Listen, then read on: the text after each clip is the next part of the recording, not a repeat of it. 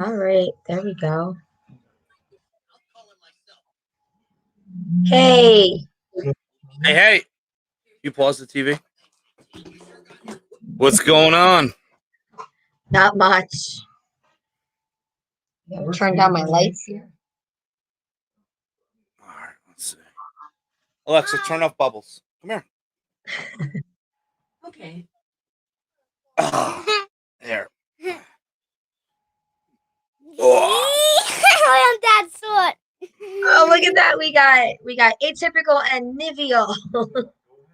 How are you, Jenny? Good.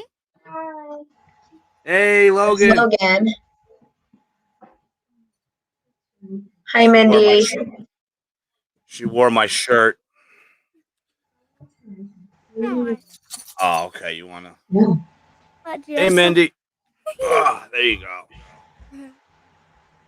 Mindy is the only one here so far. I said to Tom, I asked him if he was late for his own wedding.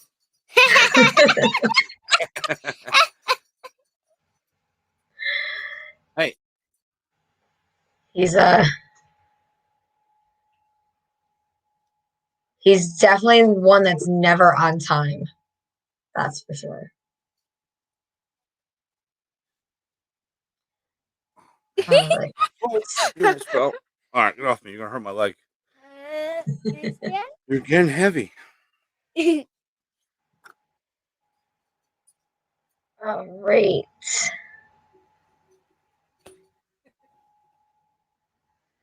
We've got a couple people in here. Nice. Yeah, I'm gonna share it. Take a picture. There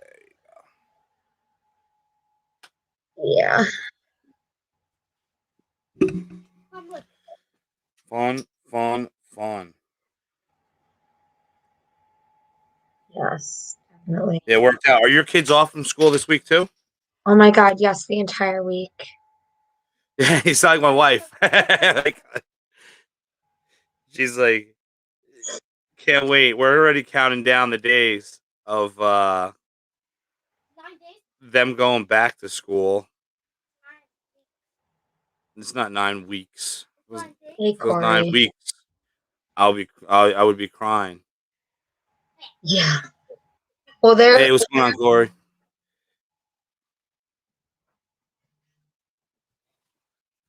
Yeah, I get it. Do any of your kids go full time? No. No?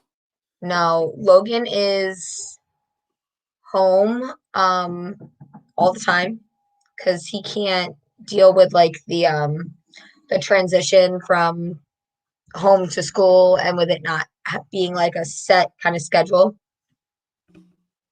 Oh, I see. TJ goes twice a week.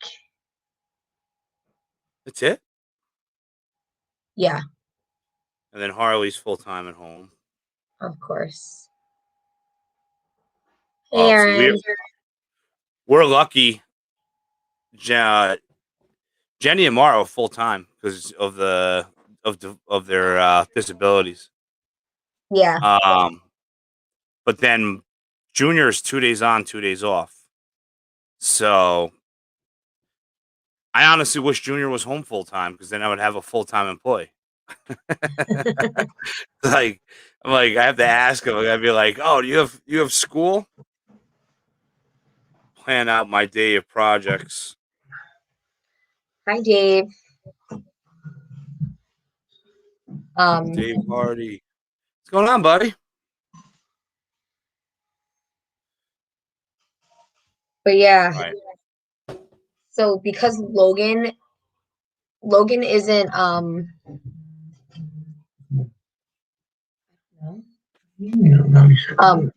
Logan isn't in special ed. He's just in like an integrated classroom. So he's not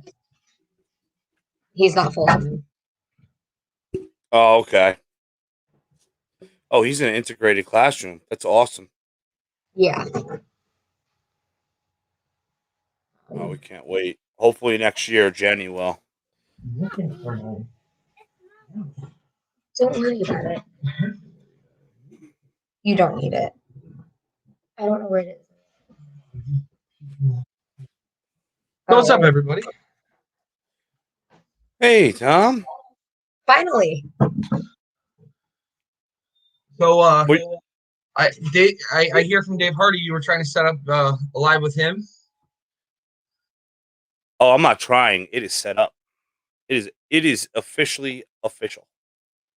Oh yeah. Hang on. I'm sure I don't know how to use this. You should have told me how to use this first. What are you Let's talking about? see. Let's see. I You've don't done. know. I thought you've done quite a few lives. Nah, I've never hosted one on YouTube. We've never hosted. This is This is a first. this is Oh, That's why I was like, I don't know if I'm doing it right. but yeah, Dave told me that he said he would love to do a live with you, but he couldn't until after he did one with me because I always hassle him and he's only done one with me. he did say that. He was like, I gotta definitely talk to Tom and Casey first because they've been asking. So he did confirm today. So next week, next Friday, he'll be on the Friday night live stream, which is exciting. That's spectacular. That is awesome. I saw that you had one set up with Oodles. I'm sorry. You have one set up with Oodles. Yes. Yeah, that's awesome. Brandon's such a good dude. Yeah, he's a nice guy. Really nice guy. I really enjoyed when I did my live with him. Actually, I got to set one up with him again. Stop. Hopefully here on YouTube, maybe. Yeah, I mean, he was pretty much like, name the time and the place, and he'll be there. And Yeah. that's all it took, which is awesome. I look forward to it. I posted the video tonight of the trip, not of the expo. I still have so much editing to do for that, but me and Junior shooting off a bunch of really awesome firearms in Virginia. Mm-hmm. Yeah, I'm sold on Virginia. I was there for only like maybe 15 hours, and I'm ready to move there. Oh hell yeah! Of course, right? Oh yeah, I mean, I think the big part, like just being pro Second Amendment, you can you don't need a permit, you don't need anything. You can just What? show up. Little Chino. Tiny Chino, I like that. I look smaller. Sorry, I'm just playing.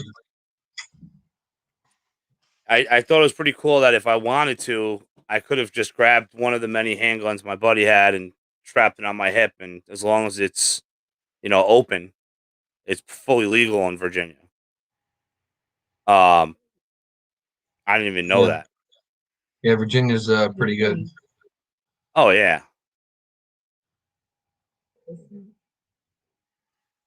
Yeah, and people behave well over there since everyone has guns. So, and they have hollow points, so it's not even like hollow points are legal out there. So, you bet your ass you're going to be good. That's all I use. That's all I carry is hollow points. Actually, my 9 rounds that I carry are nice hollow points too. They're frangible rounds. Look up frangible rounds. They're pretty good. I like them. Yeah. Yeah, you get to carry stuff. I mean, I'm going to do the I'm going to apply for the paperwork. I got to do the paperwork to get my permit and pick up a handgun. I've always wanted the Ruger I forgot what it is. The Ruger handgun. The one that shoots 22 rounds. Oh, the SR22. Yeah, I want that gun. He's got that with like freaking James Bond's silencer on it. It was so awesome. But that was the other thing. The silencers are pretty damn cool in Virginia. you just got to get a tax stamp. So you spend 200 hours and get the suppressors stamped, and that's it.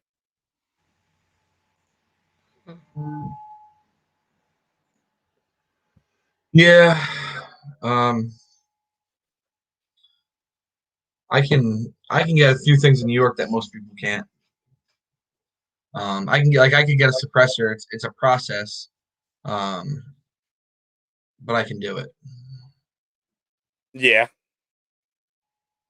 It's just so cool to shoot them with the suppressor.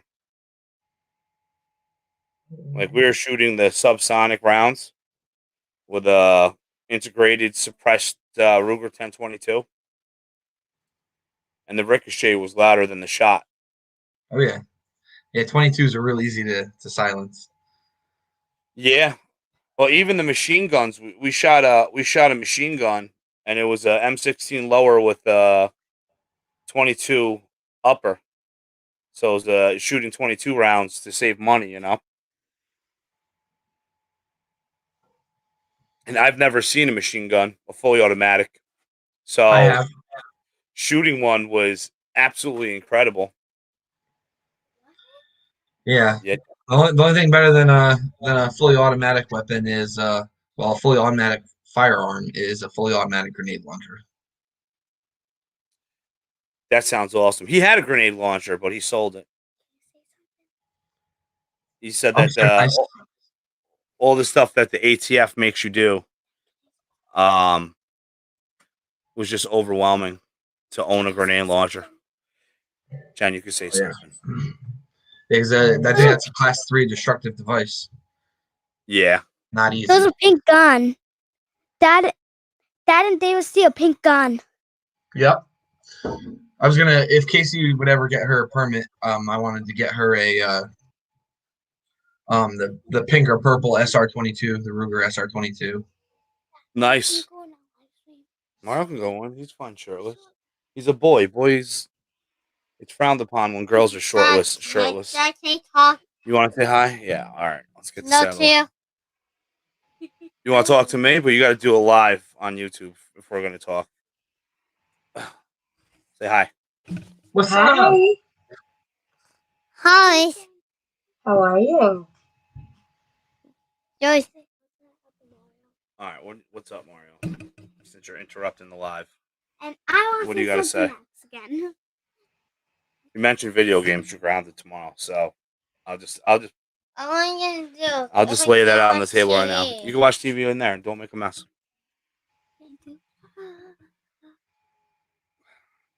Jenny wants to do a Elsa singing real fast, and then that's it. All right, do it.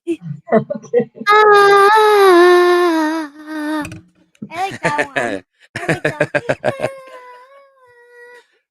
All right, go play on your tablet. Very good, Jenny. Hey, why is that? Because you got a big belly, so I just slap it.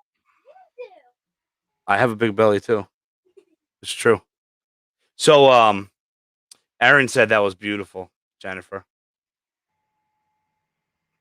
Yeah, we've watched Frozen quite a bit. I'm sure you. What about Harley? Is she into Elsa and Anna obsession? Mm-hmm. Oh my gosh. Oh yeah. She's got a full Anna getup. Of course. She's attached to Anna as well. Jenny's is Team Anna over Team Elsa. Yeah. Anyway, so here's a little surprise for you, Gina. Oh man! Hey, what's up? Hey, what's up, brother? Not much. Oh, that's awesome. How it just was. Why would you do that? I don't know, because it cuts me off. Nice. Then do it the smaller one. So that's how I got my confirmation. Because you're going to be on this one with us. Yeah. Yep. I was talking to Tom earlier, so. Yeah. Awesome. I wanted to surprise you, Chino. Thanks, bud. I'm blushing. And I mean, obviously, just getting Dave on my YouTube is pretty nice too. So 2 Daves. I just can't see the comments. Use your other phone, Dave, and watch it on YouTube with it on silent. Yeah, that's what I got right now. I just don't know where they are in the comments. So Hey, what's up, Nick and Jules? No, Corey, Well, that's if you- Nick. It's Jules. Nick. It's Jules. Oh, it's Jules. Yeah. Oh my Okay, gosh, it's my definitely favorite Jules. person. Hey, Dave. Yeah, it's definitely Jules. Oh yeah. If it was Nick, he would start with talking DMJ. shit to one of us. Yeah. Yeah. He didn't open with EAD. Now you'd be like, "Oh, Tom's here. I'm out." If you want to show Dave the comments, if you click on the comment, it'll highlight it and pop up on the Yeah. screen. Yeah. I have my other phone on, so I can see them now. Oh, awesome. I just had to fast forward it because I guess when I brought it up on the other phone, it like paused that one. So I think I'm up right now. I think the last comment I see is Corey that says, "Okay, well, hey, Jules." Yeah. Yep. Yeah. Okay. I'm on it then. I got it. We're good to go. So So anyway, few things you wanted to talk about, or that we wanted to talk about. Guess we can start. Since Dave has no giving a shit about the reptile ban for New York, other than he can't send me snakes and I can't send him snakes. We can talk about the YouTube stuff. That'll be a little learning for me too. Yeah. Dave, where are you, Loki? You're in California, right? Yeah. I'm in the high desert, Southern California. Wow, there's a lot of you guys in high desert. So you're next to Shane. Well, he's in Bakersfield. He's probably about 2 hours away. Oh, okay. I'm an hour away from Miguel. Nice. And I'm about an hour and a half away from Antoine from High Desert Pythons. Oh, that's pretty cool. Yeah, you guys, that desert got quite a bit of breeders over there. Something in the water. It's the only place you can itself. afford to breed snakes out here.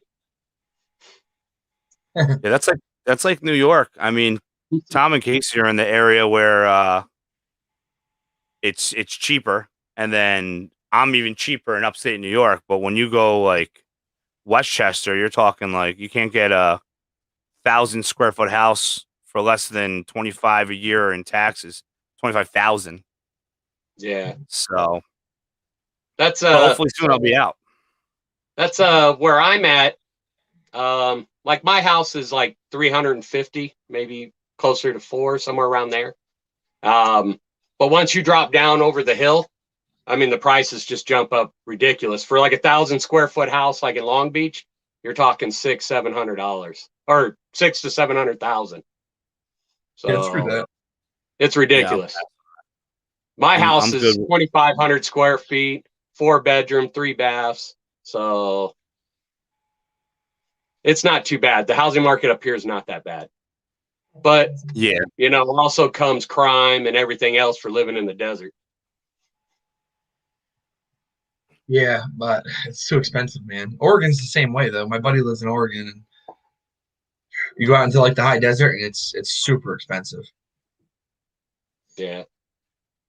My son lived 3 years in Portland just before we moved, or before we moved him out. Yeah, that was just a couple months ago. Yeah.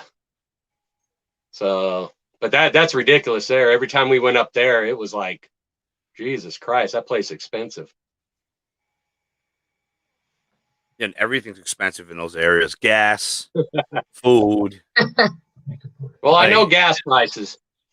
We pay right now, the cheapest you could probably find it in my area is probably about $3.25, maybe $3.30.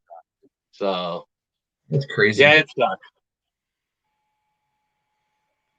Yeah, real estate's not crazy expensive here, but it's pretty expensive. Yeah, you guys are in a higher bracket because you guys are closer to the city. I could move upstate, and we could live like way upstate, like Western New York, and we could do really well up there. If I stay in New York, we're moving closer to Cobleskill, which is like farm area where I want to go. But longer winters, harder winters. That's the only thing. Like it's bad enough where we are. Yeah, I don't. Yeah, the winter. The winters out Right. here are rough too. So I think I Yeah. wore shorts and a t-shirt today. That is rough. Yeah, see, I have shorts on still. Don't rub it in. Me too. I'm not even wearing pants, Dave. Well, I had to put them on. I wasn't sure how far this camera was going to go down, so. I want to go to Virginia. Either Virginia or North Carolina is my. I think I want to move and stay. Hey, Cynthia. And Tommy, I'm sure. I hope. I need to go somewhere where I can have a reticulated python. That's Really? I don't want to breed them. I need something for retired rats. Just get a boa, man. Yeah, but when you retire over 200 rats a year, that's a lot of boas. You know, That's even a like couple, breeding it's season. a couple boas. I mean, my boa right now is probably close to like, she's got to be close to like 24 pounds. She's giant. It's like And, that's 4 boas. That's 4 boas, Chino. But 50, she doesn't. 50 a year. It's breeding season. I'm going with the route of not feeding her through breeding season. So she hasn't eaten in 4 months. And she takes down a jumbo rat, a retired breeder, once a month. So she's only eating 8 rats a year. That doesn't help me with 200. You have room And I for mean, a retic? I'm sorry? Do you have a room for a retic? Oh, you can't even do it in New York. I won't do anything illegal. No, I'm saying, do you even have the room for one? Jesus Christ, man, they're huge. I will. Oh, yeah. I want a farm, man. I want a nice farmhouse. I was down last year. I was down in Estagando pythons with them guys, and just being in that room with all those retics was ridiculous. It was like, holy shit. I still haven't seen. Well, actually, I did see one that's like it was a female that was like 15 feet. And she was sweet, man. She was a puppy dog, but she was really active. What's up, Reggie? Yeah. That's Jay Brewer down at Prehistoric Pets. Yep.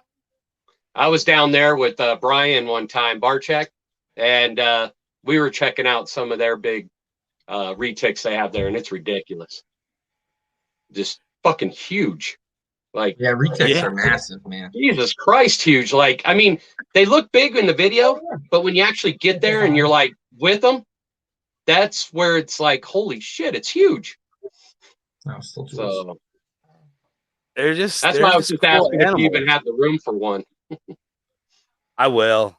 I mean, I know like optimum setup is like 8 feet by 4 feet by 2 feet tall for just one.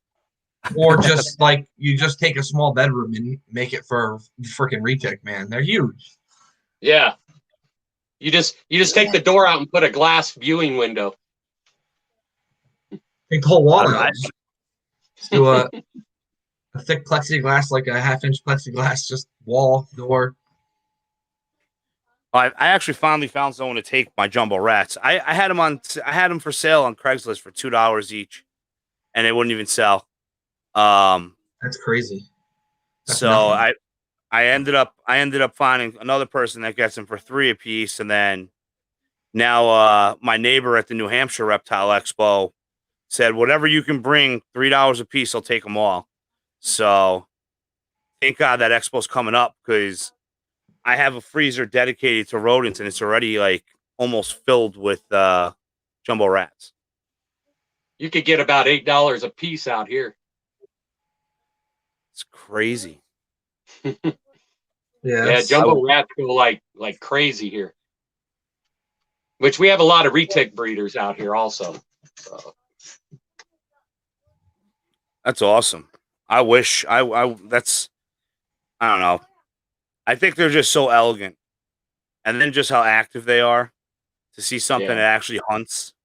It's pretty awesome, you know. Yeah, they are pretty cool. They're just huge. I mean, a lot of people don't realize how big they actually get. So Yeah. Them and that's like the king cobra. They look so cute when they're babies, and then all of a sudden it's like You know, they're this massive animal. king cobras do get huge. There's a place like about an hour from us. They have like it's like a little mini like zoo. It's a private thing. They have all kinds of stuff. Like they have like a bear. They used to have a what was that what was that panther? Was it panther? Like a panther. They got gators and crocodiles and monkeys, and they have a couple like huge ass king cobras, like massive. Like Where's that? I want to go there. it's out by it's out in like Marshall's Creek, Pennsylvania. I still am an animal, Chad.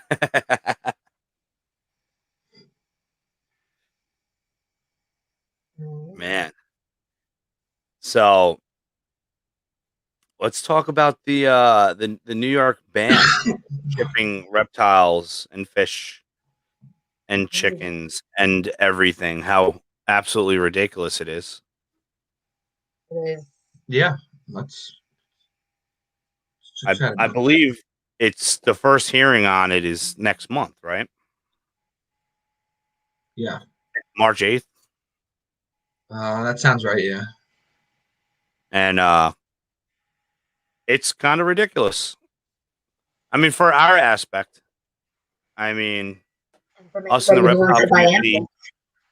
yeah, but I think also for everybody too, because I mean I'm on the opposite side of you guys, and I'm already being affected because I have a snake on hold for someone in New York, and Tom and Casey have, a few snakes that they're going to ship to me, and we also have a couple of snakes that we're going to be sending back and forth to each other over the next few months. So, I mean, it does affect everybody. A lot of people don't realize that, but it does. Yeah. And politically, California is very similar to New York. So if another state's gonna piggyback on a stupid New York law, it's gonna be California. Oh, yeah. Once it's passed, it's going to come over this way.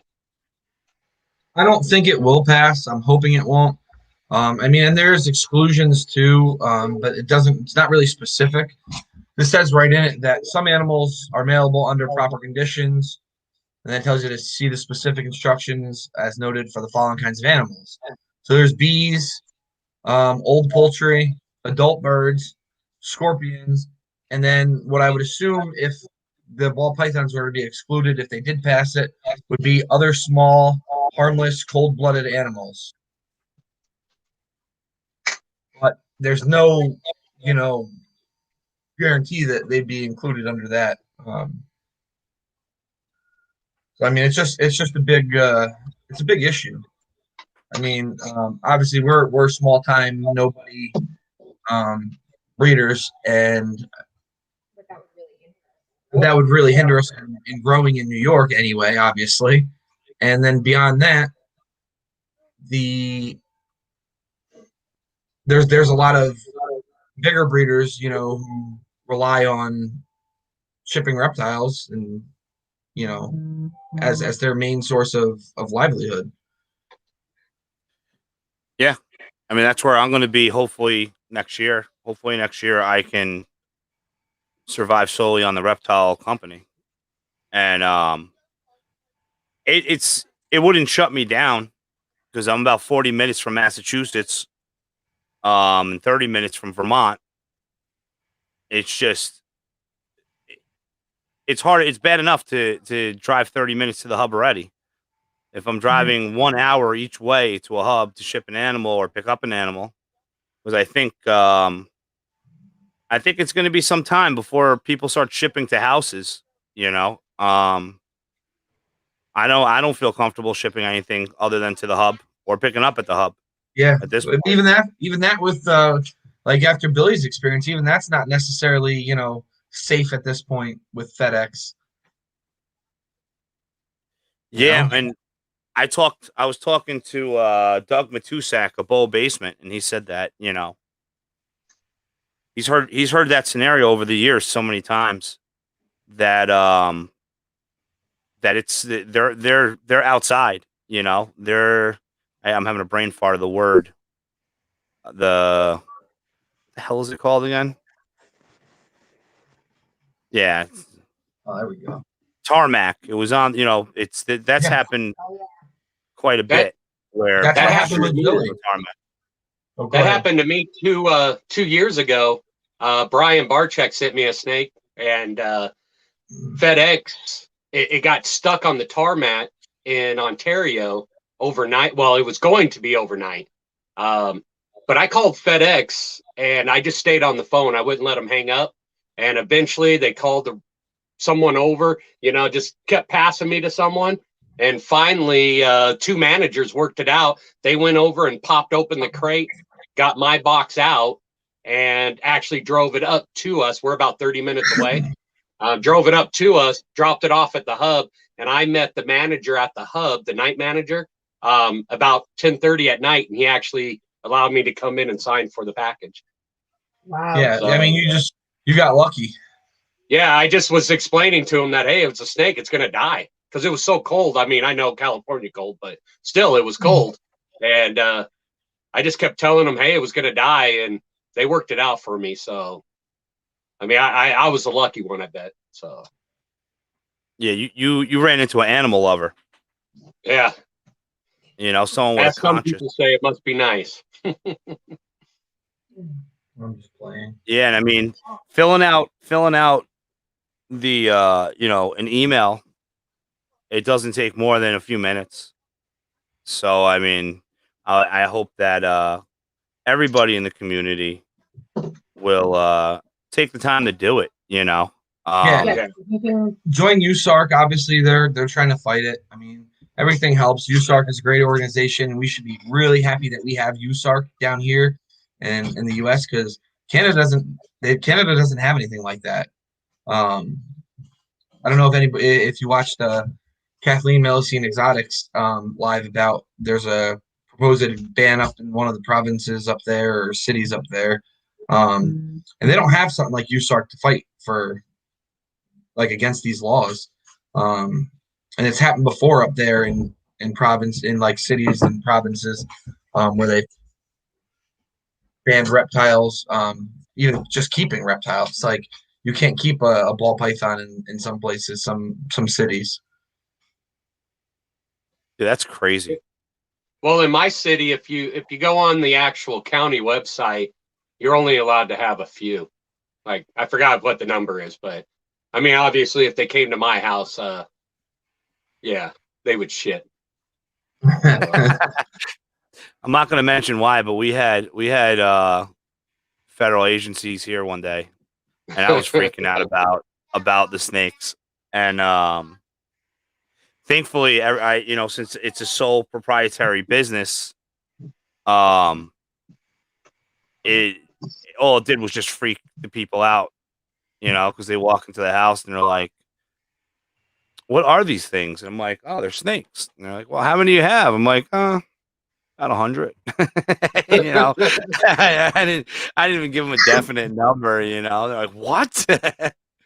So, I mean, on top of the fact that they were standing by the door and my dog was in the bedroom right near, barking a storm up. But yeah, that's where I'll leave it at that conversation. But Yeah, You know, I might have to hear more about this in private conversations. yeah, I'll tell you about it. You gotta call me on the phone.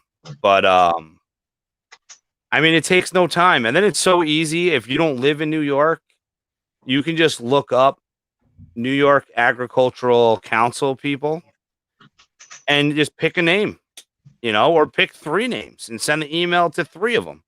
Because, I mean, the whole idea is to not be a jerk about it and be compassionate and let them realize that, the reptile community really does good with all this. I mean, our standards for shipping reptiles is amazing. It's nothing like saltwater aquarium, like with fish and coral. I mean, Like I said, I think for fish, I think for like exotic fish and stuff, I think it's like a 30% death rate. Probably more. shipping. It's rough. And a lot of people don't even ship next day. They ship 48 hours. Yeah, I think it's it's like up to 3 days shipping with that. I can't tell you how many, because I like exotic bristlenose plecos. So I'll order fancy plecos, and it happens, they're dead on arrival, and it's not the, I don't know. I think people look at it as their fish, but when you're spending $75 for a pleco this big, you want that little fucker to survive, Yeah. Yes, you do. Yeah, same thing with the snake. So, I mean, Yeah, I mean, when you spend the money, you want it to get there live, yeah, when you got $3,000, of a Batman, a single snake coming in, you kind of want to make sure it gets here. I couldn't tell you. I never bought a $3,000 snake. Lucky you. I personally, outside of that one FedEx issue, I have had one snake that I shipped one time that passed. After I looked at what happened, I realized I was the one that screwed it up. Obviously, I made it right. They made out really big because I felt so bad. I sent them like 3 times the amount of snake that they bought, but I just felt bad. It was my first one. But other than that, I've never had a bad dealing with FedEx or shipping. I know this sounds stupid, but me and Miguel ship all the time. We're only an hour away. I laughed so hard the first time you told me that you guys mail each other snakes. I was like, really? Like you're an hour away? Like the funny thing is in California, it's cheaper to ship it than to drive there because our gas is so expensive. It costs us $23 to ship back and forth. To drive there, I mean, it's a 2-hour trip. So I have a Dodge Ram pickup. So whatever that, I don't even know. I get 15 miles to the gallon, I think. So yeah, probably not. Probably 12. yeah, something like that. I know my Avalanche Explorer, only gets 12. Yeah, I only had one time where it came late, and it was like that was back when you would get deliveries at 9:30, and I think it showed up around noon, and that was like my worst experience. We've had one issue with shipping. Yeah. No, we kind of had. Well, I guess that wasn't really shipping. That was the receiver of the snake was like. Anyway, yeah, we got a snake from Royals right down in Long Island, and it was actually our pastel yellow belly clown, and it got stuck for a day in Newark, New Jersey. So it went from Long Island to Newark and got stuck. Like, are you kidding me? Like, I could have literally drove down and got the snake, and it would have been easier. Would have been more expensive because of tolls and gas and all that, but in the long run, everything worked out. But we were pretty nervous because it was cold. That was what Oh my gosh, that was March. yeah. Yeah, it was like the beginning of March, and Yeah, I have pretty cold. I've had tons of snakes get stuck in Tennessee and wherever the other hub is. Was it Louisiana? Is that where the other one is, or New Orleans? No, it's up in like Illinois or something like that. Indiana, I think. I think it's Indiana and Tennessee or something like that. But I get them stuck there all the time overnight. That's why when they don't get over, like if they don't get there overnight, I don't really stress out too much because I've had at least 10 that's been held over in one of those 2 places. So, but I also ship probably, I don't know, maybe 20, 25 snakes a year easy, maybe more sometimes. So.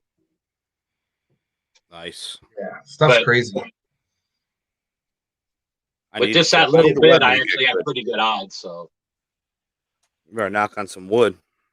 Yeah, fuck it. I got 4 snakes to ship right now, and I can't wait to get them gone. I don't mind keeping them because I know they eat well when they're with me, but yeah, I have one going up to your guys' place, somewhere in Western New York. But when she bought it, I looked at the weather and it was like, you guys don't have a break for at least 10 days. So I'm like, well, you can't ship for at least 10 days. If that. This is a rough time in New York right now. Yeah. Casey's trying to. Go ahead. Sorry. We're today's warm and we're 27 degrees right now. We hit like 43, I think, today. Yeah, you guys got better weather than me. Well, we had like 3/4 of an inch of ice this morning when we woke up. We had that too. We had what was it? Almost 2 inches of ice up here. It's crazy. Oh, yeah. And I'm a klutz with ice. I don't know why. Maybe because I'm a fat bastard, but in the last like 2 years, I've fallen on ice like multiple times. I have smashed my head and everything. I'm gonna send you a helmet, Chino. I need one. I had the natural helmet, but as I get older, it's not as effective.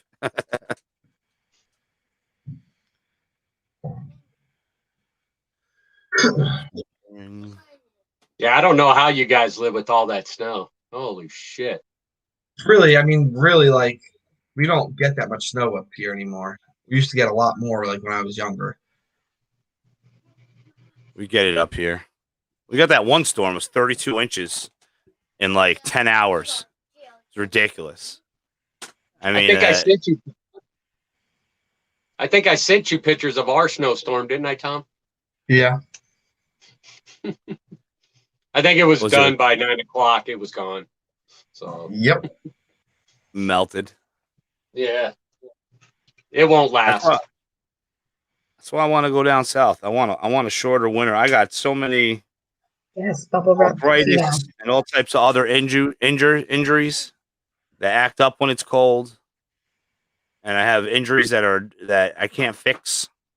So those cold days, you feel them, you know.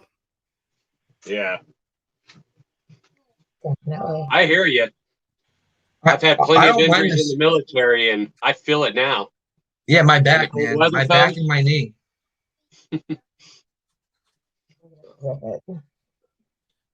Oh, now I'm thinking about it. Now I'm like, man, my neck hurts. I actually, I took a Flexerol before the show because my body. I drove 21 hours in a 42-hour span, and but it was worth it. I went to Virginia and visited my buddy. He's a retired combat veteran that was unfortunately forced into retirement because of a very bad injury where a grenade severed his spine. And yeah, he's got it rough. He's got that. He was blown up 3 other times. One of the times he's got what is it called again? The armor when the armor on the tank with the nuclear barrier. It starts with an E. Plutonium, uranium. Yeah, he has uranium poisoning. They were in a really bad area, and he was walking with the sniper rifle, and a guy popped out, shot a RPG at the tank, and made the uranium airborne, and he breathed it in. So he's been fighting cancer and fighting everything, and now he's retired, and he just builds guns, and he begged me to get a firearm, let him build him one, let him build one for me. So we went down there, and he was like, if hopefully shooting sniper rifles and fully automatic weapons will motivate you. And me and my son went down there, and it was so fucking awesome. But it was tough to see someone that you grew up with in so much pain for that sacrifice for our freedom, you know. But he's got a good heart, and he's living life to its fullest, you know. Yeah, it is rough. I went down to the airfield, and we flew out a lot of our guys, so I know what you're talking about. Yeah. So we lost a handful in ours. Oh, I'm sure. And it's scary, but I appreciate it. You know, I appreciate both of you guys because you both are military. That's awesome. Nah, fuck Tom. Fuck Tom. You took the words right out of my mouth. I just messed I'm just gonna leave the whole warrant officer thing alone tonight. I'm just gonna leave it alone. Hey, I wasn't always a warrant. I was enlisted. That's why I'm a warrant now. Obviously. Yeah. I'm done with that babysitting shit, dude. Fuck that. Yo, what's babysitting too, man? Let me tell you. It is. My You liked it so much? one of my guys, he used to always wind up getting hurt before drill, like legitimately. Like he's a big guy. He's taller than me. He's like 6'5" and like 350 pounds. And so like one of the times he decided he was gonna go skydiving like the week before drill and fucked up his back. And so he just didn't show up. Didn't say anything to anybody. Didn't tell me. So I'm like, day of drill. I'm like, where the fuck's Roddy? Where is he? Nobody knew. I was like, shit. So I'm like calling around trying to get him. Finally, after drill, I went to his house. He's like, yeah, I didn't really want to, get anybody in trouble or anything. And yeah, but I was like, dude, I was like, just call me. Like, I'll handle it. Like, but if you don't call me, everybody's asking for you. And I'm like making shit up to keep you out of trouble. There's some stupid people too. Oh, there's a lot of stupid people. I mean, people that just don't say shit, and you're like, get the fuck out of here. But I've done some pretty stupid stuff in my life too, so Yeah, me too. it's why, like I was telling you, Tom, I'm only a CW3 for a reason. I should have been a 5 by now. Right, these things happen. It sucks when you see all your peers though being 4s and some getting promoted to 5. It's like now, like me being out, like I see some, like I still see people like getting promoted, like people that are like E7s and shit. And I'm like, when they were like my soldiers, like they were like E2s, E3s, Yeah. and some of them were real shit too. So I'm like, oh, I can't believe they promoted that guy. How did he get fucking staff sergeant? Like, You know how many OERs I have as a CW2? I have 10.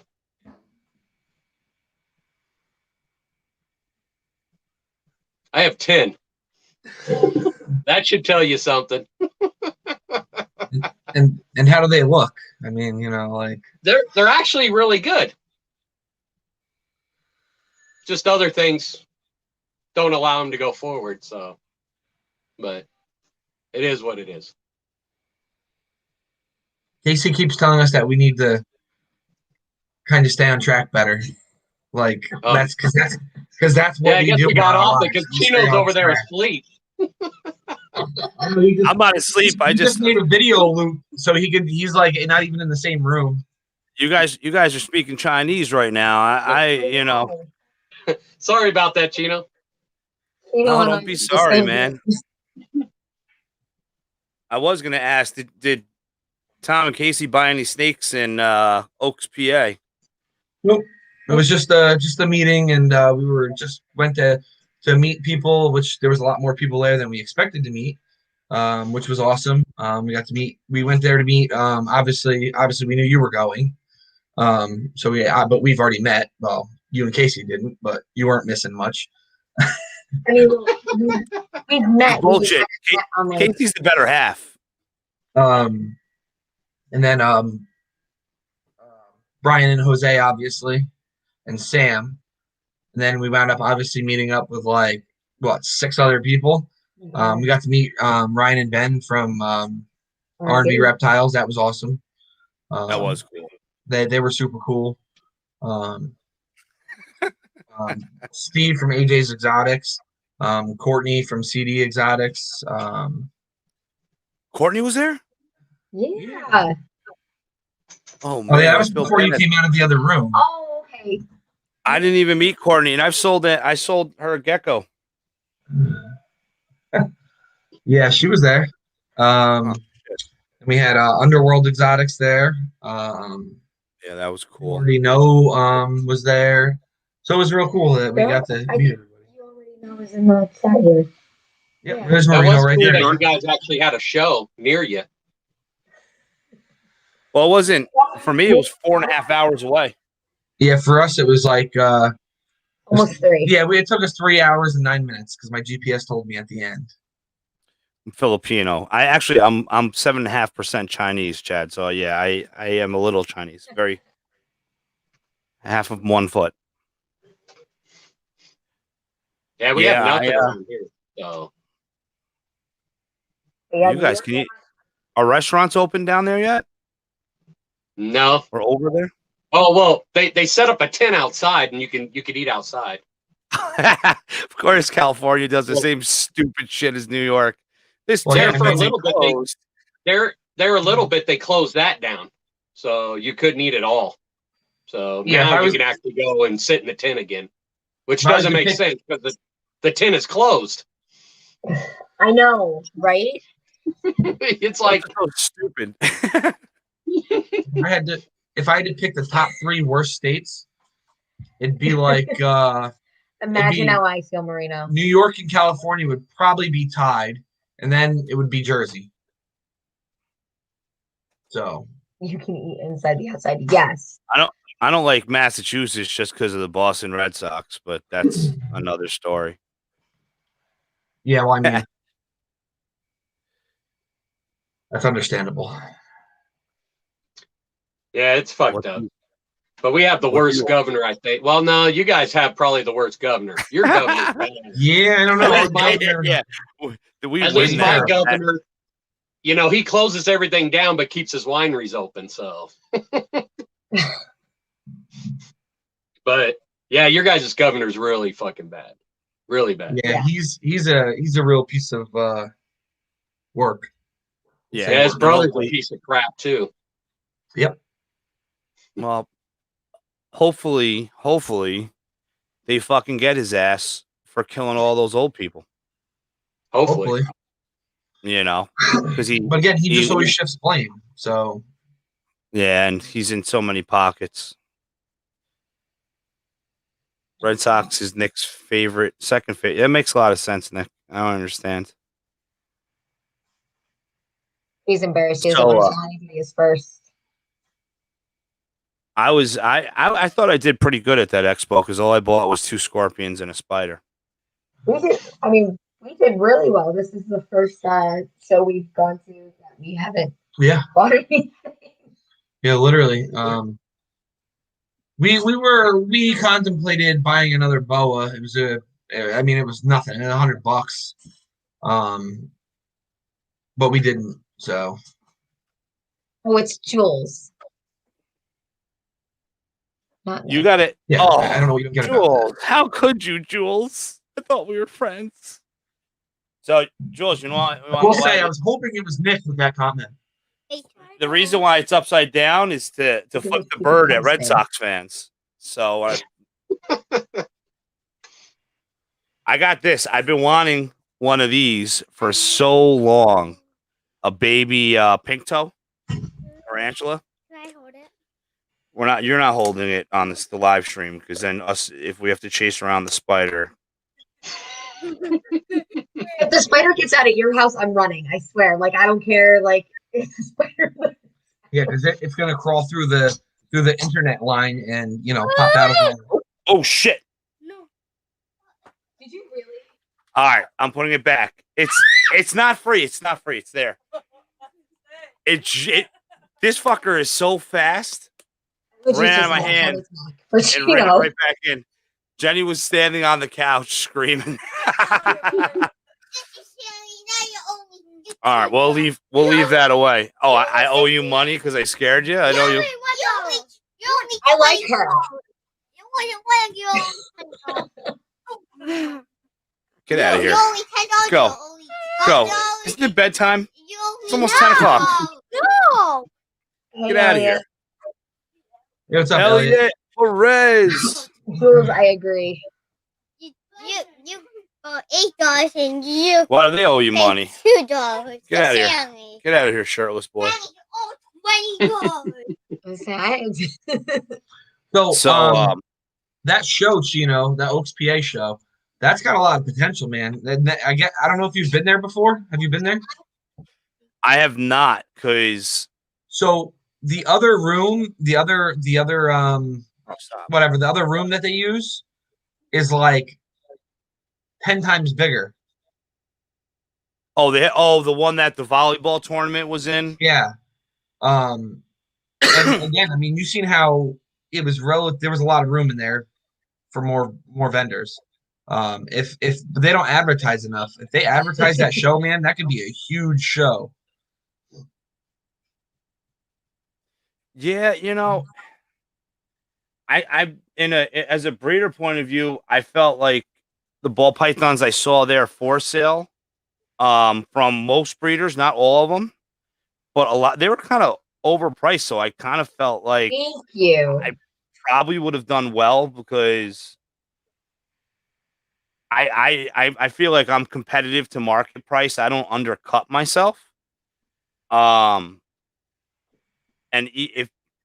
if I sold it at my regular prices, I probably would be half the price than of like most of the breeders that were there. And there weren't really a lot. Not there was like, what was there, like 3 tables that had actual displays, 4 tables that had displays. It was Yeah, there wasn't a a whole lot lot. There was a handful of them.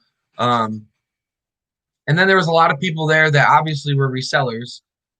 Which a lot of is nothing wrong flippers. with that. Nothing wrong with that, but you know, but you can No, tell I by mean, what they had on their table and how the setup was that they were just reselling.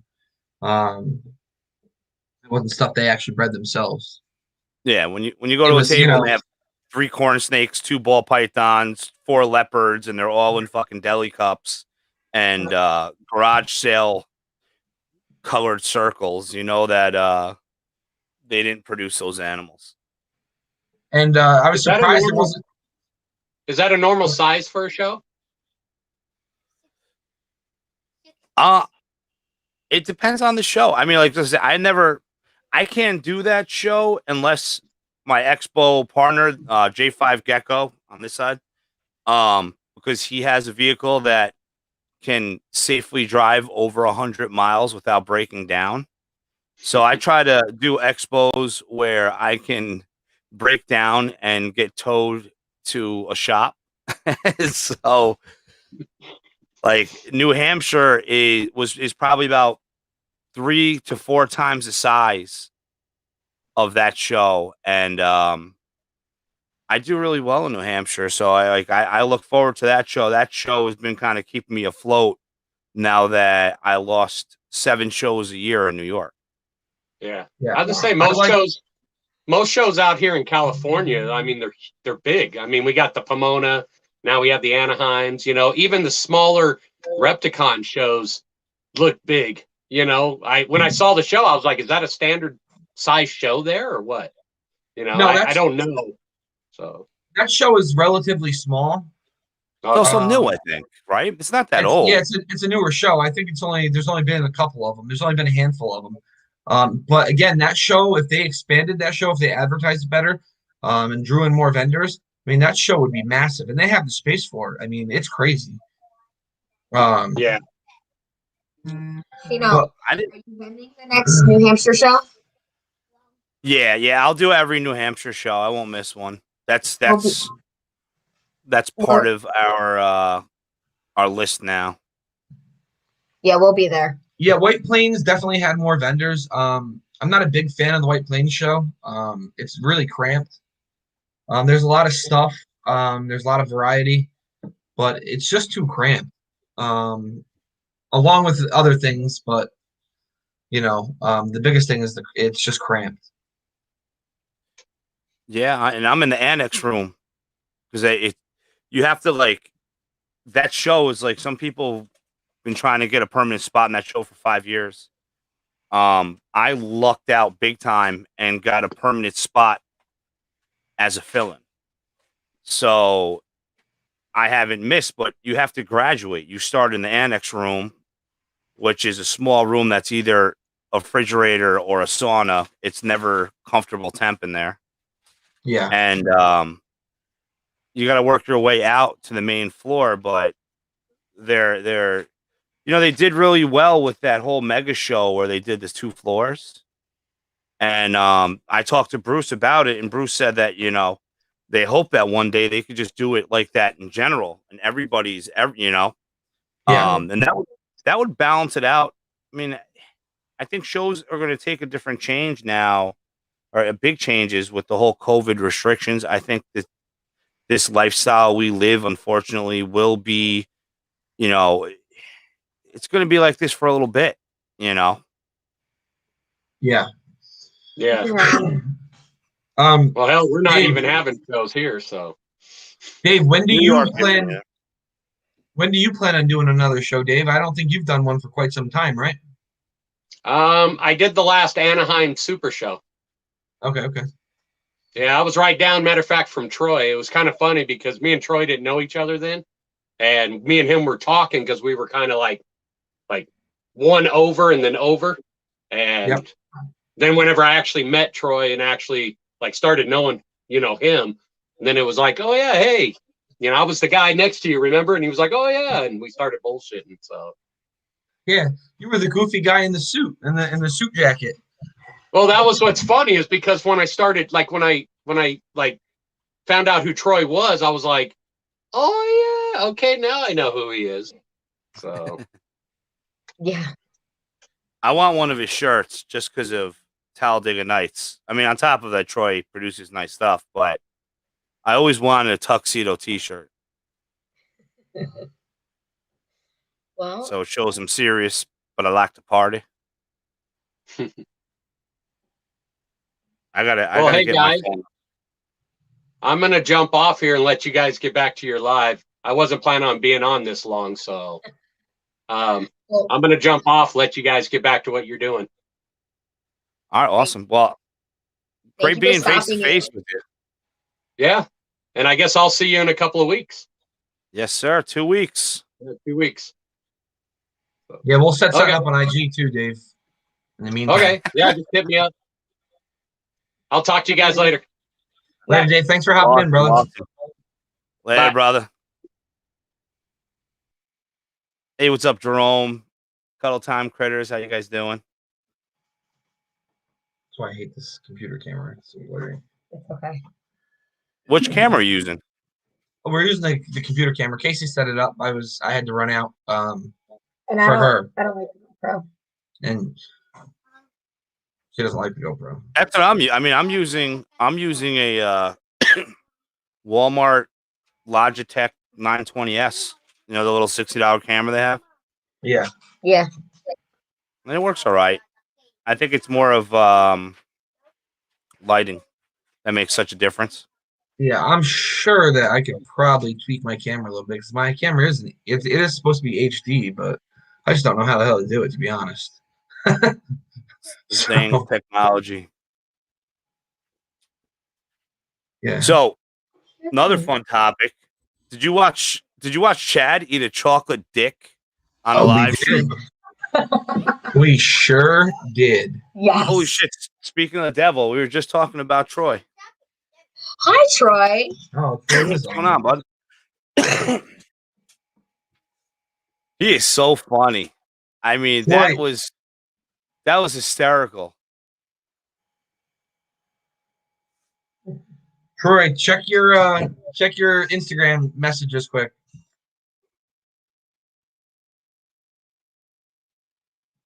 But yeah, He looked like he enjoyed it. I don't want to say it too loud though. Yeah, Troy's a nice guy. I'm hoping that I can get him on my live stream one day. I know he's a busy guy, but I think it'd be cool. Yeah. One of these days, I've had Troy on a few lives, but just briefly. I made him solicit himself on the one live because we were talking about animal sales and stuff, and made him come on and tell everybody what he had for sale right now. Well, at the time. It's nice. You see what Elliot wrote? Junior I is 100% know that, Elliot. Junior legitimately is. He even sets up the photography light and everything. Yeah. Troy definitely has some great animals too. That is for I'm not sure. using my Yes. pencil sharpener right now. Definitely buy animals from Troy, but buy from me first, and then Troy. No limit. Oh shoot. Oh no, Jerome. I think I double booked that day. Uh-oh. Uh-oh. Oh fuck. Jerome, I gotta talk to you. I'll message you after. I'm sorry, man.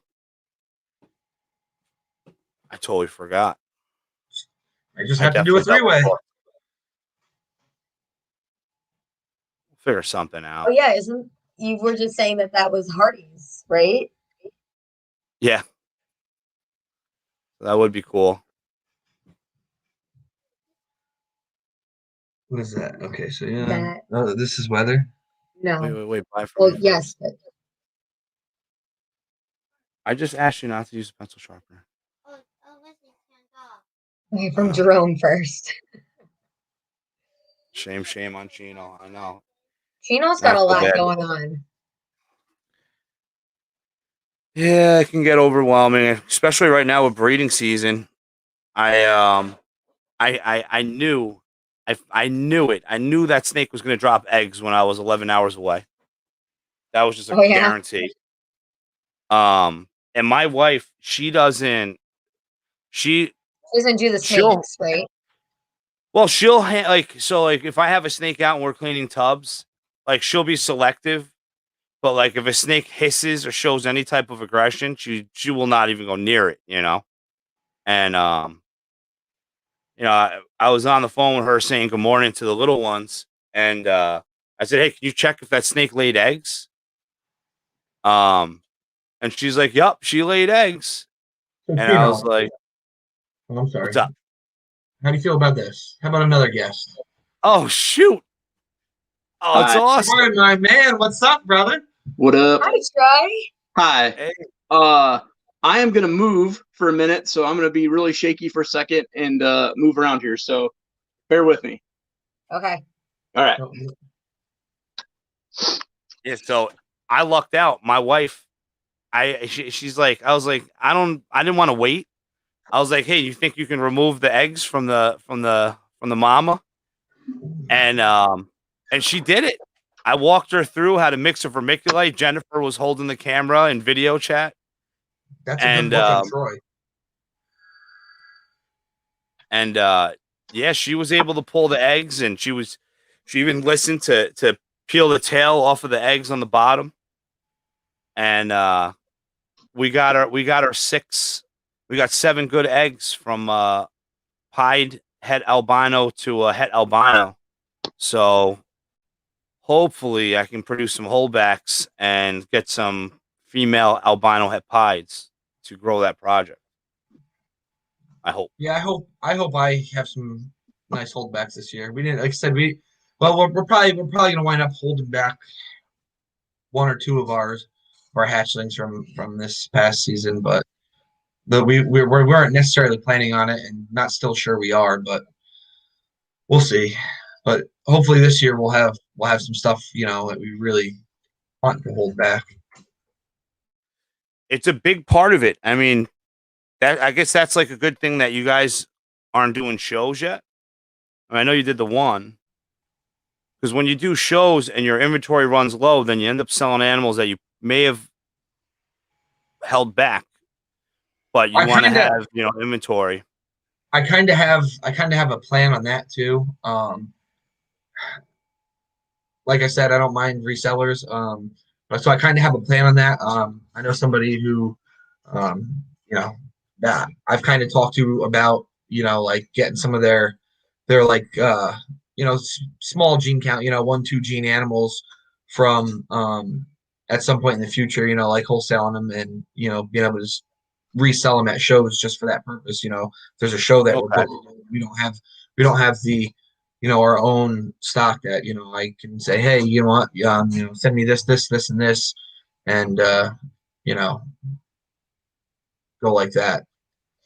And Yeah. it's a reputable it's a reputable guy. Let's just say that. It's awesome. It's good. Actually, I don't even think she knows what I'm talking about. So yeah. No. See, secrets. Secrets. I think Troy might need to activate his life alert because I don't see him. Okay, I'm back. Oh, there he is. He was just waiting All for right. somebody to notice him gone. He's like, God, let's call me and I'll make an entrance. I'll just make an entrance. Nice. Yeah, should have came in shirtless.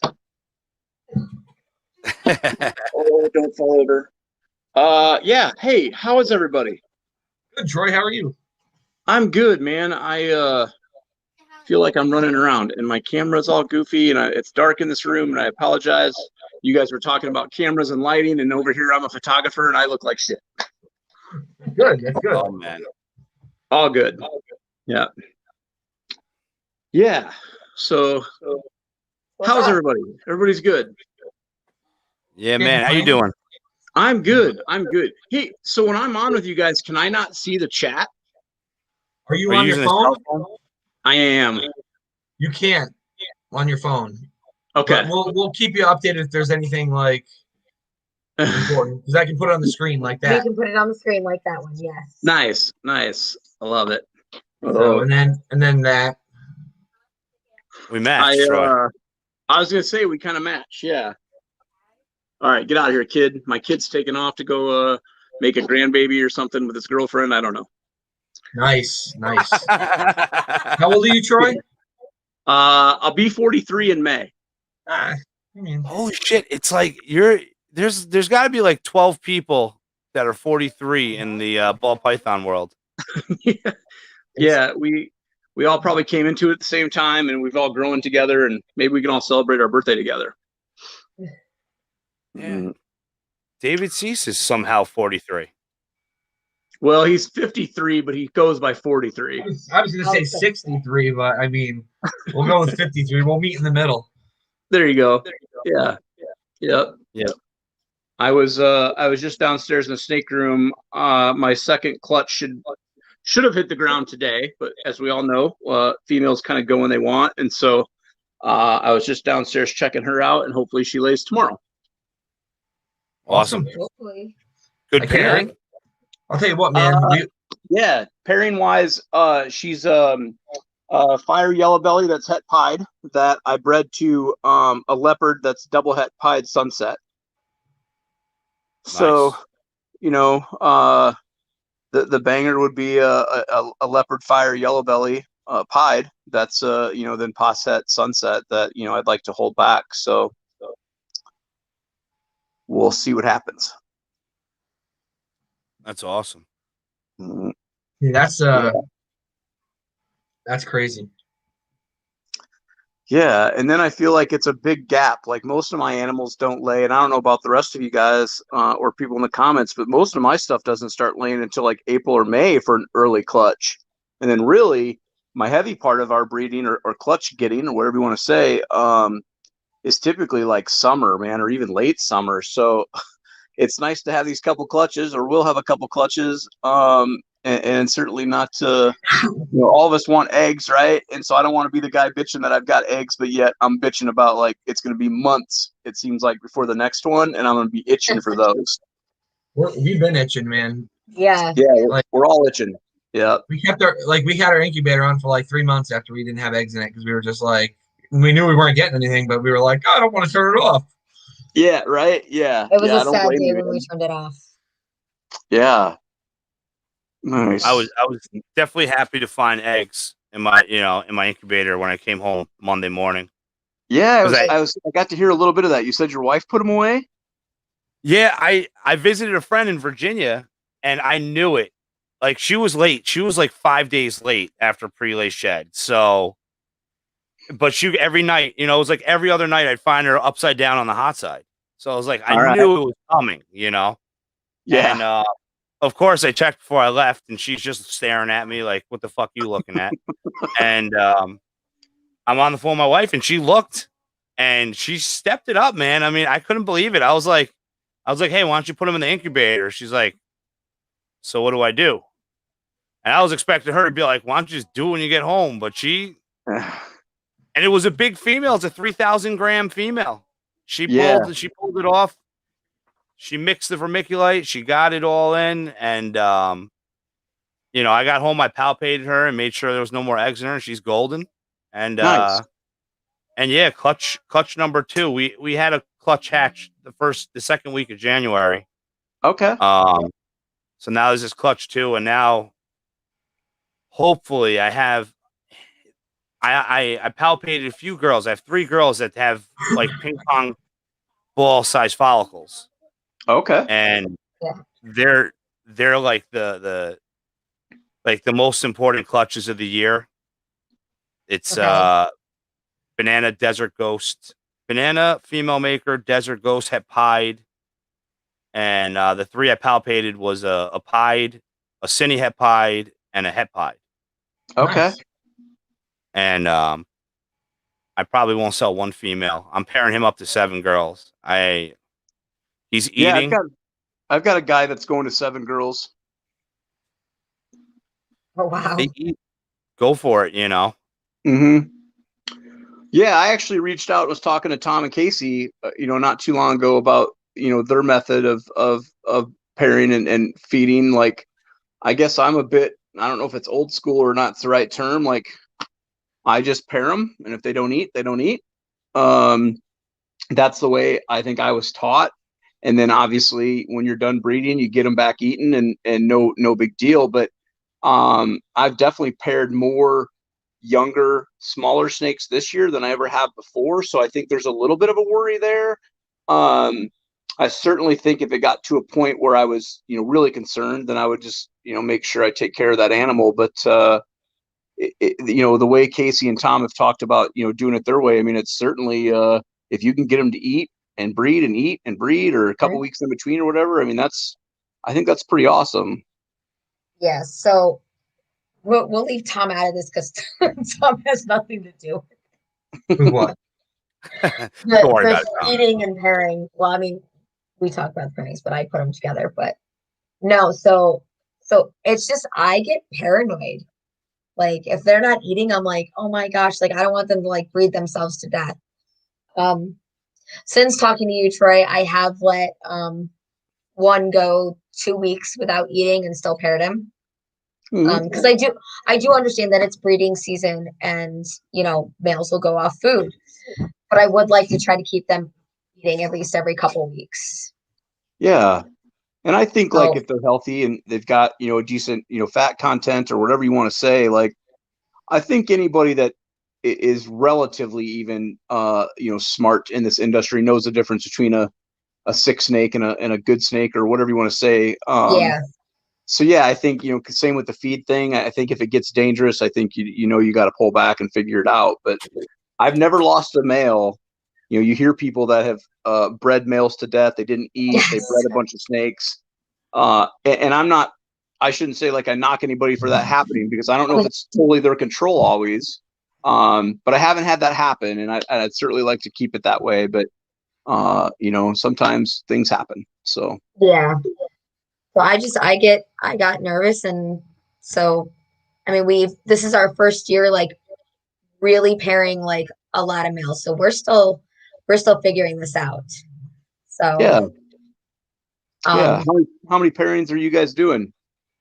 So far we've got 12, and I have 2 girls that are right on that verge of being ready. So they're bull wrapping and doing all that stuff. They just a little smaller than we'd like. Pair them up.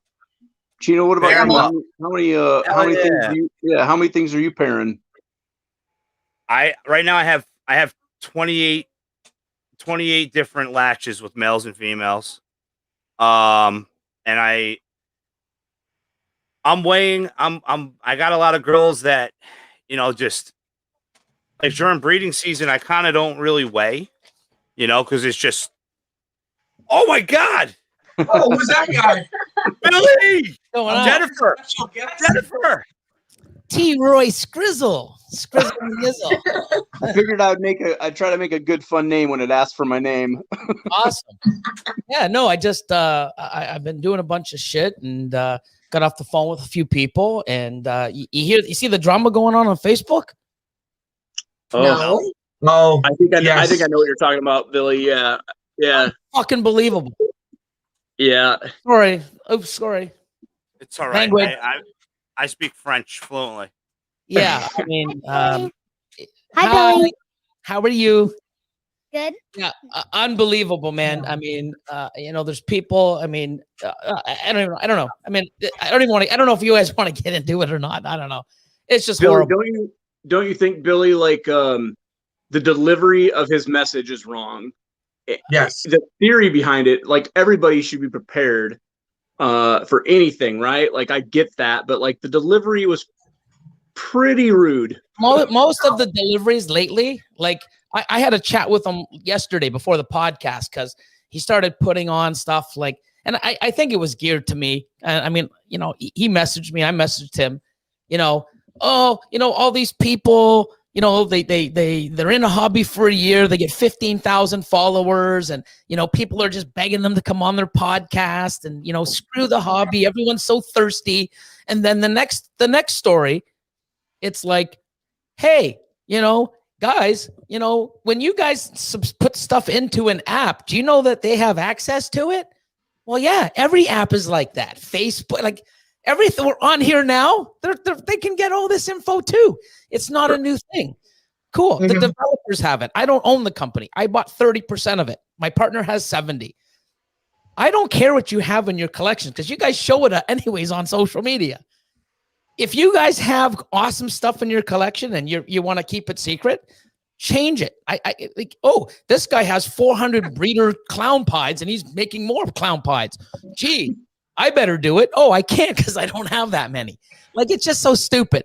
So I messaged him and I said, yeah, you're right. You're absolutely right. The developers, which I don't have access to, I don't even know who they are or what country they're in. I'm just an investor, a user, and somebody that's going to promote this awesome product. That's it. If you don't want to use it, don't use it. And then he goes to me, it's like, oh, so you can. Cool. Do you mind if I post this on my story? I'm like, go ahead. I'll talk about it because many big breeders have reached out and say, hey, we know how apps work. It's not like you fucking discovered the magic secret of how apps are working. You know what I mean? And he's like, you know what? I won't. And then I've got voice messages from him. He's like, hey man, I didn't mention your name. I'm not going to say it. Wow. And just, you know what I mean? Like, you can't be proud for other people to do well.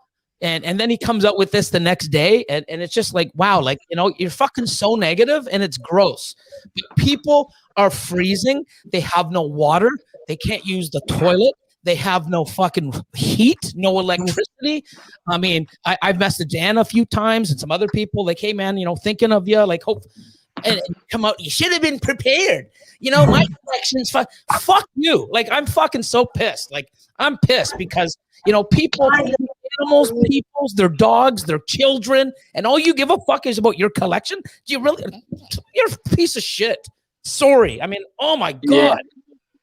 Yeah, and I saw that he took it down. He did. But you see everybody's you see Someone it all got it. around. Yeah. Like, why do we have to deal with all this shit in our hobby right now? It's like, dude, like, sorry you didn't get stickers. Oh, people suck my dick, you're assholes, blah, blah, blah. Now people are freezing to death with, like, oh my God, things are dying or harmed, or people aren't, they're freezing to death, for Christ's sakes. Yeah. And all you can go on is, you should have been prepared. My collection comes first. Like, no fucking taste. You get I think anybody in the hobby like understands it's common sense that we need to be prepared. I don't think it needed to be mentioned. Really? Yeah. I know. Like, thanks for pointing that out, dude. Like, oh my God. we had last winter, we lost power for like 3 days, and we don't have a generator. We've looked at generators many times, but we can never decide on, what to do with it, like how to set it up, how we wanted. And so we just haven't got one yet. And luckily, after the first day, we kept temperatures in the room with the reptiles good. We had eggs in the incubator. So, after the first day, luckily my stepfather has 2 generators. And I was like, all right, well, shit's not coming back on. And, I was able to borrow one. Now it's sitting in my garage in case I need it. But, crazy. Not everybody. another thing, not everybody can afford to buy a generator. They're not cheap, especially now. Well, I was going to say that too, Tom. Like, I think there's probably, we all know that there's a handful of people that have 10 or 15 or 25 stakes is all, and they're probably not looking at an incubator or a generator as a necessity for them. Yeah. But obviously it's a necessity at some point. And they're $1,000 to get a decent one. Yeah. I mean, and Anna too had posted that like they have a generator, but like gas is like non-existent down there right now. Yeah, there's a gas shortage right now. Yeah, there's a gas shortage. People were saying, "Hey, we were good for the first day, but now we're fucked." Yeah, like you prepare for that too. Yeah, I prepared to have no gasoline and the shortage. We prepared for that too. Like that's common sense. Like people, who gives a fuck if they weren't prepared? Not like good. Sucks CBU. Like that's the last thing you need to care about. People are freezing, animals, children, pets. Like, wow. I mean, what they're going through, no lights. I mean, no water. They can't even go to the bathroom like a normal person because you can't even go outside. You're Jesus Christ. Like it makes no sense to me. Drives me nuts. Billy, I talked to Anna tonight, and me and Anna were even talking like her situation is bad, but that like there's probably some old lady that lives in a trailer that has no kids, has no resources, that could be freezing to death. And then you have people making comments about, get your shit together. And you're like, whoa, man, your priorities are fucked up. Yeah. Way off key. Yeah. I saw a post of someone saying that they were literally melting snow on their stovetop to flush their toilet. Yeah. Like, this is a bad situation right now. Yeah. One of our favorite women in the hobby, Yeah, I know Corey Martin. I talked to, with Anna. Antoine called me earlier before all this stuff, and I talked to him, and he's like, "Yeah, man, it really sucks." I'm like, "Yeah, I've been, wow." And then I see this, like, wow. Sometimes I feel like that's why I don't get on social media much unless I'm on it, and then when I do, I like, you know what? Just got off the phone. Let me see what's going on. Like, what the fuck? And I'm like, oh my god, like I wish I didn't see it because it's sick to my stomach. Like it's mental. Like fires you up. Oh my god! Like why? And especially when we're dealing with this other asshat for the 2 days, like just taking great things. All great people are doing stuff, and all these people are doing lives, and you guys are all like in a little clique. Yeah, supporting each other, helping each other. Yeah, fucking so bad to do in this industry. Like, wow. And him going around smoking in his room, about his 11 fucking animals that like. Oh my god! Wow. No. I'm just glad I'm not a pied guy because that means I'm not a dick rider. So.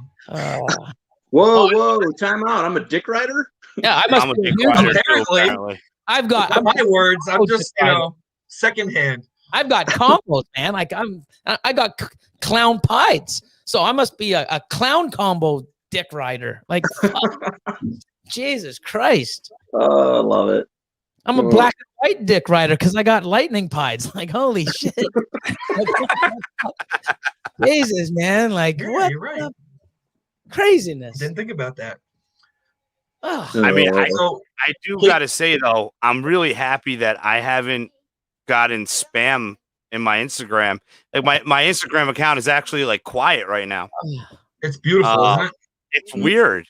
Like, I thought my phone was broken, or maybe I didn't pay my bill or something. Like, it's not going off every 3 hours. Oh my god!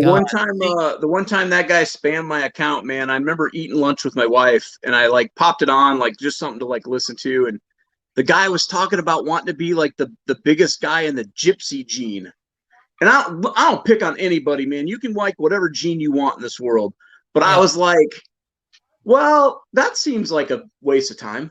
And then he went on, and then he showed, like, I love that Billy said, like, his 11 animals. He showed his rack, which was like a wire rack with like a heating pad, and he had like Tupperware. And I'm like, whoa, guy, you should not be doing this. Like, slow down.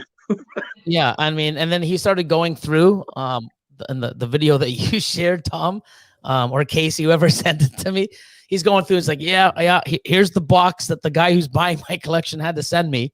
Yeah, and he had bags and everything. And I'm getting 650 down. And here, I'm gonna miss this one. Here's an Enchi 50% clown mail. I wanted to prove out. So here's a funny story, Bill. You don't mind if I say how? You know what the how you- funniest story is he's going to prove it out, and he doesn't even have a clown or a heck clown. Like, there's a 20-year project. Like, what the?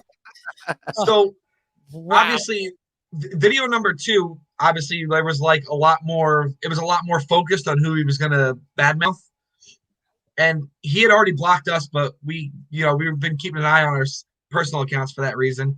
And I was trying to tell Billy, because obviously Billy was mentioned a lot. I don't know if either of you seen the video, the second one, but he already had Billy blocked. So I was like, "Here, Billy, take my personal login and go check this shit out." Then Crazy. Man, Like, let's talk shit to people and block them out. And the funny thing is they blocked out a lion, Catherine. He blocked out Austin. He blocked out all my staff.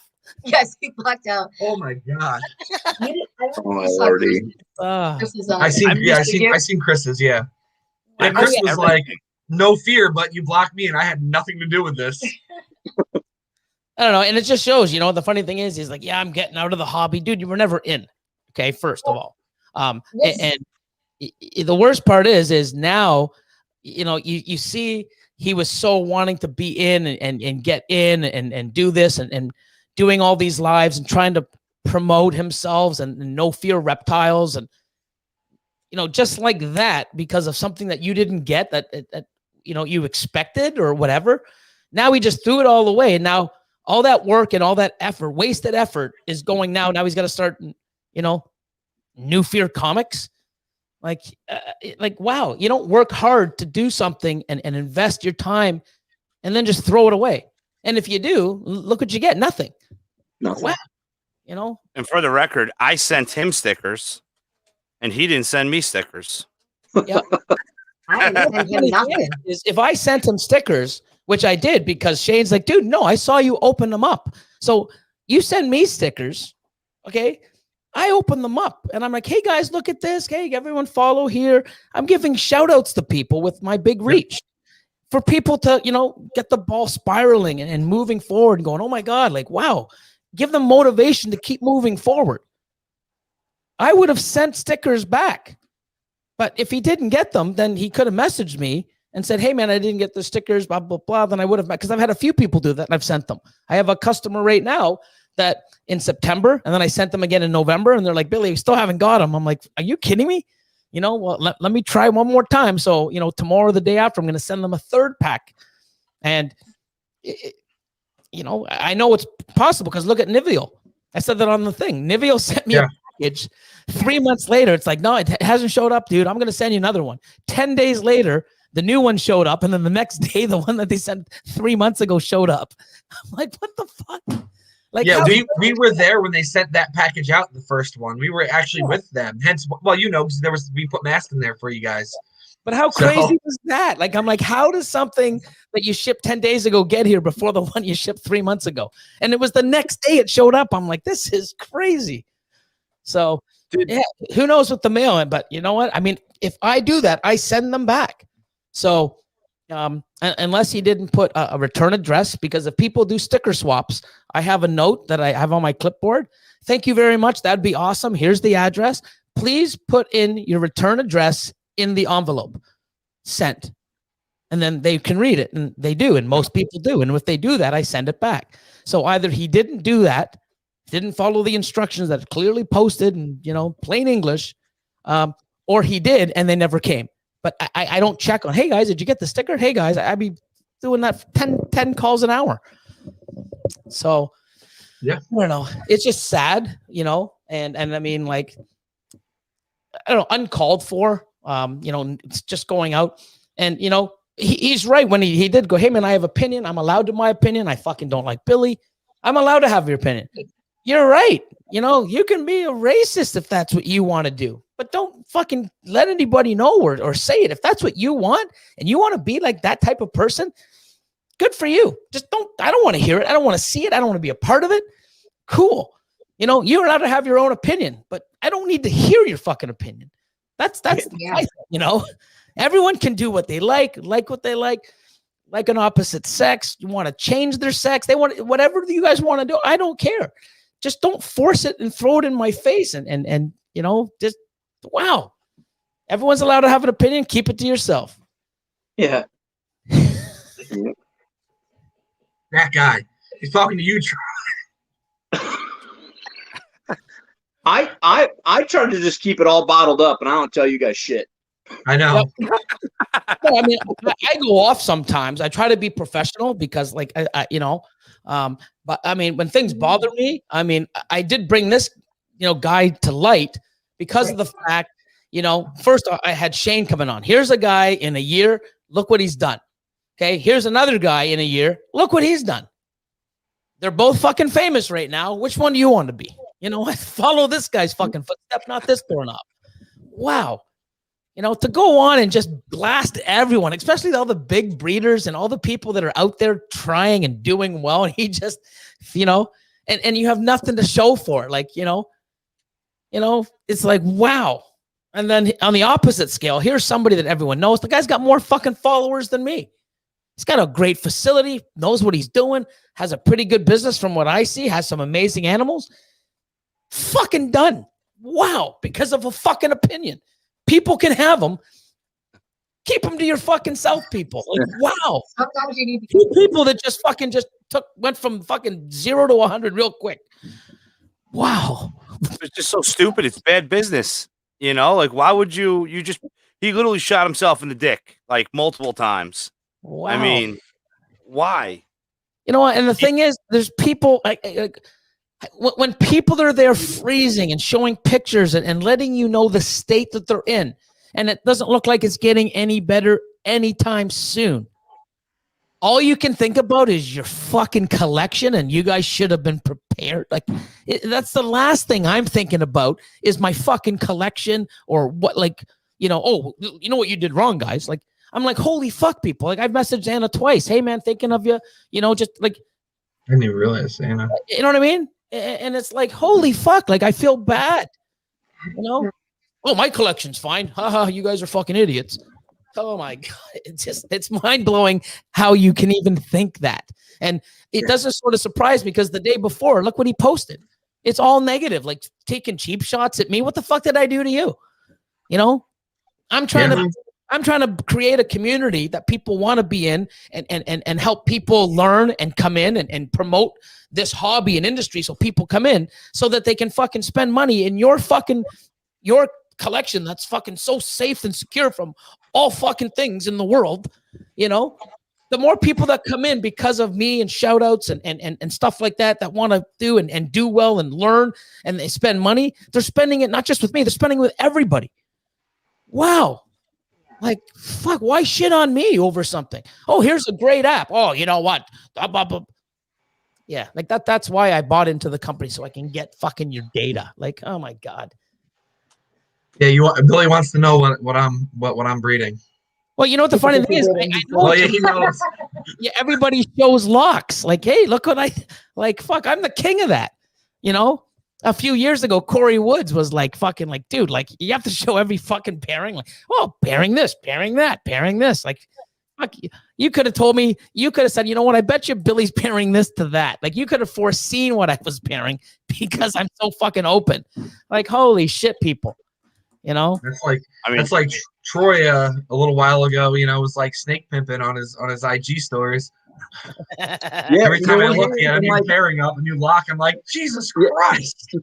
And part of that, man, like, it data records for me then, right? So like I can use Instagram to show you guys what I'm doing, but then I can go back too, right? So if I want to like look for a highlight, that's why I made like that highlight category so that I could go back to it. So if somebody's like, well, show me the lock, or, doesn't maybe know me or doesn't trust me or whatever, I can go back to that, right? So it gives you guys something to look at. It gives me something to share. It gives me proof. Like, so I think you can use it for more than just the tool of, showing off. I think you can use it to catalog what you're doing. Yeah. And even on like when I cut eggs, you can see it and I do an update. It shows you that, hey, guess what? If you go and buy from me, I can show you the clutch it was made. I've even had customers, which I didn't even realize. That wasn't the whole point of it. But people would say like, oh my God, when was that thing born? You know, blah, blah, blah. And it's like, was it this YouTube video? I'm like, let me look. And I'm like, yeah, that's the clutch. It's like, oh my God, I saw my baby be born. I'm like, cool, man. It excites new customers.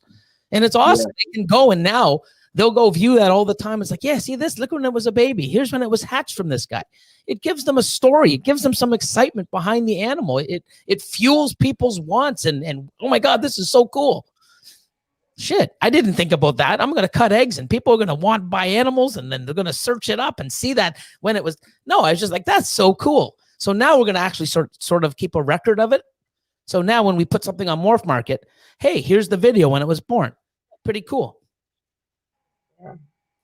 Yeah. I had a customer last year that they bought a snake, and then they went on my Instagram and they screenshotted the snake and the egg and was like, and put it on their page saying, this is my baby snake that I just got from DMJ Reptiles. And I was like, I got the chills. It was like so freaking awesome, cool. You know? It definitely is. You know, and that's the thing. I mean, what makes us exciting doesn't make someone else, you know, and vice versa. You know, I remember when I first started, it was like, you know, I was excited when I got my first pastel because it was the first thing that I had with some color. You know, nowadays, you know, I can realize why people get so excited, because I've had that. And every time I keep getting bigger and bigger and new genes, or even when I buy a new animal, you know, it's like, oh my God, I actually have this. I'm excited, just like someone getting their first ball python, you know. Never goes away. I mean, this. Somebody other than a friend was like, yeah, no, that was our first show when we actually like sold a hatchling to somebody other than like our friends. You know, that was exciting. It was awesome. It was like, you know, they were super happy. It was like, it's just amazing. Yeah, it's such a great feeling. And I even love when people, you know, buy animals, and then years later, it's like, hey, this is the animal that's finally breeding I got from Billy, like back in 2018. I'm like, super cool. It's just amazing, you know, and that's what you want. I mean, I even get, you know, excited and then, you know, the teary eye, like, oh my God, like that's so awesome. And, you know, it's amazing feeling.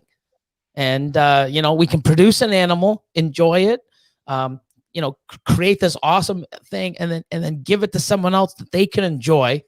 And then down the road, they can make other stuff with that animal that they can sell to other people that they can enjoy.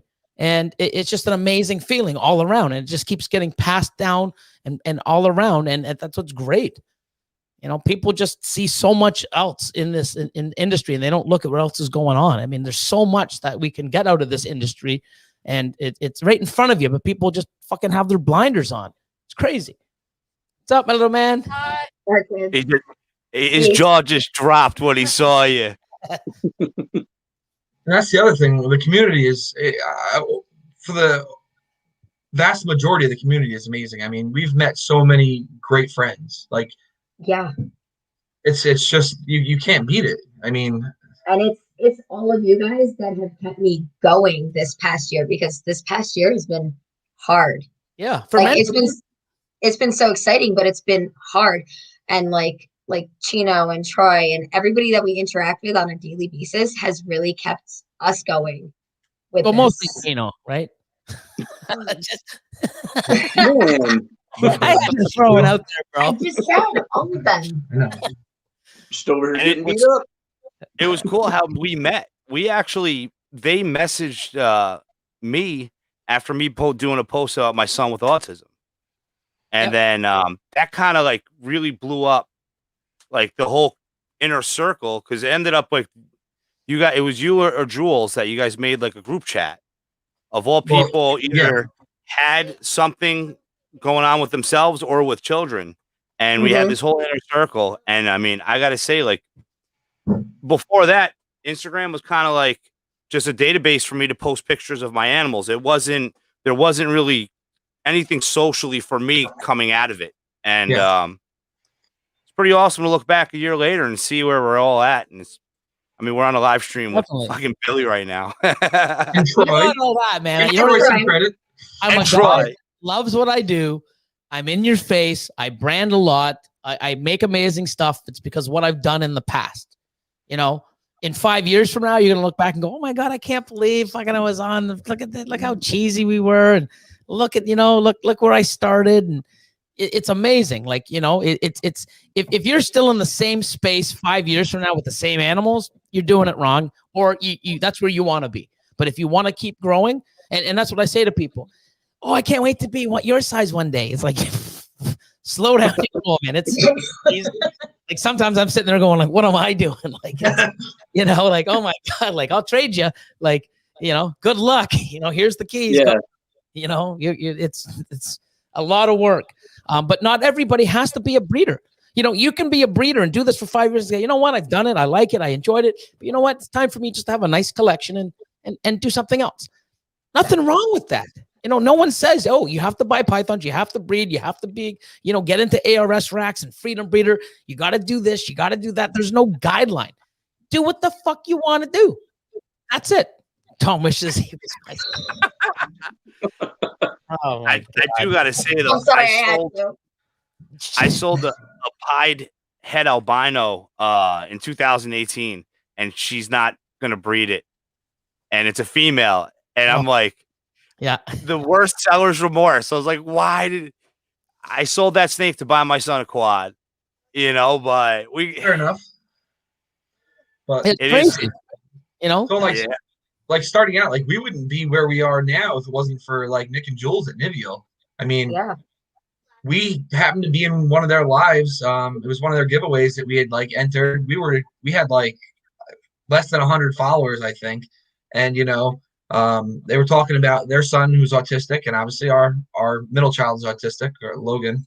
Well, we got asked about our logo. Yeah, when they, you know, it came up about our logo, and you know, from there we started doing lives, and I mean, we have, you know, Shane used to be one of our like every live we did. Shane was there before he was so busy. Now he's super busy. He still pops, you know, but you know, and from there we just grew, and we actually wanted to be on social media. And, you know, since then, again, we've met other great people, obviously Chino right thereafter, Troy soon thereafter, you know, Billy, obviously. Billy, it's funny though, because our very first live that we did on Instagram, you came on with us. that's when you guys got the unboxing, wasn't it? Or Yeah. yeah, I remember. And And then hold on.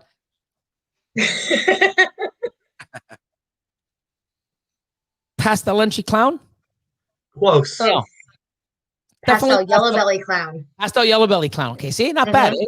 Not fucking bad, man. Not bad at Good all. memory. Not bad. I don't remember what And I it ate was- yesterday. It was just about a year ago, and this is our very first live on that we have hosted on YouTube, and you're on it. Oh, wow. See, that's That's awesome. pretty cool. That is Even after Casey tried to steal Mail Mondays from you. I did- listen, yeah. I No. realized that yesterday. I was like, you posted it on Monday? That's Mail Mondays for Billy. I was like, what were you thinking? well, Yeah, that's the thing. Oh, and you know what's funny? Ready? I'm going to read this. Okay. I'm going to read this. uh-oh. This is hilarious. Uh-oh. Okay. Hold on. Where are we? Come on. Come on. It's so good. Where is it? There it is. Oh, no. I hate when that happens. Where are you? Come on. Come on. He is. Where are you? You trying to be like Troy over there. Your Uh-oh. beard. My beard is better than Troy's. Hold on. Did he delete his account? Ball Pythons 101? I haven't shaved in 4 days. You see how much I've grown? Hold on. Do you think he blocked you, Billy? Oh, no, but I should have his message here. Hold on. No, it's still here. Thank God. So this was funny. So here, ready? But actually, I'm not going to put this on my story because I didn't mention your name. And I'm not just going to mention it because. So the point of that was, you know, I told them, you know, hey, yeah. I said, yeah, you know what? Yeah, I'm a 30% owner of this and that. And I'm like, yeah, they can get information. The programmers or the developers, not me. And, you know, he's like, awesome. I didn't ask, but thanks for sharing. I'm like, no worries. Hope all is well. Can I put this on my story since you took the time to write me? I'm like, sure thing. I said, I'll be talking about it on the podcast tonight also. A few people have asked. Every app in the world, developers have access to all the data in the app, even your banking info. And I said, we've had many conversations with some big breeders about this. And then that's what he said. He goes, oh, I'm not going to put it on. So first of all, can I put this on? And I'm like, sure. And then he's like, oh, I'm not going to put it on. But here's the funny thing. It's hilarious because we go on about chit chat. And he goes, yeah, I hear you. I'm working on launching my Monday podcast soon. Oh, shit. Swear to God. Hold on. Only day that works our schedule. And I'm like, there are more podcasts and lives than breeders. Laugh out loud. Cool. So it's funny how you pick Monday because that's my day, but that's all right. You can come on. I mean, you know. Well, now I feel really bad about posting our mail video on Monday because I didn't. No, I mean, it's not like I own Monday. Like, fuck. Like, you know what? I mean, the only reason why I picked Monday because Wednesdays was, the guys, Beach Bum and State 48, when they went over to Reptiles Unplugged. Cusco was Tuesday. Or, I mean, everybody had their day. Tuesday. Cusco is Tuesday. And then Thursday was MJ back in the day. Now MJ's just fucking all over the place every day, man. Like, he's just fucking grinding. But I just picked Monday. And then here, he had to throw that in. Oh, yeah, I never asked about your podcast. I never asked, he just said, oh, yeah, by the way, like, throw that out. Oh, okay. The only podcast you're going to have now, bro? Oh, my God. Yeah. I'll join your podcast. I would love to fucking, put some comments on that fucking page. But anyways. I was just going to say, Chad's been so well behaved. Yeah, no. Moaning Monday. Somehow I don't think that's going to turn into you bitching, bro. It'll be some other fucking, of it. Oh, shit. Chad's would have to come with some type of X-rated, like, are you 18? Click here.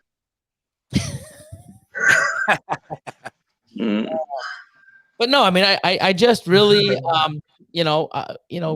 on. I got off of a phone call, and some people reached out. I'm like, what the fuck do I have so many messages for? Like the P thing's gone. Like it's old. It's not even up on my story anymore. And I'm like, what the fuck? Everybody's messaging me in 5-6 messages, and I open up. I'm like, wow. Go to check Facebook, bro. This guy's getting his ass torn. I'm like, oh my God, you screenshotted it. Amazing. Thank God. Because I saw it when he first posted it, and I'm reading it, and I'm like, hold on. Like, I had to read it twice because I'm like, what the fuck? Like, oh my God, like, no way. And then it went to the next one. And then when I went back, it was gone. I'm like, are you fucking kidding me? I didn't even have time to screenshot it. And I'm like, wow. And then I went to look for the stuff, and it was pulled off. He pulled it off. Dude, if you know to pull it off so fucking quick, you should have known not to put that the fuck up. It's stupid.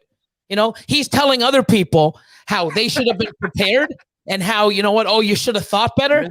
The only person that should have thought fucking better was you, fucking asshole. Oh my God. Like, how do you post that? So, to put it up and then, to pull it off, I mean, I think that takes more common sense than what the people, unfortunately. It's like some people just don't think before they post. And moron. Speaking about pee, I think you're a little dehydrated, Billy. You know why? It's not dehydrated. You know what I do? I drink like 2-3 coffees and Pepsi. I don't even drink water. I really don't, but I need to because everybody's like, "Hey, man, you're really dehydrated." I'm hydrated. With coffee and fucking Pepsi. Whoa! It's got to be better than Tom only drinking Monster. Face woman. That's it. Like that's He's begging for kidney stones. Yeah, no, I'm definitely gonna start drinking some water. I got to get back into shape, lose my COVID tummy, whatever you want to call it. So my COVID tummy was pre-COVID though, so I can't blame it all. Mine was too, but I can blame it on COVID. Like we had a. But I like that style. I'm gonna blame it on COVID. Yeah. Yeah. Pretty sure I've been chubby since the 5th grade. Yeah, I've been fat for a little bit right now. But the one thing, what? You can still pull off a Speedo though, Troy. You're damn right.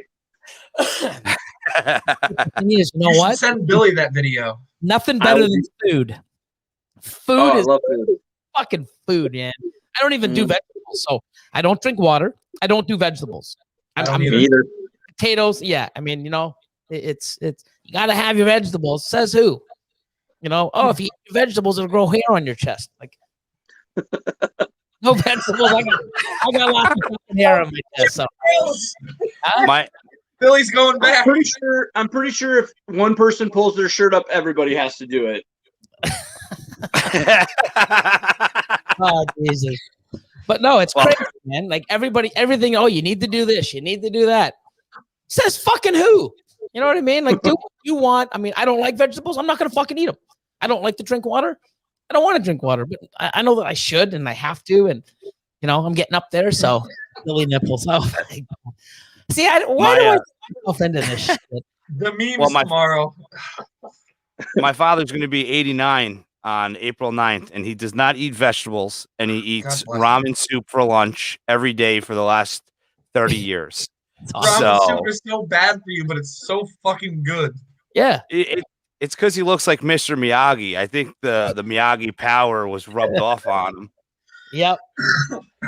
I have never had ramen noodles. What? Wow. What? Nope. Not a once. How not? You know what's good? You get pieces of chicken and beef, and you throw it in there too, and then you have all that extra meat. You got to keep chicken stock too, and put the little spoon in to add a little more salt to it because it's not salty enough. Nice. Nipples. Yeah. And that's fake though. Anna's never had a burrito. I am a steak and potato guy. What? Anna has never had a burrito. What are you talking about? You know, AK Morphs, she's never, and that's what I'm saying. No, I know who she is, but like how? She lives in Texas. Aren't burritos? I know, that's what I said. Like, I didn't believe her, and she was like, "Nope, I've never had." And I was like, "Isn't burritos in Texas like fucking snow in Canada? Like, it just belongs. Like, how do you not have them? Holy shit! That's like us not having poutine. Like, you know what I mean? Like, that's crazy. Damn. Mm-hmm. Wow. Oh, it's just crazy. I mean, this community, I love it. I've been in it. I've seen so many people come and go. You sort of see how, and it's their work ethic, their attitude, their mindset, the way they are. You can see it coming. Like, oh, you know what? They ain't gonna last. You almost can see it coming before it comes because you just see it so many times. And I've seen it over 19 years. I've seen guys come in with big money and fucking a year later they're out. And it's like, what's wrong? Too much work. And, you know, you got fucking 30 fucking animals. Yeah, they're fucking high end, but that's fucking work. I'm banging off 300-400 animals. How the fuck is that work? I could do that blindfolded in my sleep while I'm sleeping. Like it makes sense. Like that's work. You don't even know what's going on. And cleaning and doing all the animal stuff, that's nothing. You know, back then we didn't have social media, but it was the mailing and trying to contact people, doing the shows, because that's all we had before social media. That wasn't the work. This shit's the work. You know? Have you never been broke, T-Roy? He lived off ramen. Craft dinner. I mean, I've never been that broke that ramen noodle was my only choice. I would have went with mac and cheese first. Oh, Mary's here. Hey, what's up, Mary? Hey. No, you know what? In university, it was like anything to do with craft dinner and tuna. People are gonna go, what the fuck? Craft dinner and tuna, craft dinner and fried hot dog, man. Anything that you can throw in the craft dinner, KD special, you know. And, I remember that, Billy, as a kid, like growing up on macaroni cheese with cut up hot dogs. That was the best. I still do it. I love it. You know, we're a yeah, Frank. It almost makes me like cheese, I'm already ramen like noodles, and chicken. Maybe that's what I can have tomorrow night. No, man, it's hilarious that you know, over the years you just see things and you see the people that you know that are gonna do well. And it's not fast. You know, you see people that are going to do this, take their time. Not everybody's in a race, and you see them and you see people like I see people now. You know, there's a lot of people that I can see doing well. I also see a lot of people doing well and don't go any further. I can see them on a momentum right now, and I can see they're going to plateau, and I'm not naming names, but I can see people doing things the right way, and it's good, but I just don't see them carrying it on to where they think they're gonna where they want to go now. And you then can kind of tell. I think just meeting some people in like 5-minute conversation, you can kind of tell like are these guys in it for the long haul, or are they going to find out short and quick that this isn't for them? Yeah, I mean that's exactly it. And I hope we're not in either of your lists. I hope. Yeah, I hope I'm not on that list either. No, but I mean, it's like Troy said. I mean, you can sit there and see people, and you know the way they act, the way they speak, and you know, oh, this person here, blah, blah, blah, and like, dude, like, you know, you better change your tone or it ain't going anywhere. Like, and here's the thing, even if Buddy that you know spammed us all. I'm sure when he spammed us, you probably looked. I know I did. If there was something which First few times. for me, hey, you know what? You don't have to have a big facility. I tune into so many people's lives when I have a chance, and I'm on there a good 10, 15, 20 minutes. And, you know, I'll interject and everyone's like, hey, Billy, and I'll talk. But, you know, I want to listen and see. And I mean, if it's entertaining and they're talking about stuff, I like to listen, you know. But if it's something where I don't have like, you know, oh man, like I'm off, you know, I don't need to stick around. And that's the thing, you know why? Because I can just hit next. I don't have to sit there and listen and then comment bullshit. I don't like it. I'm out. You know, you don't like my channel, change the fucking thing. I don't understand people that have to put themselves through that in 20 minutes and then say, yeah, I fucking watched your whole video. It sucked. Well, you're an idiot for watching it. Like if it sucked, why are you watching it? Thanks for your 20 minutes, you moron. Like, but sometimes it's so bad that you just can't turn it off. Okay, like those.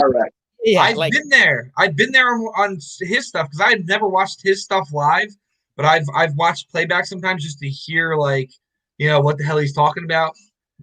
It's like you go down the rabbit hole, right, Tom? Like yeah, you're like, get out of it. You're like, is this guy fucking serious? Like, he 6 months ago he said he had 3 clutches, and you know now he's saying that you know he can't wait for his first clutch, and it's like, what the fuck? Here's a nice piece. So, you know, Andrew from Redwood. That's my boy. Redwood Reptiles LLC. So he messaged me like early this morning, like and like I'm early, like I'm sleeping, and he's like, I'm gonna miss gems. I'm gonna miss gems like this. I know what you guys just heard. A nice snake shart. Yo, dude, it's still going. Ready? What does this say? I'm in love. Oh my god. Oh my god. Watch this. Fuck. Was that hot sauce? That's my favorite hot sauce too. Fuck. Chulo? Yeah, Cholula. That's the shit. Listen to this. Cholula? Listen.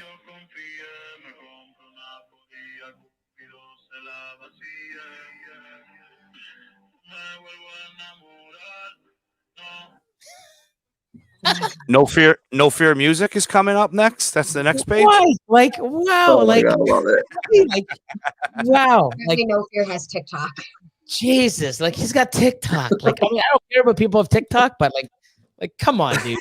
Like, what a gem, you know. So, you know, but if you went to spam somebody, not the way to do it. You know, I don't think that's good at all.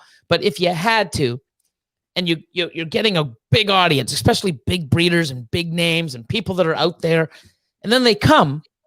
I don't want to see you smoking with your shirt off in your living room with the way you're keeping your animals. You know what I mean? Like put some work in. And here's the thing, another thing.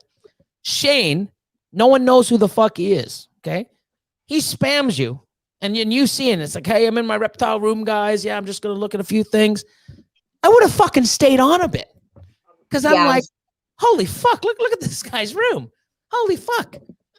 I would have probably from the spam, I would have looked and I would have seen, and he would have been talking and you know, educating people or being positive or going over some stuff. I'm like, oh man, this is awesome. At the end of it, you know, with the way I know how he is now, I would have probably followed him and maybe subscribed to the fucking guy. Big difference. You spam people and you're walking around with your shirt, drinking beer, smoking, and fuck. Like, you know, first impressions are, you know, when they say first impressions are huge. Fucking huge, because I know everybody that went and they watched 5 seconds of it, they've swapped and blocked, like guaranteed. You know, you killed yourself before you started, dude. Like, wow, crazy. Mhm. So, but I mean, there's too much negativity, and people getting jealous of other people doing well. And you know what? Get off your ass and do something better. You know, listen to more people, take other people's advice, learn. If you learn the hard way, cool. If you learn, whether it's the hard way or not, you're still learning and you can move forward and change your direction. There's no fucking excuses, you know, no fucking excuses. And not everybody that puts the work in and grinds is going to do well. You know, you still can, but I can guarantee if you do shit, you're not going anywhere. That's a fact. I think jealousy is a big part of it. That I think for a lot of people, man, they just don't, they're so jealous. They don't know how to like take that jealousy and maybe turn it into energy and do something better for themselves. Instead, it's easier to have no empathy and get behind Instagram or Facebook or whatever and share your feelings that nobody really cares about. And, you know, just try to destroy somebody because you. The only reason why anyone knows them is because they've got money. Cool. But I've also seen people with lots of fucking money and they're not even in this hobby anymore. You know why? Because it's not about the fucking money, people. Money fucking helps. But if you don't have fucking, you know, experience, which comes with what? Time. If you don't have the time, experience, passion, you know, knowledge, continuing to learn, wanting to do this, loving it, you know, money fucking helps that. But if you have money and none of those other, just don't spend your fucking money. You know, what I don't get about the whole money thing, Billy, is like when people say that, when somebody's like, oh, they just have money, they can buy their way into this. Well, that money didn't just pop out of nowhere. I mean, they had to have worked hard somewhere, somehow. And so like I always it just throws me that people don't stop and think like, oh yeah, they probably didn't get that money for free. Like they did have to work somewhere. I wish I had money tree in my backyard. I could just pull thousands out of it. Yeah, I mean, that's so true. But people just, you know what? The only reason why, only reason why Shane's popular is because he did some collabs. No, you know why? Because he busted his balls. He did this, he did that, put the work in, got the right stuff, got noticed, did collabs, grinded, did whatever the fuck he had to do. There's so many other people doing it. You know what I mean? Other people doing a logo and starting to do something and move things and set the wheels in motion. I don't give a shit if you have money and you invest it and you buy the best stuff. You can go to Justin Kabilka's and drop $1 million on the best animals and you bring them home. You don't promote yourself. You don't network yourself. You don't brand yourself. You don't fucking understand or learn. You don't get any what do you call it? Oh my God, brain fart. Experience. Yeah, you don't get experience from putting in the work. You know, you don't know what you're doing. You're doing the wrong pairings. You don't understand genetics. You're not learning. You're not fucking doing this. You're not answering emails. You're not letting people know what you have. The money doesn't fucking make everything happen, like he said. You know, the money came from somewhere. It's hard fucking work. That's why they have it. Then they decide to do what they want to do with their money, and they want to invest it in our amazing hobby. Why do we fucking shit on them? Wow. Yeah. You know what I mean? Like, these people are dropping fucking 200,000-300,000. Oh, fucking assholes. Hey, what the fuck? Like, come on. Like, I wish I could find 20 more people like that. You know what? And it's the people that like this, love it, put the passion in, learn, understand, market themselves, become a part of the community, you know, network with people, putting in the work, making mistakes, learning from them, getting experience. And then years down the road, that money is going to turn into a lot more money and a bigger collection and more passion or whatever. Or it's not for me. I get the fuck out because that's too much work. It's fucking reptiles. It's only 300K. I make that a week. You don't know where these people come from. You know, look at Mr. $1 Million Boy. You know, he spends $1 million with his dad on animals, and 2 years later, it's gone. And a fucking $1 million, man. Where the fuck is he? Couldn't hack it. Bye. $1 million fucking. That was the kid. Was that kid at Tinley? Yes. Yeah. I think that's actually the first time I met you, Billy. I think were you there when he was there? 17. I think it was 16 or 17. Yes, first time I met you. And I believe, let me just think, hold on. Let me just go back, see how my brain is. I think we were talking, you had albino pieds. No, albino clowns. Special pieds. Special pieds. Yeah, you came to the table, and I actually didn't know who you were. And like, we talked about special pieds, and I think you might have had a shipment coming from Justin. I think he was going to export to you. No, it was actually Brock. So actually, Brock, I had a shipment from I went to Brock's table. Yep. So I went to Brock, and I was like, "Hey, man, this guy just came to my table. He had like a bunch of tattoos. He was like real wiry, blah blah blah." And he's like, "Oh yeah, I know. Yeah, I'm doing a shipment. Blah blah blah. It's Billy." And I'm like, "Oh yeah, he looked at special pieds." And but I think you ended up getting a special pied from Florian. I think, right? Yeah, I bought a 1.1. Yeah. Yep. Yeah. So it's all right that you didn't buy from me. I won't be hurt. But I did message you back, I believe. I think you messaged me, and I was in. But what happens? One thing is when I have shipments coming in, it makes more sense to keep adding to the shipment. Yeah. So yep. It wasn't like, fuck this guy, man. Like, maybe if he was Speedo, maybe I did sweeten the deal. Send him the Speedo video, then he'll. I told him he's gonna send it. Bill, you better watch it. We want a reaction video, Billy. We want to. There you go. Yeah, that'll be good. It's hilarious. It's funny, Billy. Yeah. But no, I mean Gabriel, man, he went out and I mean, awesome. And I remember that kid being there, and like I remember talking to Brock, and Brock just being like, "That kid just dropped X amount," and then he went over to what's it called's table and direct X amount, and I was like, "Hope that kid comes by my table." And like, and then sure enough, like he's gone, like I almost feel bad. Like, it's kind of heartbreaking that like he didn't reach out to people like all of us and try to get the help to continue, because man, he definitely had an investment. Correct. Don't forget 3-4 years ago, it wasn't like this. No, not at all. True. I think, absolutely. I think even, as early as 3 and 4 years ago, I think it was still a lot of much more cutthroat than having a community due to social media. Yeah, in 2017, when I had Justin come to my facility, and we did sort of a collab, and stuff like that, and then I'm like, "Hey, Justin, would you come out this? I'm going to do this contest, and I'm going to have Brian Barczyk and bring some other guys." And then we started doing stuff like that. It was almost like everyone was like, "Fuck, I would love to be in that room. Look at all these fucking people and doing this and hanging out and this contest. It was cool." And, it just started sparking so many other things. And I liked it because when I see people are doing stuff, I want to get other people's opinions and see what other people are doing. You might work with the gene that I don't have enough of, or I'm just getting into, and you can say, "Oh, Billy, you know what? It works good with this. It's good with that."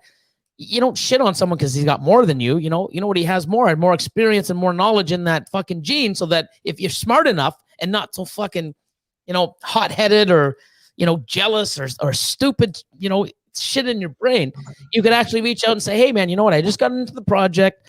I've got a few animals. You mind if I ask what I should do and what I shouldn't do?" And nowadays you'd be like, "You know what?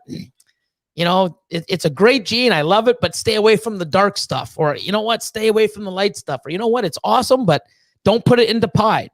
You can get advice and watch what people are doing with stuff.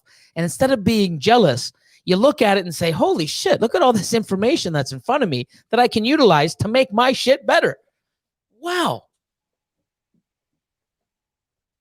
Yeah, Mary's got a good comment there. Like, there's been times where I think the industry, defeats you, whether it's drama or it's just, maybe you're having a hard time selling, whatever the case may be. I think Mary's got a good point. Like, the community can pull you forward, and all you have to do is put yourself out there, and I think for some people they're too prideful. Maybe they're scared, whatever the case may be. But if you can get past those hurdles, let your pride down. Don't be scared. Put yourself out there. Don't be afraid to get, the right answer, and be wrong yourself. Yep. I think the community can do a whole lot of good for you. Yeah. And realize that it's not overnight. No. We can support each other. Look when we band together. Look at the positivity and the shit we've done. And then like snap one, like it's like, wow. I mean, everyone can have their own opinion. 100%. You're never going to have the same thoughts and wants and desires and fucking whatever else that I am. Everyone's going to be different. That's what makes this unique and what makes it great. And that's why, I mean, I wouldn't want to have fucking 10 people like me in a room. I'd be fucking, I can't even stand being by myself sometimes. I'm like fucking 9 other motherfuckers just like me. Like, holy shit. Imagine 10 of me, man. Fuck. It'd be nuts. Like the world couldn't handle fucking 2 of me, never mind 10. Fuck, I can't even handle 1. But you need to be unique. You need to have different fucking things and wants, desires, and goals. And you know, not everyone has to be a big breeder. Not everybody has to breed. Nothing wrong with having a collection that you love and it sparks your interest. And that's you don't want to breed. Cool. You don't have to. Everyone thinks that they have to follow these fucking path and have to do this and have to do that. No, you don't. Do what works for you and what you want to do. People keep putting so much pressure on them. Oh, I got to do this. I got to get this done. I got to get this. I got to hurry up and get a sticker and a logo. Why? You don't. You know, you want to take your time. Great. Take your fucking time. There's not a rush. You know what? I'm going to be here in 6 years and my wall's going to be 4 times as fucking big. There's still room for you. You don't have to put it on today. Oh, fucking Andrew. You got plenty of wall space there. What's up, Andrew? But yeah, I mean, there's no rush, people. Take your time. Do it right. I mean, you want to put some passion and thought into stuff, and that's going to be with you for the entire time, you know. And I'm going to see a lot of the stickers that are on my wall. They're going to stay on there, but I guarantee you that they're not around in 3 to 5 years, unfortunately. And it could be a whole bunch of different reasons, you know.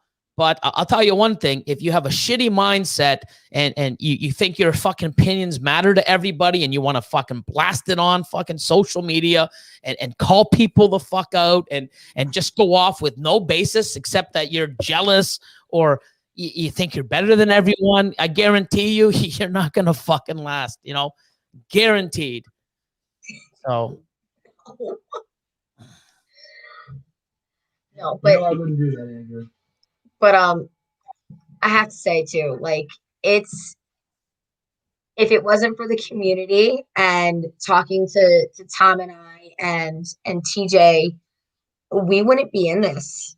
We really wouldn't.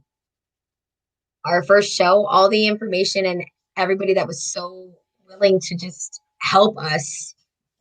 This guy right here, actually, Reptilian Complex, actually was literally the person who, you know, when we were thinking about the possibility because our 12-year-old son wanted to, and we were like, well, you know, we talked to him at a show along with a few other people, and he's like, you know, it's not that bad, you know, it's time, it's effort, you know, but you know, if you put the effort in and the time in, you know, it's hard not to have some level of success with it. You know, you're not necessarily going to get rich, but you know, you'll cover your costs, you'll make a profit, you know, yada yada yada.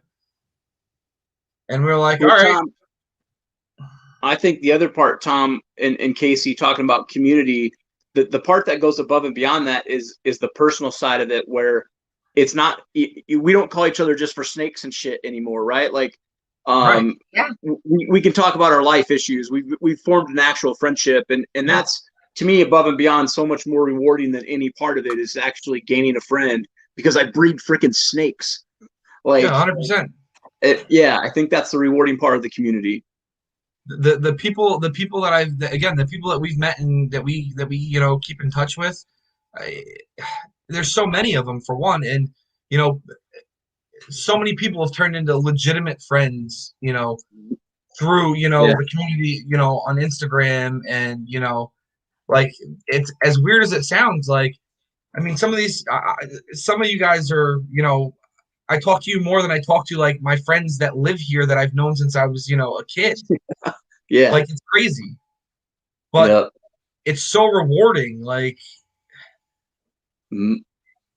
yeah, I think about the people that are like a building block that help propel you. You know, for me, you know, JSA and Brock Wagner, and John Dagg, Jim Stepflug, like so many of those guys are in my corner, and still to this day, now we get together on the weekends. We have cookouts. We Airbnb together just to have a weekend together, and it's rewarding, man. It's so rewarding to have that friendship and be able to talk your snake talk like with people that you care and love about. So yeah, it's definitely community is definitely a big part of it, and the biggest reward of it.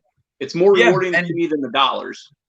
And like how willing people are to help each other. Like again, it's not everywhere, but it's a lot of places. Like I know that we've been fortunate enough to, again, that people that we've become friends with are super helpful. I know that I've sent Billy a text before, late at night and been like, hey, when you get a minute, I had a question for you.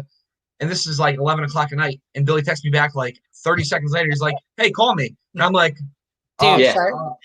Well, even for like Billy, like, right? Like, I feel like, for the majority of this industry, you have Billy and JKR and Ozzy, and those guys are looked at as, the top. But Billy, you had a bunch of animals sit on a tarmac that went horribly wrong. And people were telling you, right? Like, hey, man, put them in an incubator, do this, do that. And it paid off somewhat, I think, for you. You know, and I think like, so everybody's probably like, holy shit, how does Billy not know that, right? Because you're the top guy with these dudes. But there's a lot of shit I don't know. There's a lot of shit we don't know, right? I know. Absolutely. And so I think, just to point out how important community is, community even helps guys like Billy or Justin or Ozzy or any of those guys, because none of us know it all. So that's for sure. Yeah, no, I mean, it's the thing is I've been through a lot. I have a lot of experience. I can help you with building your collection, how to set for setbacks because, I got these, they'll stretch themselves too thin in too many projects and wonder why they're not hitting the odds and wonder why when they make something, they only hit one of everything and you hold it back for yourself for future and nobody wants the shit because you don't even want the shit. So why would they? So you got to set yourself up and hit the odds. And, everybody wants to have a bit of everything today. No, set up, you structure your thing, you add stuff in. And Will Morose, he has a huge collection, and very thought out and planned, and it all works together. And he even says, he's like, you know what? I try to add one new gene into my collection a year. Will is so calculated, and Will's my greatest example for Will is so many of us get, I think, scared about the dollars that we're willing to sell holdbacks, and Will's like, nope, it's mine. Yep. So yeah, I think Will's a great example of calculated and hard to take a holdback from. Yeah, and you know what it is because we know that the money we're going to get today isn't near the animals, the projects, the direction, the numbers we're going to hit, as well as the money in the future. It's an investment, I mean, if we can wait 3-4 years to hit the fucking thing, we can wait 3 to 4 years, and that's the thing. You keep investing in yourself, in your brand, in your love for the passion for the animals, for the community, and it's growing every day. 100 pieces of shit will fall off, 1,000 will come on. And it's very important. And I feel that if you watch people, not everybody will watch my live. I try to give as much info and my side and what works for me might not work for you. There's not one way. Some people don't want to watch me. No problem. There's other people you can watch. But if you go out there and watch people, you should always watch a bunch of other people, like you said, to watch them and see like, hey, 5 out of 7 people say this way. That's probably the way I should go. Or, it's like, 5 of them, it still doesn't make sense. Let me call someone that I know and see if they know a little more. Don't just, I saw something, let's do it. And then wonder why 3 years later, you've been doing something wrong for 3 fucking years. So guess what? You can't get those 3 years back, Yeah, watch and see. Not everyone's going to like a certain platform, but get as much info as you can and see what's out there and then choose what you like or choose, what's out there and then ask someone to get more info on it. Billy, do you think, in your opinion, and I'm going to explain this a couple different ways, I think, in your opinion, do you think we sell breeder females for not enough, being that, like, if you say you take a clown breeder female that you might be able to get $1,000 or $1,500 for at that moment. But to me, it's not just her, it's clutch value. Like if you have the right male, I can take that $1,000 girl and make 15 grand. So God, really, your $1,000 girl's worth more to me. So like, do you think we're selling breeder females at points for too less? I do. And it depends on where it's going and what its purpose is. No one's gonna pay you and buy a breeder female, especially, you know, as sort of like a retired breeder as a pet. Most people, when they want a pet, they want to see it grow. They want to take it and watch it grow and get it used to them and just have that whole experience. So I think that is sort of, someone have a pet, it's a no. But I just sold a lion. So Lord of Lion just sort of, he bought 5 of my het pied females. And I produced them in 7, 8, 9, and I have 1 in 2010. And I've been breeding them. You know, meanwhile, I got like 30 or 40 visual combo pieds. But yet I've got the people like, what the fuck you got het pieds, Billy? What the fuck you got het pieds for? Look at this. You got orange dream yellow belly. You got pied clowns. Like, what the fuck you got het pieds for? Because they give me 8, 9, 10, 12 eggs. And like you said, I put like, you know, orange dream yellow belly Enchi fire pied, or a pastel orange dream yellow belly leopard pied to it. I'm getting a $4,000, $5,000 clutch, even if I have shitty odds. And then when I miss, I'm getting 2, 3, 4, 5 gene hets.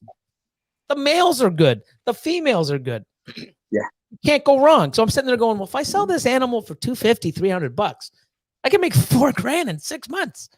Yeah. But what I like to do with it is when people come in and they're like, hi, I want to get in. I had a few animals. I really want to get into the breeding aspect now.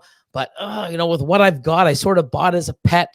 You know, I didn't think in mind that I was going to breed. And I've got 7 males and 2 females. Yeah, I know I fucked up. But when I got in here, I didn't know as much now. And I didn't get into it as breeding. I just bought because I really enjoyed these amazing animals. And then, cool. So here's what you do. And it works. And here's a little tip for people. So many people come in and it's like, oh, I really want a dreamsicle, you know? And it's like, yeah, you know, it's like, well, if I buy this male because I don't want to sell females, or they don't want to get a female, you know, and wait, they want to get into the dreamsicle project quickly. It's like, well, I got these males, but I don't got anything. It's like, well, hey, here's a male, you know, here's a 2, 3 gene pied het. Here's something from a year ago, a lavender het pied. And here's a proven breeder double het dreamsicle. Here's a package. Now you're going to pay for that package. So BP just posted an apology. Oh. What did it say? Posted an apology, and he's open to assisting anyone. Yeah, you know what? Fucking way too late. You know? You know, we talked about networking. The kids are playing video games. They're networking. Who, my David's playing with TJ? TJ. Oh, that's so funny. I heard TJ and they're yelling, so I had to go check on him. Oh, yes. He's like, I'm playing with David. Junior's good because he's a slick little prick, and we've caught him playing video games like 4 a.m. and we have no idea. The only reason why we know is because the door is closed in the bedroom. So he's actually pretty quiet right now. I agree, man. I agree. There's no coming back from that. First of all, I've looked at a few of his animals. I just didn't like the way the sort of transaction went down. You know, there was a snake that I wanted. It was like 7 or 8K. And I looked at it and I'm like, you know what? You know, I'm always spending money. Like, I'm always spending money. You see it, you know, it's not like it's something fucking new. I messaged them and I'm like, yeah, you know what? Will you take 4K down now and you know, give me 3-4 weeks? And, you know, no, I got too many other people wanting it. Okay. You know, and then, you know, the next day it's like, yeah, that didn't come through. So you still want it? And I'm like, oh, my thing hasn't changed. It's like, yeah, well, you know what? I can do 7,500 if you can cut. Okay, it's not like, you know, I got other things. I got a business to run. I've got other, you know, things that I'm doing. And I just didn't like it. Like, you know, hold on a second. Like, okay, no problem. You know, I just didn't like it. So I never went through with that transaction. And there might have been one other time I've inquired And it was just, I just didn't like the feel of it. So I've never bought an animal from him. I can guarantee you, I don't give a fuck if he's the only one in the world with this best fucking gene. I'll never own it. I can guarantee you that. And everyone knows me. When I say something, I fucking mean it. And I'll go to my grave never buying a fucking animal from that guy. Wow. Like, and it just boils up with the conversation I had before, the day before. Like, this was yesterday. I had that confrontation with them, putting up shit about, that fucking app, blah, blah, blah, blah, and all these fucking guys that just no time for people like that. Fucking negative Nancy, little biatch. No time for him, And anyways, but going back to your question, so I will let that animal go, and yeah, we don't get what it's worth, and I do think we sell them too small, too less. But for me to give someone a package and give them a start where now they got a dreamsicle male, they've got a 2-3 gene powerhouse for 2 to 3 years later to grow up. Here's a lav het pied or a pied het lav that's, a year old, which, is future. And then here's a double het or even a lav het pied or pied het lav. You get some decent money, not what you're going to make. But that's another thing too, is at least that I give it up to them. So it's like, one, it's a big package and it's something useful to them to get into this, in 6 months or 8 months, he's going to hit a dreamsicle out of his own egg. He's here for life. You cut your first fucking ball python egg and you're hitting fucking dreamsicles. You ain't going up there. You're fucking mortgaging the house. I mean, it's fucking nuts. Like, but I give that to them in an opportunity like that. So many people, hey, do you got any breeder? No, no. Oh yeah, I got a lot. Well, can I get it? No. You want to buy a package? I'll let some of it go in a package because you're not just taking my prime shit and for nothing. You're not taking the gold and you get a package. Like that. But what's good is because I'm setting someone else for success. You're spending money, but here's success.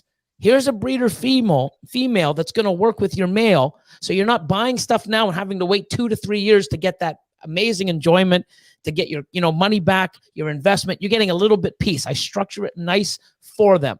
But so many people, it's hard for me to let animals go because I can keep growing. Now I'm in a rough spot. I shouldn't say rough spot. Sounds like I'm fucking hurting. But I only have 477 breeder fucking females that I can house. So when all the stuff that I'm holding about 200-300 females back every year. So now when 200 animals are ready to move up, I've got to ship out 200 because I can't just add another 2 racks. I'm not built for that. So now it's like, shit, I have to get rid of, 200 females to get these new 200 females in. Wow. So I sort of have to do that, but they're not going to come cheap. You know why? I'm not going to give them to somebody and then, poor Billy. But it's hard for me because this is new. I've always, and you've seen me grow. Oh shit. Oh, get another fucking rack. Hey, Brian, send me 4 more racks. Oh, send me some more levels. We'll go higher. I'm at my facility now, the way it's built. When I put the racks in, I'm at capacity. But being 477 breeder females, I think I'm going to do all right. But when I have 2 females that have to come out to go in the bigger tubs, if I don't have 200 breeder tubs ready for those 200 animals, the only way I can do that is move out 200 animals. So I'm going to have to get in but I'm not blowing them out because I'm not giving someone an opportunity to take an animal and give it away so that they can make shit and then blow it up. Oh, I already paid 300 for this. I have nothing invested. I'll just fucking sell everything for half price because I'm still making money. Fucking shitty attitude, people. And when you have that mentality, okay, I got rack space. Oh my God, red bottom. If you got to get rid of some, you can always, we'll take some. Any of us. We're close to you. You're a drive away once the border's open. Yeah, no, there's right. One thing about this industry and business, road trips, in 18, 19 years, I've learned a lot. So there's a lot of things that I'm going to be starting to do that no one else has ever done. So I've got things in the back of my mind that I'm going to start trying and seeing. So I do have a plan for that. So, it's all good. It's not like I'm going to be, stressed out or anything, but I have some ideas and I think it's going to be good. And, but besides that, when these animals sell, when people get things for nothing, they have nothing invested in it. And if you're going to sit there and for yourself, of course you got sell cuts. But what's going to happen is if you have an animal and you sell it and no one has anything invested in that animal, when they have something come out, there's no price. They could give it away for half the price and still make money because you gave them something for nothing, you know? And when you do that, so there's people out there that'll call me and say, "Hey, Billy, you know why your price is so high?" They're not high. They're competitive. Oh yeah, well, you and Jake, you always ask more money, and it's like, well, no, we do ask a little bit of a premium, but we're here, we support our animals, we're here to back you, etc., blah blah blah blah. But if I'll match someone else's price, or I'll give people a deal. Nothing wrong with that. But there's other people that are here that don't want to put in the work, and they'll sell animals for $500 or $1,000 less. So say, for example, I make $100,000 with animals. I'm getting 80, 90,000, if not 100,000 for those animals. But then there's other guys that make an excuse. Oh, no one knows who I am. I had to sell them for 40,000. No, you didn't. You know what you did? You took 60,000 or 40,000 out of your own pocket to buy new racks, to buy better shit, to get your best. So, Billy keeps growing. Because he's got all this money. Where do you think the money's coming from? It's coming from getting the proper amount of dollars on those animals. So when people sell $100,000 worth of shit, I got 40 grand. I'm making fucking 80, 90. You know what that does? It makes me buy twice as many animals as you, better racks, better this, better branding, better shit. And I'm happy because I put a lot of work and effort into those awesome animals. And I'm not going to fucking sell them for half price so someone can fucking just say, I only paid half price. Stupid mindset. It's crazy. And that's why I hang on to shit. Like, why do I have fucking, 5 pies that I made 10, 11 years ago? Because they're valuable to me. And I'm not putting them into someone else's hand. Lord was pregnant for 2 years. And I'm like, when I sell them, I'll give them to you. And I'm like, you know what? I need some space. Fuck, you can have them this year. He's like, no way, really? He was like shocked.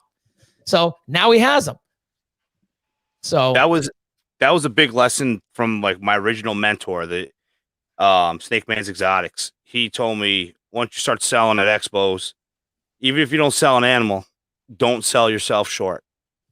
Take care of that animal, bring it to the next show, because it's just going to get bigger and better, and someone's going to buy it. So, keep your prices where you're comfortable. And I've stuck with that. It's definitely gone well. Yeah, if I can build on that, man, I've always told people, like, I never go into a show expecting or even necessarily wanting to sell an animal. I think shows are 100% about building, relationships. It's marketing. Oh, yeah. A show is 100% marketing. Because I'll sell more after the show regardless. I always sell more after than I do there. Obviously, sales there are a bonus, but anybody going in being like, I've got to cover my table costs and blah, blah, blah, you're probably not doing the right thing. Like, that money should be set aside already. It's marketing dollars. It's just like any other business. I think people forget that this can have a business side. You have, cost, facility costs, rack cost, whatever. Marketing is a cost too. And I've always thought shows are a marketing before they are a selling standpoint somewhat, right? It's a very mixed. Oh yeah.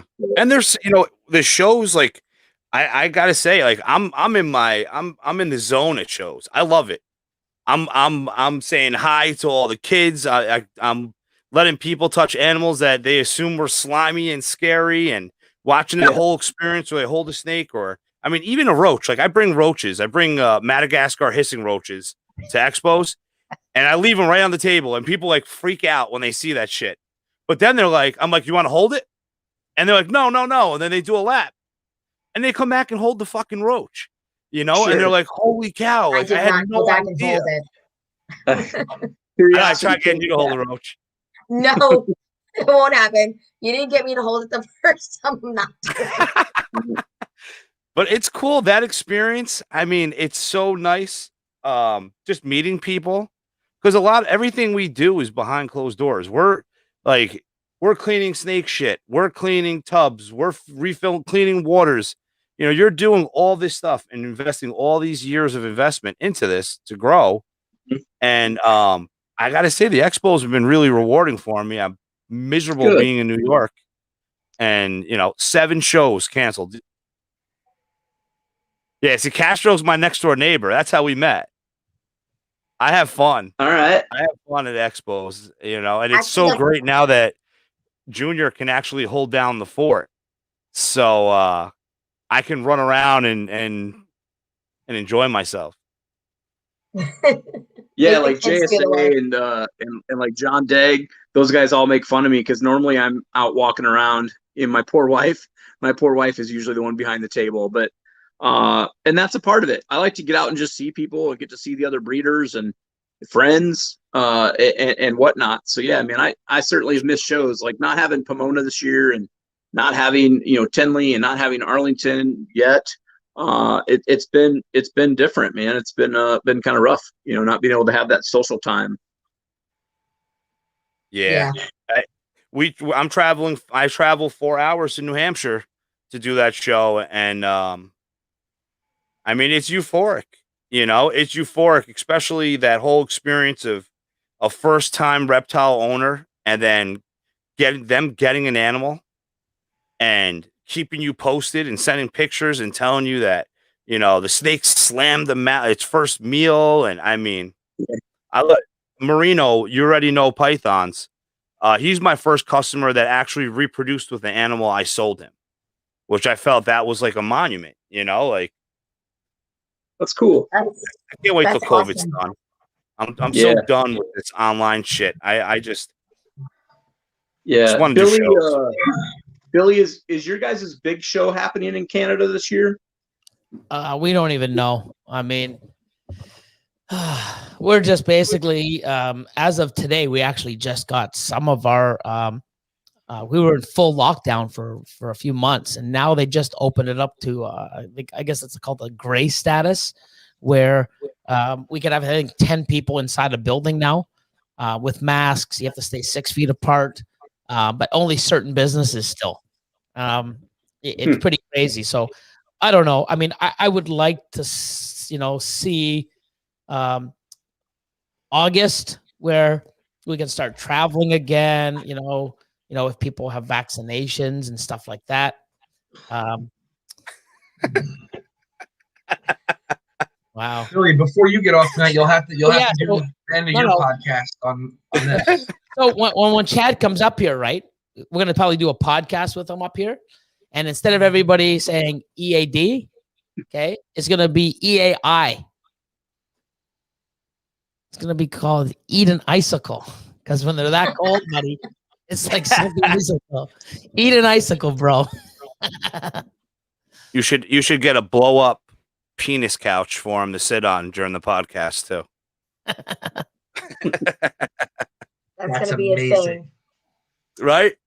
Yeah. And unlimited chocolate dicks to eat during the podcast. Just a basket of them on the table. Yeah, all sizes, dark, light chocolate. No, little chocolate dicks. Right, edible ones for him, and we'll have like a fondue fountain with it coming out of an asshole. Fondue asshole. Just some big ass and some fondue just pouring out, and it's like, he'd love that. An ice stick. Getting a 3D printer. I'll try to design one. An ice stick. But. Oh my God. Wow. But no, I mean, this hobby is so amazing for so many, so many reasons. And, I've seen it over, a long time, almost 2 decades. And social media is amazing, but it's also bad.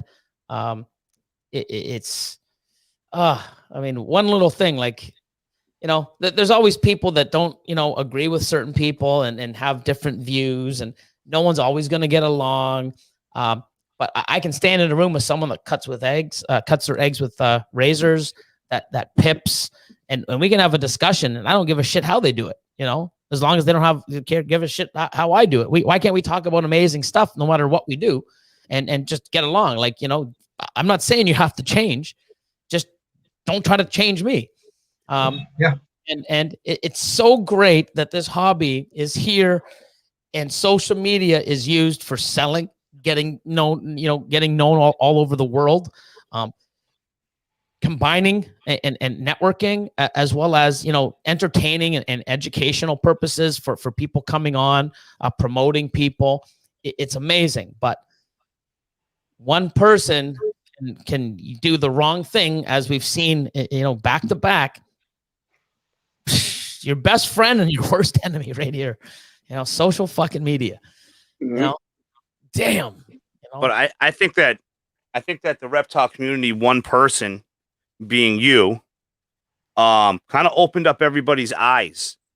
I feel like when I started watching your videos on YouTube, the community really opened up, because it was like, look at this guy with all this shit giving out all this information.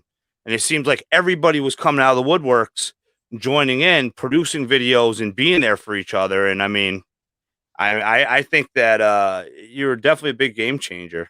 Well, I definitely promote it, because one thing is, and one reason why I'm the way I am, and I like to give and I like to help and I like to, encourage people, because I never had any of this shit. Back in the day, you hear horror stories, YouTube, it was there, but we saw Ralph Davis cleaning his rats and the odd shit. It wasn't informative. There wasn't stuff like that. Brian Barczyk had his stuff later on. It was more, something to watch. Like, oh my God, it was just amazing. But the hobby itself, the mindset of people, no one helped. It wasn't a community. It was people that had the same fucking interest, that hated each other and wanted everyone else to fucking fail. You would do something and people would be, hey, fuck off. Hey, the animal you got is, look at it. It's fucking, has belly rot, and look at it. It's fucking scale rot. It's bad. I don't give a fuck. I'm not giving you your money back. It's like, what do you mean, dude? I sent you money. I'm here to pick it up. Look at it. I don't want it. Fuck you. What do you mean, fuck me? What are you going to do? Hey, you're right. What am I going to do? Who am I going to bitch to? We didn't have phones that we could fucking look into and talk. It was like, we didn't have social media. Like, hey guys, this guy just ripped me off. Who the fuck was I going to tell? I had 5 people that I knew had snakes. What, I got to bitch to them? They'd be like, oh yeah, he fucked me too. Like, that's what it was. Oh, you got fucked by him too? So did I. Oh, yeah. I'm going to pick up another snake from him next week, because that's the only one we can buy from. Like, it was just bullshit. Like, that's how it was. And I learned for years, why aren't these animals breeding? Why did this one die? What the fuck is this? What are these bugs? What the fuck? Like, I didn't know what the fuck I was doing. I couldn't go Google how to breed ball pythons, how to do this, how to set up an enclosure. Fuck, we used to have to wait for a reptile magazine to come in and pray to God there was a 2-page article on ball pythons. Yay, fucking the animal. Like, what the fuck? Like, fuck, like, what a waste of fucking money, But literally, when you want to, we got price list. Hey man, what's your price list? Oh, go check me on Morph Market, or here, I'll send it to you. Beep. We had to fucking wait for the price list in the mail. Oh shit. Yeah. We Billy, had to do you remember Burgundy Reptiles from Miami?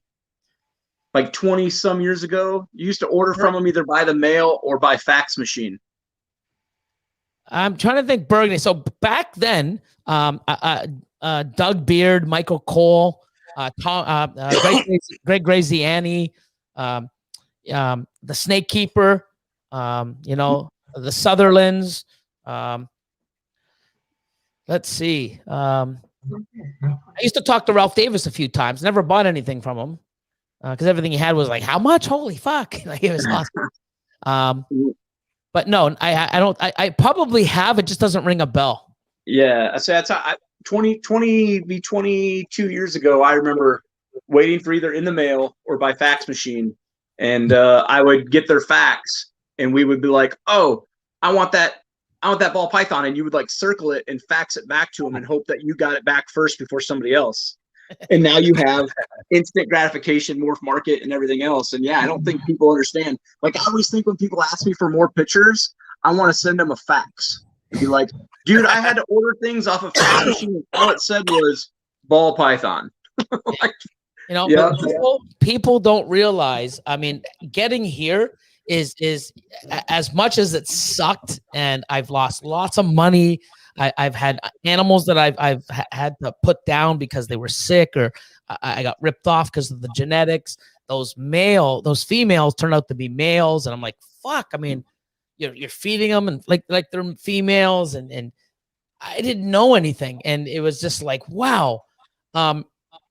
Even though I had to go through all that shit, I'm talking 6, 7, 8 years until I'm like, oh, fucking, this is actually good. Okay, I know what I'm doing. And it's like it made me the way I am, and how I value, how I treat customers, and how I want to build my collection, and why I want to help people, because I know other people to this day, if they had help and knowledge, or even if I had the knowledge to help them back in the day, they'd still be here kicking fucking ass, and loving it.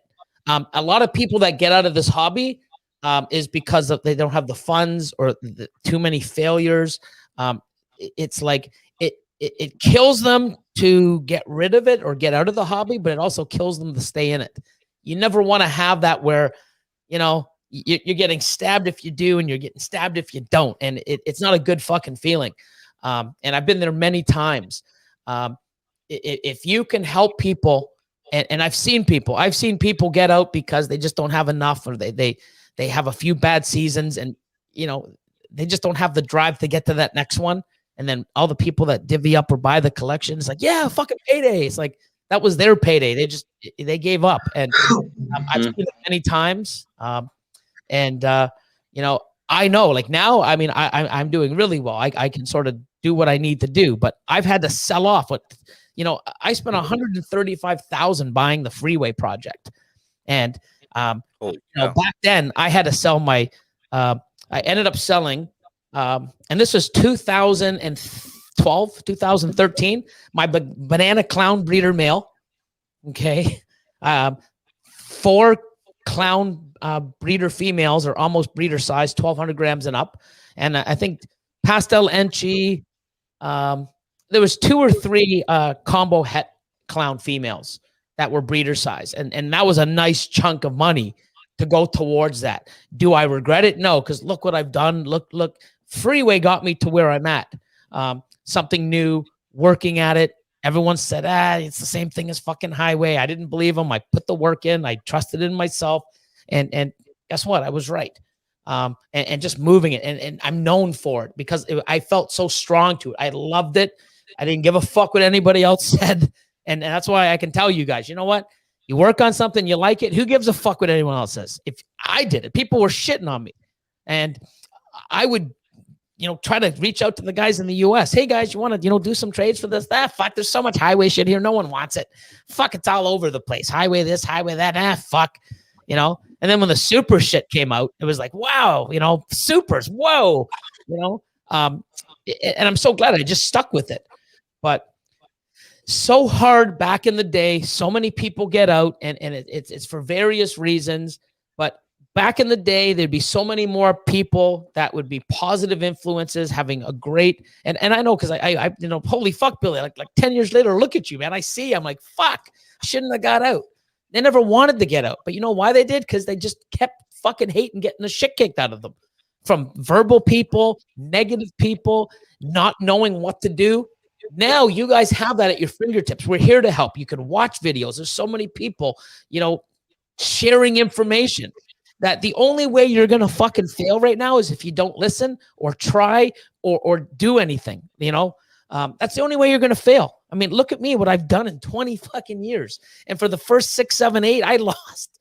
It was like, I don't even know why I'm still in it, especially having ADHD. And I mean, I'm all over the place. Like I never gave up, and fuck, man, it was a whole different world out there. People could shit all over you. And what are you going to do? There's nothing you could do. Now you shit on someone. Hey guys, look at this transaction. Look at this BOI. Oh, fuck. People don't want to do bad things to themselves. And when they do, look what happens. Like, look what's happening in the last two fucking nights. And I'm glad it's coming to light, because you know what? You want to have that fucking attitude, and you want to be a piece of shit. You're going to come off being all badass and whatever, all high and mighty. Look where it gets you. It's the wrong fucking mindset. There's two different people. One, somebody that wanted to be someone and has shitty attitude. Here's another guy, knows what he's doing. Great stuff. Has some awesome animals. Yeah. Mindset, people. You know. But yeah, I mean, I've seen a lot of amazing people out of this industry because of the shit in it. And some people, even now, with how amazing it is, there's so many people like, fuck the ball python. So much fucking drama. There's still people that are fucking sick of it. And I mean, this is 1,000 times better than it used to be, you know? And people are still sick of what we're doing and the fucking drama and the cattiness and the fucking bullshit. Wow. Facebook groups. Well, I mean, after this week, drama in the community is kind of. No, you know what? I don't like seeing people pick on other people's disadvantages, whether it's a physical challenge, a mental challenge, a crisis that they're in. Like, holy fuck, man! Like people are fucking. I don't know, maybe even starving. Like, I mean, I don't know what the fuck you're eating. Like, you know, you're fucking freezing cold. You can't use water. Like, I don't even fucking know. I can't even fucking fathom it. I mean, it's, you know, I'm a busy guy and I'm like, hey, I saw some posts. I'm like, hey, Anna, just thinking of you. Hope everything's well. And like, holy fuck. Craziness. You can even think about yourself when, like, it's not one or two people. There's so many fucking people. The state of Texas is fucking big. And I hear Missouri. I mean, there's a whole bunch of unfortunate people out there. God knows their kids are crying. There's no fucking power at night. I mean, they're cold. They can't shower. They have to watch where they pee. They're hungry. I don't even fucking know. I can't even fucking fathom it. And all you give a shit about is I can't help you because my collection's more than you. What the fuck? The last thing I give a fuck is about my fucking collection. If I was there and I could help someone, give them fucking power, food, a place to sleep, fuck my collection. What the fuck? We're talking about fucking human beings here, people.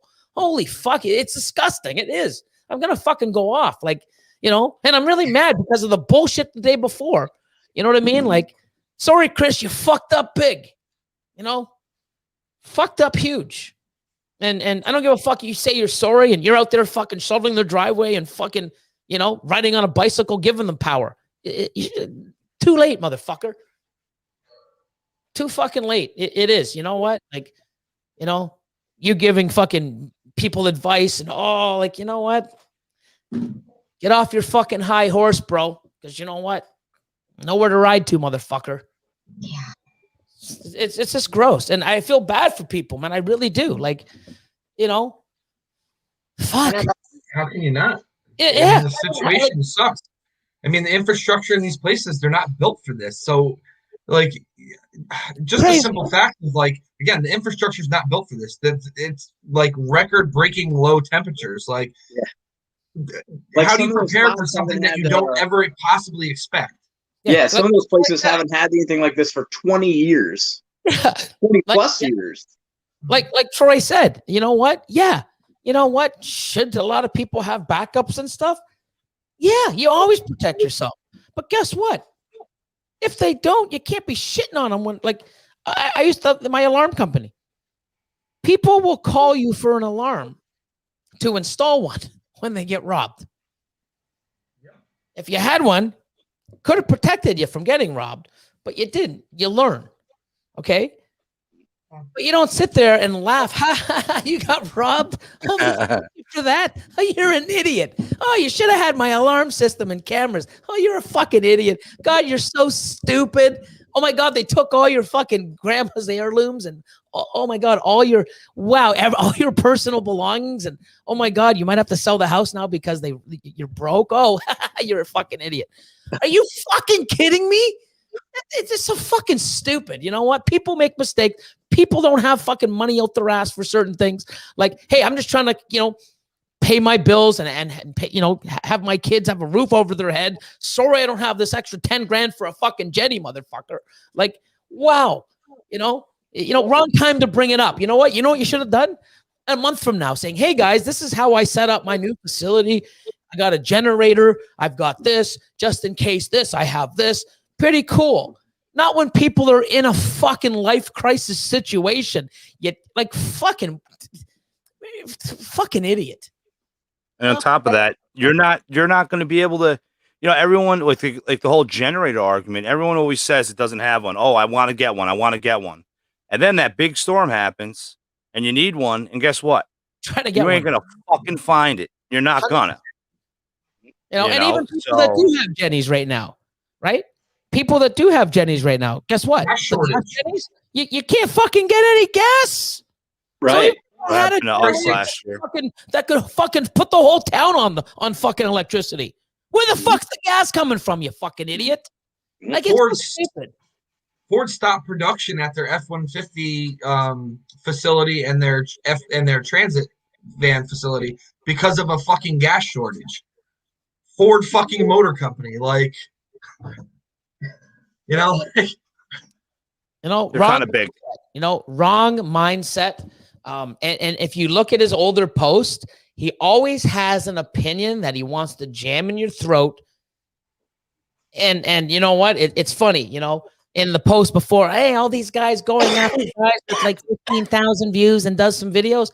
I'd rather have a fucking guy like Shane on every day of the week than a fucking asshole like you that has 10 times as many better snakes and knowledge and fucking followers with a shitty fucking attitude. Because I'm not about it. That's why you've never seen a guy like that on. Because I don't fucking like a guy's attitude like that. How's it positive? Every fucking post I see usually is fucking negative this, negative that. Oh, you know what? You guys should learn how to do this and whatever. That's my opinion, right? Some people could love him. Yeah, he made a mistake. He fucked up. Cool. I didn't like him before that. He has some nice animals. That's all I want. I mean, I don't have to like you to buy fucking animals. You have quality, amazing animals. You could be my worst fucking enemy, but you have an amazing animal that I want. I'll fucking buy it from you. I don't give a fuck. But when you go do shit like this, and I ain't supporting you. I don't have to like you, but when you do something like this, I ain't supporting you. Like I said, you could have the fucking newest gene out of fucking Africa or wherever they're coming in from now, where you create it, and it's like, dude, I don't want it. I won't touch that shit. How come, Billy? Because this guy has it. Fucking. So it's just sad all around, But the people out there that are going through this, I mean, they're getting, this guy's getting more fucking attention than the poor people that really need it. And that's what really sucks too. Yeah. Oh my God, this guy, everyone's there. But you know what? Why aren't people out there, are their feeds blowing up? Like, hey, I mean, that's just the world we live in. And I mean, it does suck. But, social media, man, it's the best thing for you. It's the worst thing for you too, man. You really got to watch what you say, watch what you do. I'm very vocal and opinionated. But no, not Billy. But I'm not really honest on people. I'm just telling you what the real deal is. Like, I'm not pulling shit out of my ass or saying, hey, you know what? I tell you what it is. What works for me may not work for you. This is what I believe. But I ain't jamming it down people's fucking throats and telling them they're wrong. I don't like certain genes. Other people like them. I don't give a fuck. I just not going to work with them. I'm not going to go on there and shit on them every day and tell you you're a fucking idiot. I just don't work with them. That's how I get over that gene. I don't work with it. Cool. Done. You work with it? Fantastic. So how's your day today? Cool. I don't need anything more. I don't have to go, oh, can't believe you're into that and just keep nagging on the fucker. Cool, man. Oh, you cut your eggs with razors? Cool. I cut one with scissors. Cool. So what are you breeding this year? Cool. I mean, fucking gone. Why do we have to keep fucking nitpicking at it? See, this is what kills me, is because when we lost power, what was it, over the summer, right? Yeah. When we lost power and we didn't have our generator and we weren't prepared, it's our first breeding season. It was, our first and second clutches. And if we didn't have people to help us and tell us how to fix things and how to, get through it, we may have lost every single clutch we had last year. Every single, I mean, there was only two. I don't know. I mean, we learn a lot from other people's mistakes. And I hope that everyone that sees this and you know, I'd rather be the person learning from someone else's mistake. And like when I tell you, you know, you ask me for advice and I say, hey, I've done a bunch of things. I wouldn't do it like that because it hasn't worked for me, or that's, you know, don't do this. I made that mistake. You're going to do it. It's probably going to end up being a mistake. Learn from it. Same with examples like this. You know, Learn from it. people are going to do things. Learn from this. Don't, your opinions you're allowed to have. Leave them, keep them to yourself. Think before you speak. Wow. I mean, this hobby has so many, it's segregated in so many ways and it comes together at certain times. It's probably always going to be that way. Try to involve yourself and get into groups that are, you know, that mend together and mesh well and have the same beliefs. Or if they don't have the same beliefs, don't give a shit and still, you know, bond. Not everyone's going to do it the same way. Not everyone, I'm not trying to convince everyone to cut their eggs, you know, early, you know, and I know when to cut them. There isn't a day. Oh, what day do you cut? I don't. There's a certain, you know, some days I cut 5 days early. Some days I cut a day early. Depends what the eggs look like. I'm not promoting it. I do it. I'm not afraid to say that I do it. I show you I do it. Doesn't mean you have to. But if you don't want it's not like you don't need somebody else's permission, Billy, to cut your eggs. Correct. And that's the thing is you do it your own way. Cool. You don't see me on Brian's bar check. Hey, dude, what the fuck you doing scissors? I mean, why aren't you using scissors? You're an idiot for doing that. Oh, you're hurting them. Why are you doing this? What if he wants to do it with his fucking eggs? Go ahead. You'll never see me. You know. Now, if you're going in there and cutting the eggs and pulling them out of their sacks and they're fucking dying, or you're cutting them fucking umbilical cords off, I'm going to fucking go out and scream, because people should not be doing that, because obviously it's not good for the animal. Okay. If you have saw that video. Yeah. Now, if you have the thing with me, oh, eggs, you know, cutting eggs are bad. I mean, you want to see the last 10,000 I've cut? I show them. I sell them. Christ, some big breeders in the world buy my animals that are cut. Oh my God. Oh, fuck. I show them. Here's the eggs. Oh, this one's fucking dead. Oh, I had twins. Oh, it came out dead. I show the good. I show the bad. I don't hide anything. But if you think I'm that dumb to have 20 years and all the money that I've reinvested and other money that I've worked hard to put in to something that I love so much, to do something to harm the animals?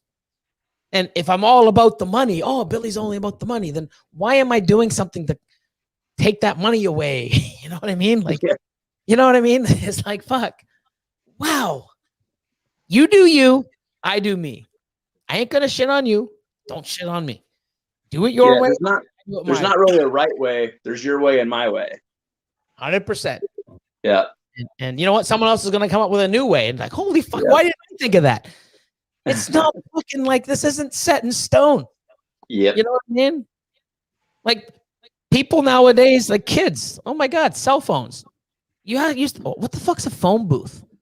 You know, they don't even know what like a CD player is or a turntable. It's amazing. Or a beeper and a pocket of quarters. Boom. Yeah. Nobody fucking knows this, you know? In 20 years from now, cars will be flying around. What you used to drive on the ground? Fuck off. like those old movies? Oh, those were documentaries. No, that was real. Like it's same shit. We'll probably have a machine that you put the egg on and it fucking cuts it itself. Oh, hey, my God. There's the Can we take that off? Oh, this is live shit. We'll edit it out. Edit it out. There you go. Mutation Creations egg cutting device. We all want in. You gotta cut all of us in though, Billy. We all get 5%. you put it in, and two little hands come up and go. Awesome. No, but I mean, you never know. You'll be laughing now. I'm dead 30 years from now, and it's like, holy fuck, that's what Billy was talking about. Way back. Who's Billy? Like Billy who? Like, fuck. You never know, man. Like, it's crazy. But I'm glad things get better. I'm glad people are innovating. I'm glad, it took how long? 25 years to come up with an egg tray. What the fuck? Like, how many times I've sat there and like, motherfucker, there was only a way that I could make fucking little scoops in it. Yeah. Mold injection, you fucking idiot. Like, what the fuck? Like, how many times I've sat there year after year after year after year going, there's got to be a way I could indent these things. I even tried cutting some of the things so it would be flat, but then they were too sharp. Fuck.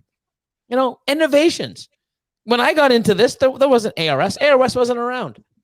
Look at these things. Look what we've got now. It's amazing. I always think about that, Billy, like when people are having like the whole like tank and rack system debate. And then I think like racks weren't even around 20 some years ago. We all had Vision yellow plastic, crappy, not crappy, but like, they were not as great as what we have now. Yeah, I was going to say, when I worked in the pet store, we would sell our wild caught ball pythons 20 years ago, and in the perfect setup, a 29 gallon 29 gallon tank with the Zoom Med with the two 20-inch bulbs, and then the red basking light. Yeah, you need the red basking light so you light. You can see at night. Yes. They had to be able to see at night. God forbid. Extremely beneficial. 100% beneficial. I feel bad when I think about it because I worked at a pet store for so long. I had to sold at least 30 of those. Wow. And they were all wild caught. There was no such thing as, in the late 90s, you couldn't find captive bred ball pythons. Everything was all come in with mites and skinny and stuck shed and wouldn't eat. And Everglades Exotics. Don't forget that heat rock. Oh, right. God. Oh my God. Fuck, I did forget about the heat rock. And then, you must have done something wrong. It wasn't the heat rock's fault why your ball python has a burnt belly. Yeah, that's crazy. It's come a long way. I remember ordering. So you guys know Animal Plastics, who makes racks. Yep. Mark and Allie are good friends of me and my wife, and we actually had a pet store, and they had a pet store before the cage thing was ever in existence. And so we would order, a bag of 100 ball pythons, and we'd sit up at night picking off, mites or whatever and shit from Africa, like it was no big deal.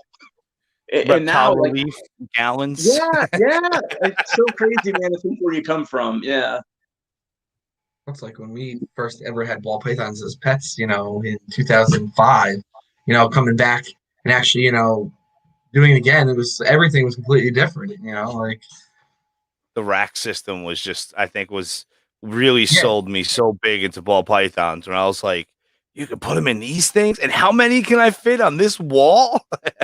Yeah, and they were 500-pound melamine racks. So, like nobody ever, they still work. But I remember that being like the first thing is people being like, "Oh, I built a melamine rack," or I just built a plywood rack. Yeah, like they still work. I just built more of them. If you go to move them, don't call me.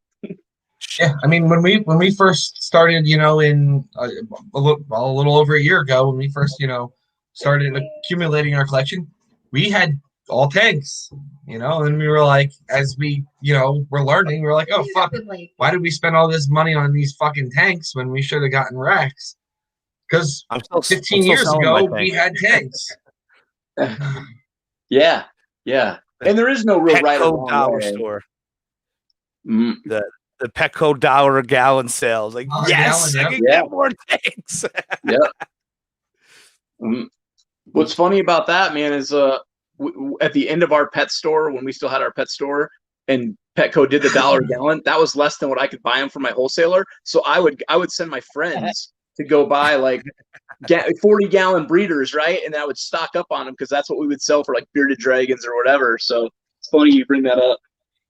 That was the tank too. The 40 breeders and the 30 breeders. Yeah, I had my boas in 30 breeders.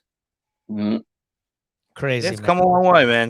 That's the cool thing about the growth of the community in actual supplies, as well as morphs, as well as just information. Mm-hmm. It wasn't. Like I remember back then, it was like, oh, you had to get that book, the Ball Python Encyclopedia. Yep. And that's all you had. And it was like a $200 book. I was like, no, I'm not buying that. I think the store I worked at had one. But I think I have one. Ooh, I bet it's in my basement, man. I bet I could go find it. just fucking Americana.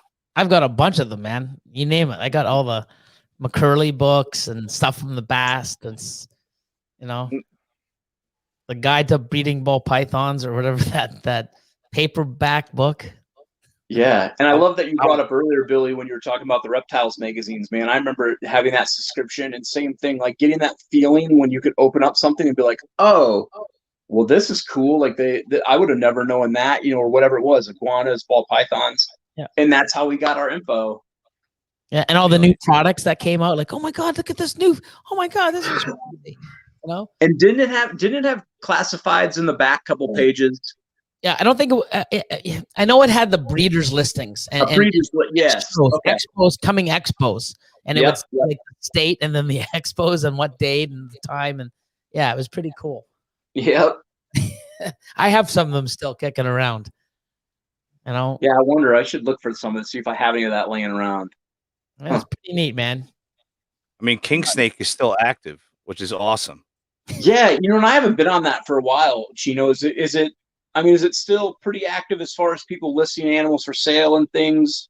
Yeah, that's how I became buddies with Doug Matusak from Boa Basement. Was because I wanted to get a double het clown hypo off him, but I couldn't afford it. And then a year later, he responded back on an email and said, "Hey, are you still looking into that project?" And I was like, "Actually, I am." And that was it. Now he's my buddy, but he's active on that in fauna. You know, you find even some gems down there. Chat in the chat's going off. So yeah.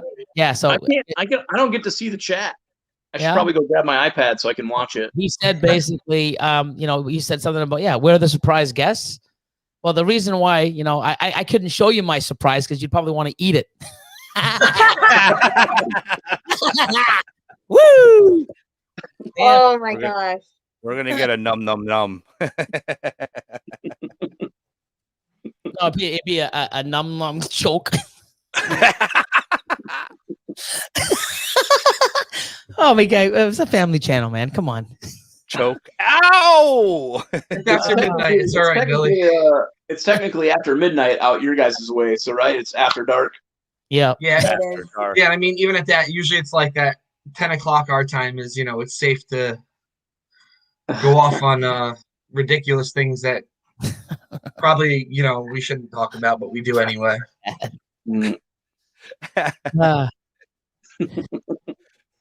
I don't know why you'd have a magnifying glass anyways, bro. I mean, that's something that you have to do on your own. I don't know why you'd have one, you know. For urinating. He needs it. Yeah. You know, if it wasn't for millimeters, you'd be a girl. Oops. Oh, shit. Shots fired. We love you, Chad. Don't worry. He's amazing. I was really hoping to meet Chad. We were talking about this expo and the freezing rain that didn't fucking happen was his excuse for not meeting everybody. Yeah, Chad. We tried to get him to like come to like 8 different shows to meet up, and he always has an excuse. So.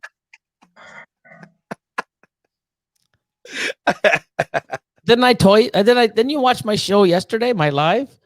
You know, I told you I can't really see. I got to squint to see small things. I need glasses. You better put it on the big screen, Billy. Yeah, I mean, it was not icy as bullshit. I drove all the way through PA, and then I even went to Virginia. There was no ice until Monday morning.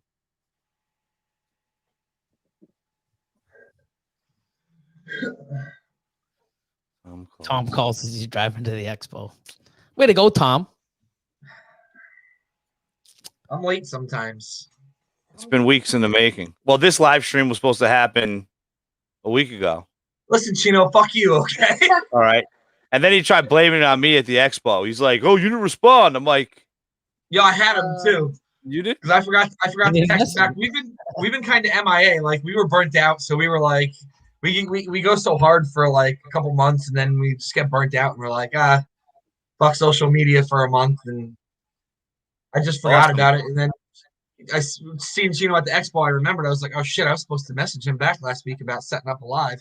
It's like, uh-oh. He came over. I was like, Chino, I was like, what happened, man? You never got back to me. He's like, what do you mean you never got back to me? I was like, nah, dude, I messaged you and you didn't respond, so I just thought you didn't want to do it. I'm not on drugs. I'm drug free. Thank you very much.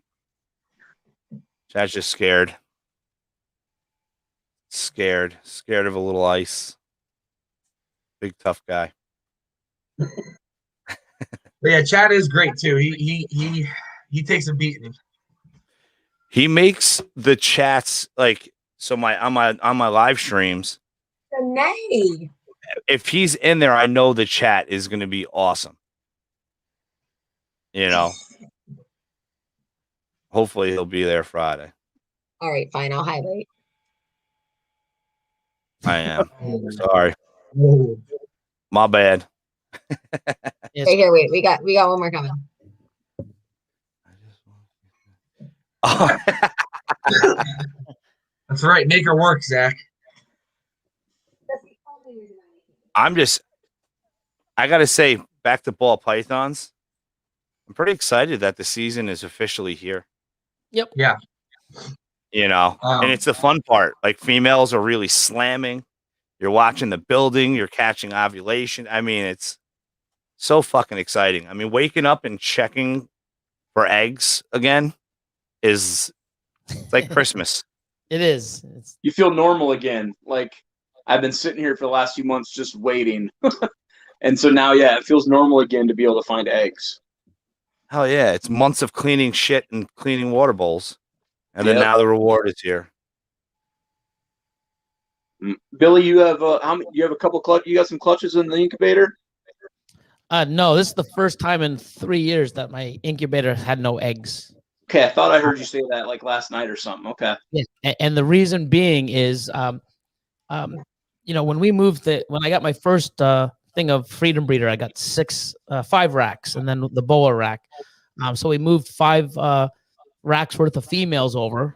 I know about 250, just under 250 animals, and we had them there since what, September-ish, October, while the back was being renovated. And then when it was done, we moved them in, and then we started moving the other animals over. So we've given them like 3 or 4 months to settle in, and we just started pairing like literally about 2-3 weeks ago. So instead of moving animals, stressing them out during the move, new location, new scents, new everything, new racks, and then, hey, throw a male in a week later. So we decided to, hey, you know what? We're probably going to lose a few. You know, we've got many. Even if I have 100, 150 clutches this year, can I really complain? Like, yeah, I didn't get everything I wanted to, but at the same time, too, I think it was best for the animals. So now that they're settled in and eating and have adjusted, now we've been starting to pair. Now we have cut females at like, you know, over 3. So we've put a male in, and hopefully he can get in and do the job, or, you know, before they, you know, rebound and start reabsorbing. But hopefully we can catch those, you know, those girls late. If not, we've got I think 70 or 80 females that we're pairing. I think I got 6 or 7, maybe even close to 10 now that are actual gravid. I'm expecting to have eggs next week or the week after. So they are coming. And let's see. Yeah,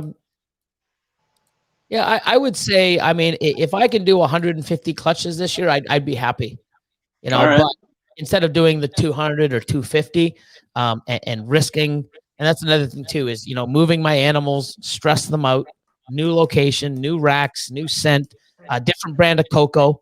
I went with cocoa blocks. So now totally different cocoa blocks, totally different racks, totally different smell, totally different everything. And you know, 2 weeks later, hey, let's fucking stress them out some more and breed some males. It wouldn't have been a good fucking thing. So I did the smart thing. for myself as well as for the animals, and it wasn't about the dollar. It was about what I think was best, and whatever comes out. But I'm not, and I said this to Austin even when we started. I'm like, you know what, we're not breeding anymore. Even if they're ready, we'll leave them. We'll hit them later next year. And this is September, October when we were doing it. We're like, we're not pairing any more animals here. Yes, I still have the old facility. I still have the means.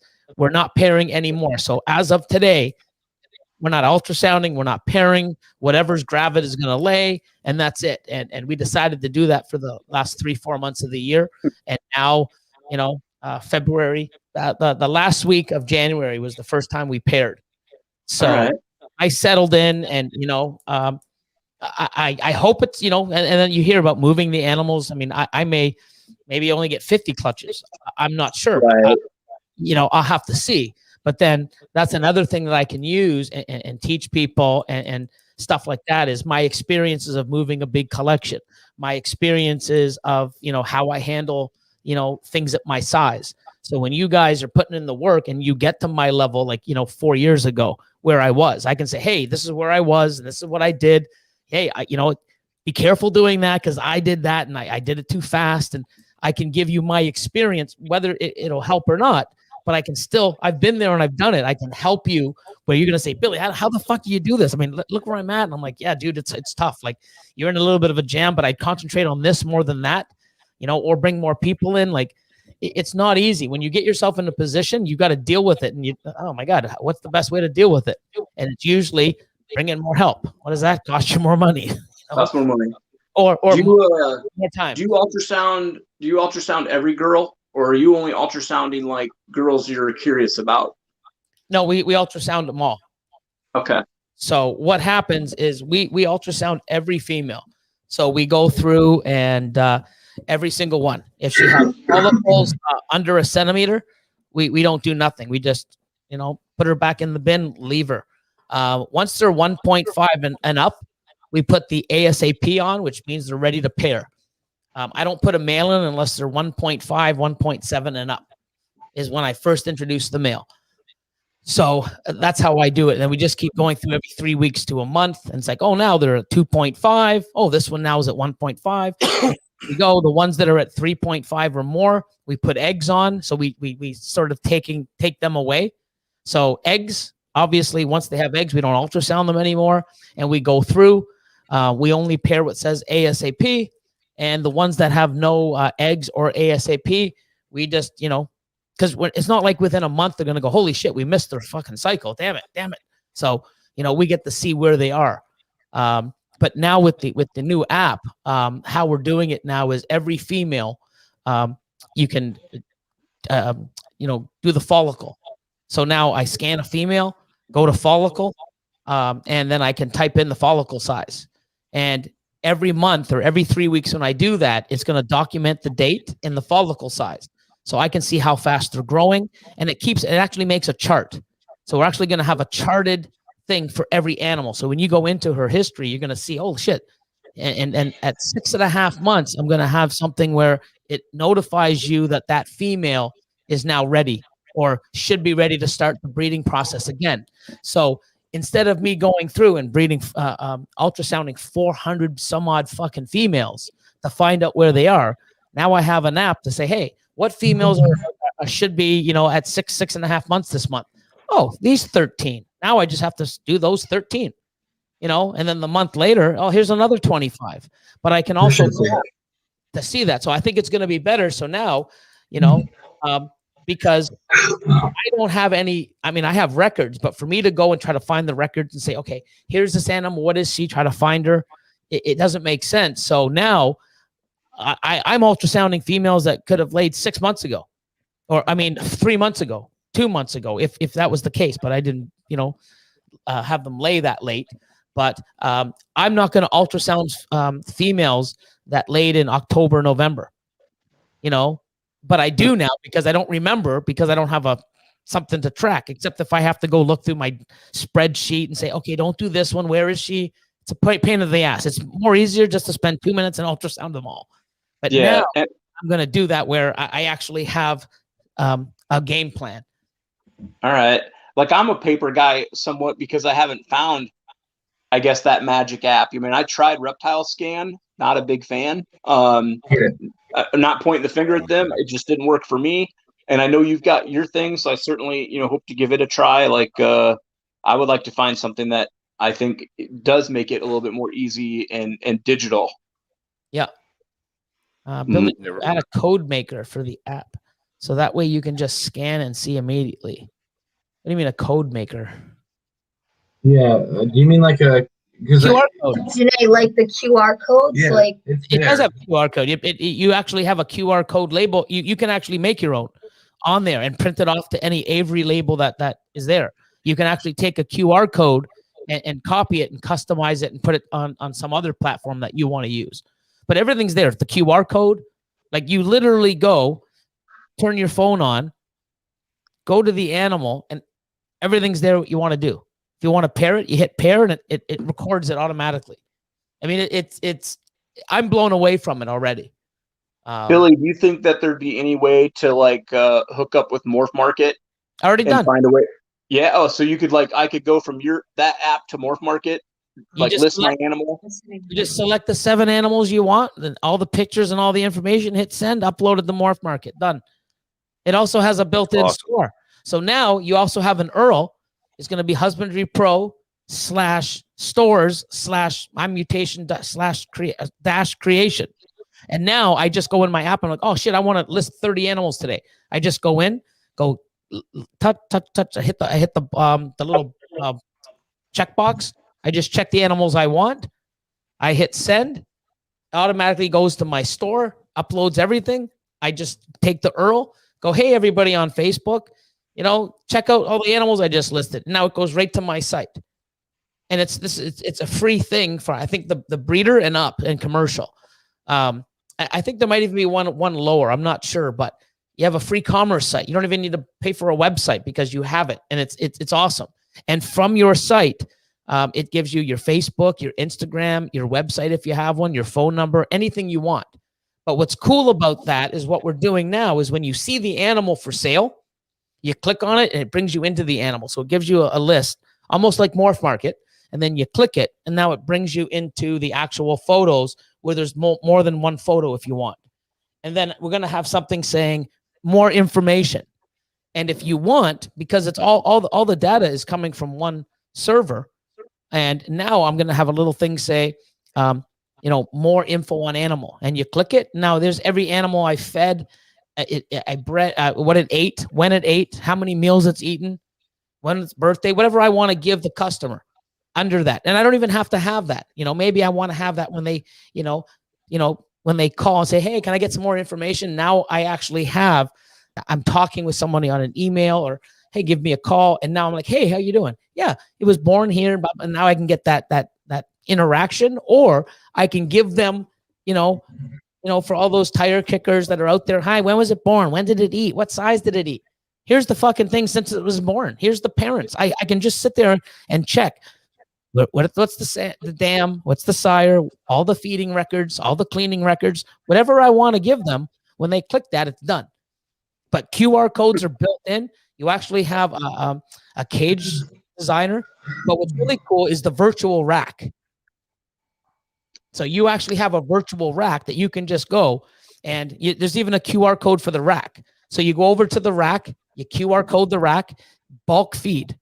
As soon as you hit bulk feed, it means every animal ate in that rack. And then if 5 didn't, you just QR code the 5 that didn't, hit send. And now you can tell in that rack within 30 seconds what animals ate and which ones didn't.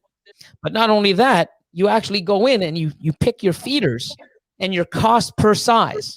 So if you have, 50 animals in a rack and you pay $2 for a small rat, and you feed 50 animals in that rack at $2, it'll tell you your cost and what you're spending on the rats per rack, per animal. I mean, it's ridiculous what we're doing. And not only that, all my herp stats, I go into my app, my herp stats, I can see all the graphs in my app of my herp stats. But the spider webs.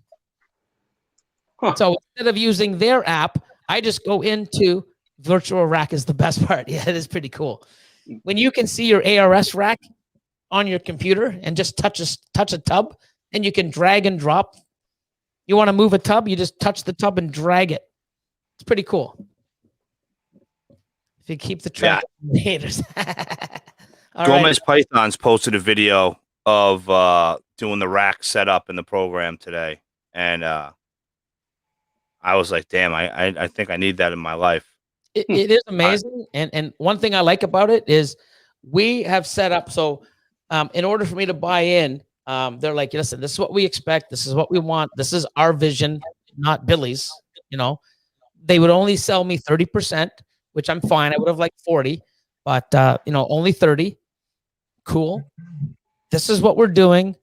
For the very first year, we have a programmer on at this cost, thousands and thousands a month for the first year. Why, do you ask? I'm like, I didn't ask, but I'll tell you anyways. It's like he's basically said, this app is going to go better and better. People are going to come up and say, you know what would be great? Here. We built it along mostly on snakes and the ball python and breeding. Okay. The lizard, people that do lizards, the people that do tarantulas, the people that do other types of species.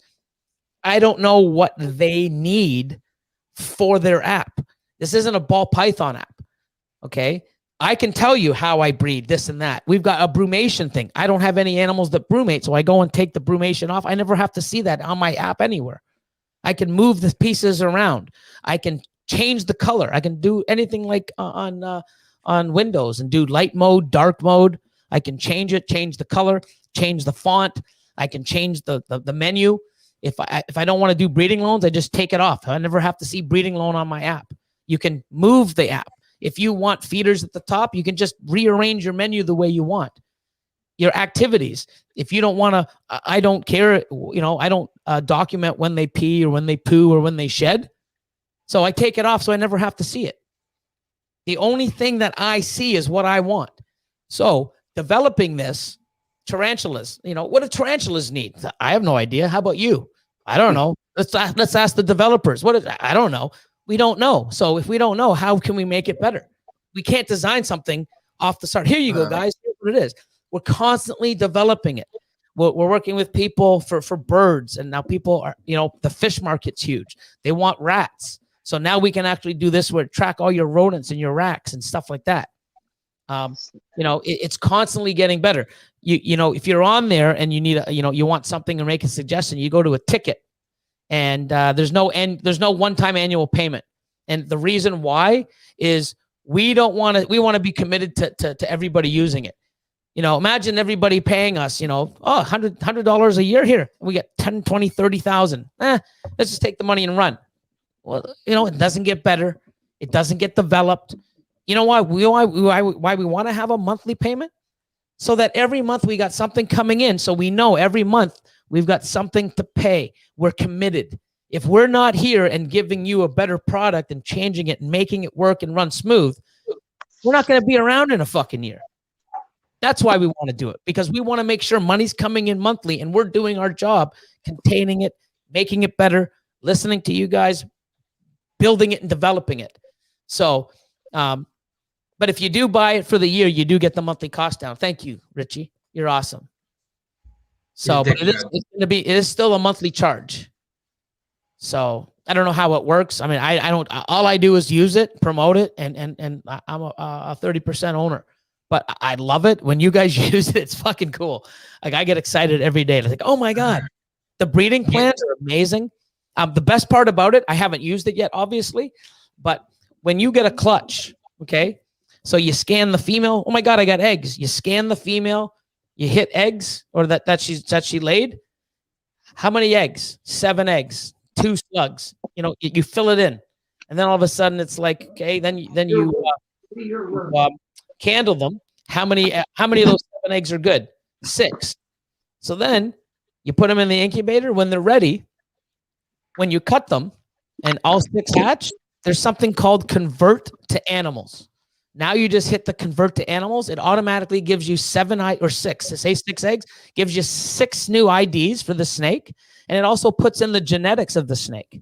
So if it's a pastel a pastel pied to a pied, you're going to get 6 IDs and everyone's going to say pastel pied.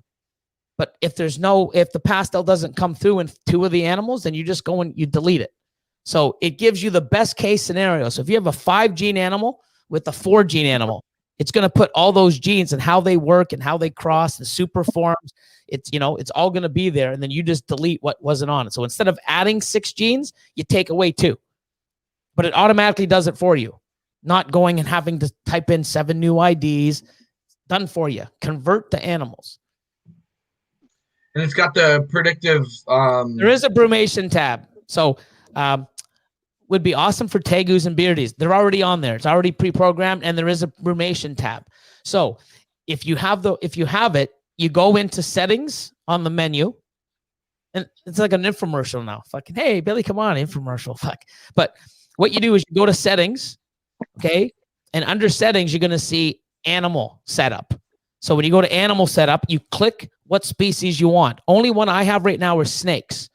There's spiders, there's bearded dragons, there's all different types of animals.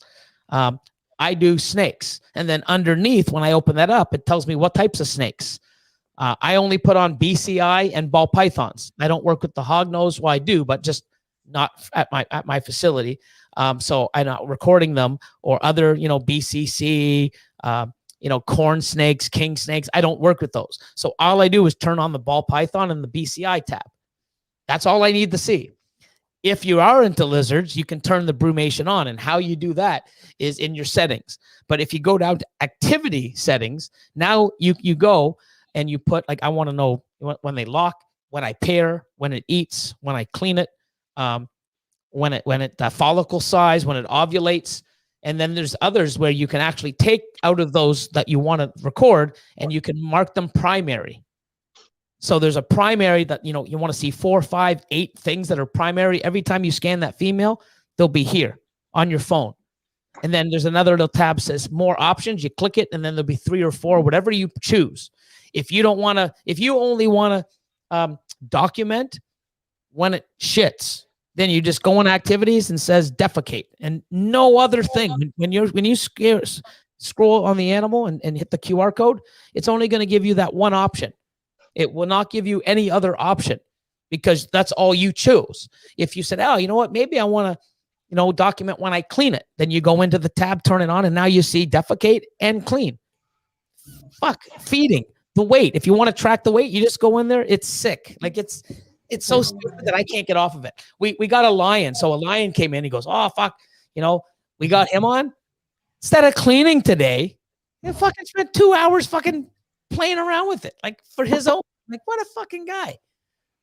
But it's addictive because it's like so cool. But when you see a virtual rack, it's super cool. Like, it is a cool, like, wow. And you can scroll through your racks. Well, here. All right, guys. I'm gonna head to bed. I'm leaving shortly too. So night. Night. Good night, guys. You're a lightweight. So here's what's really cool. Okay, so if I go to my racks, so if I go here and I go to my racks, browse racks, there's my rack. Okay. So see this? So here's one of my ARS racks. That's ARS for sale rack 1. I've got 2 empty bins. Okay, so I go here. Let me just touch this one here. So that one here, it says ID 2019-96-7. It's a male. The genetics is a pastel. Banana, pinstripe, lesser cinnamon, possible fire, possible mahogany. There's my virtual rack.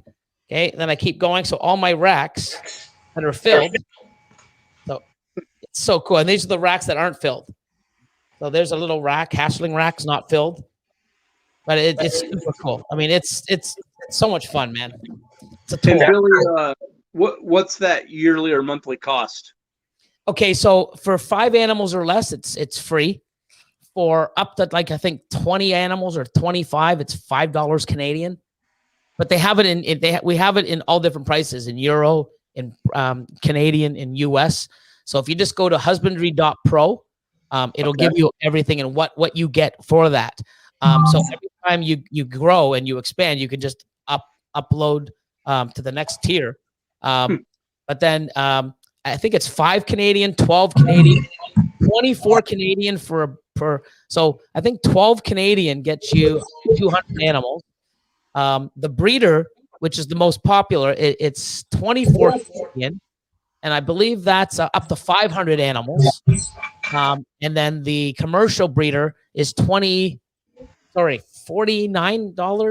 a month, and it's unlimited. So $600 a year, but that's if you pay monthly. I think if you pay for the year, it's 400 and something for the year. So it's almost like Morph Market. But we're already connected with Morph Market, and you can always go. But it's 30 days for free right now, just to try it out and see what's going on. And I love it. Like, I mean, that's one thing that I like is, you know, being a part of it. And 6 to 8 months ago, you know, putting in, you know, information and seeing it and seeing what it does now and seeing the changes that have already been made. It's sick. So, you know, it's pretty cool. So Yeah, definitely check that out.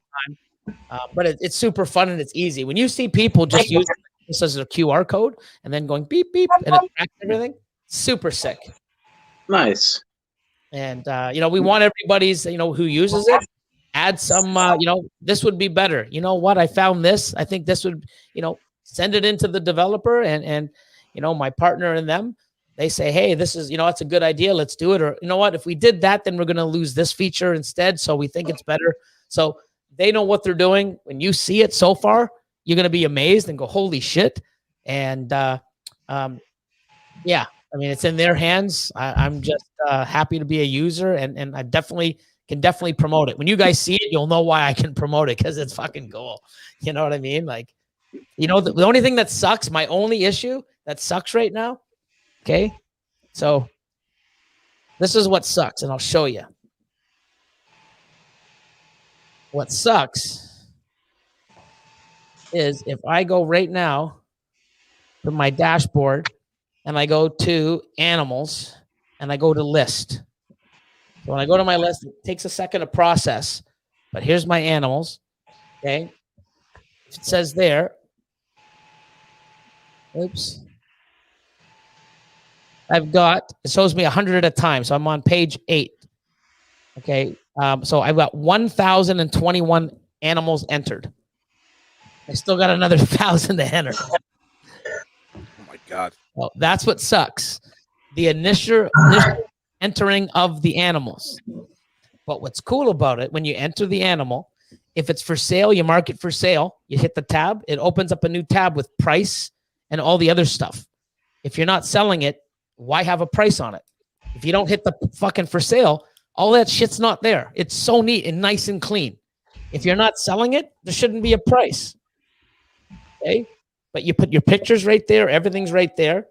But what's amazing is when you get that, you put in all the things, it's linked. So when you put in the genetics, you type in PAS, pastel, pastavi, it just pops up. So you just hit it.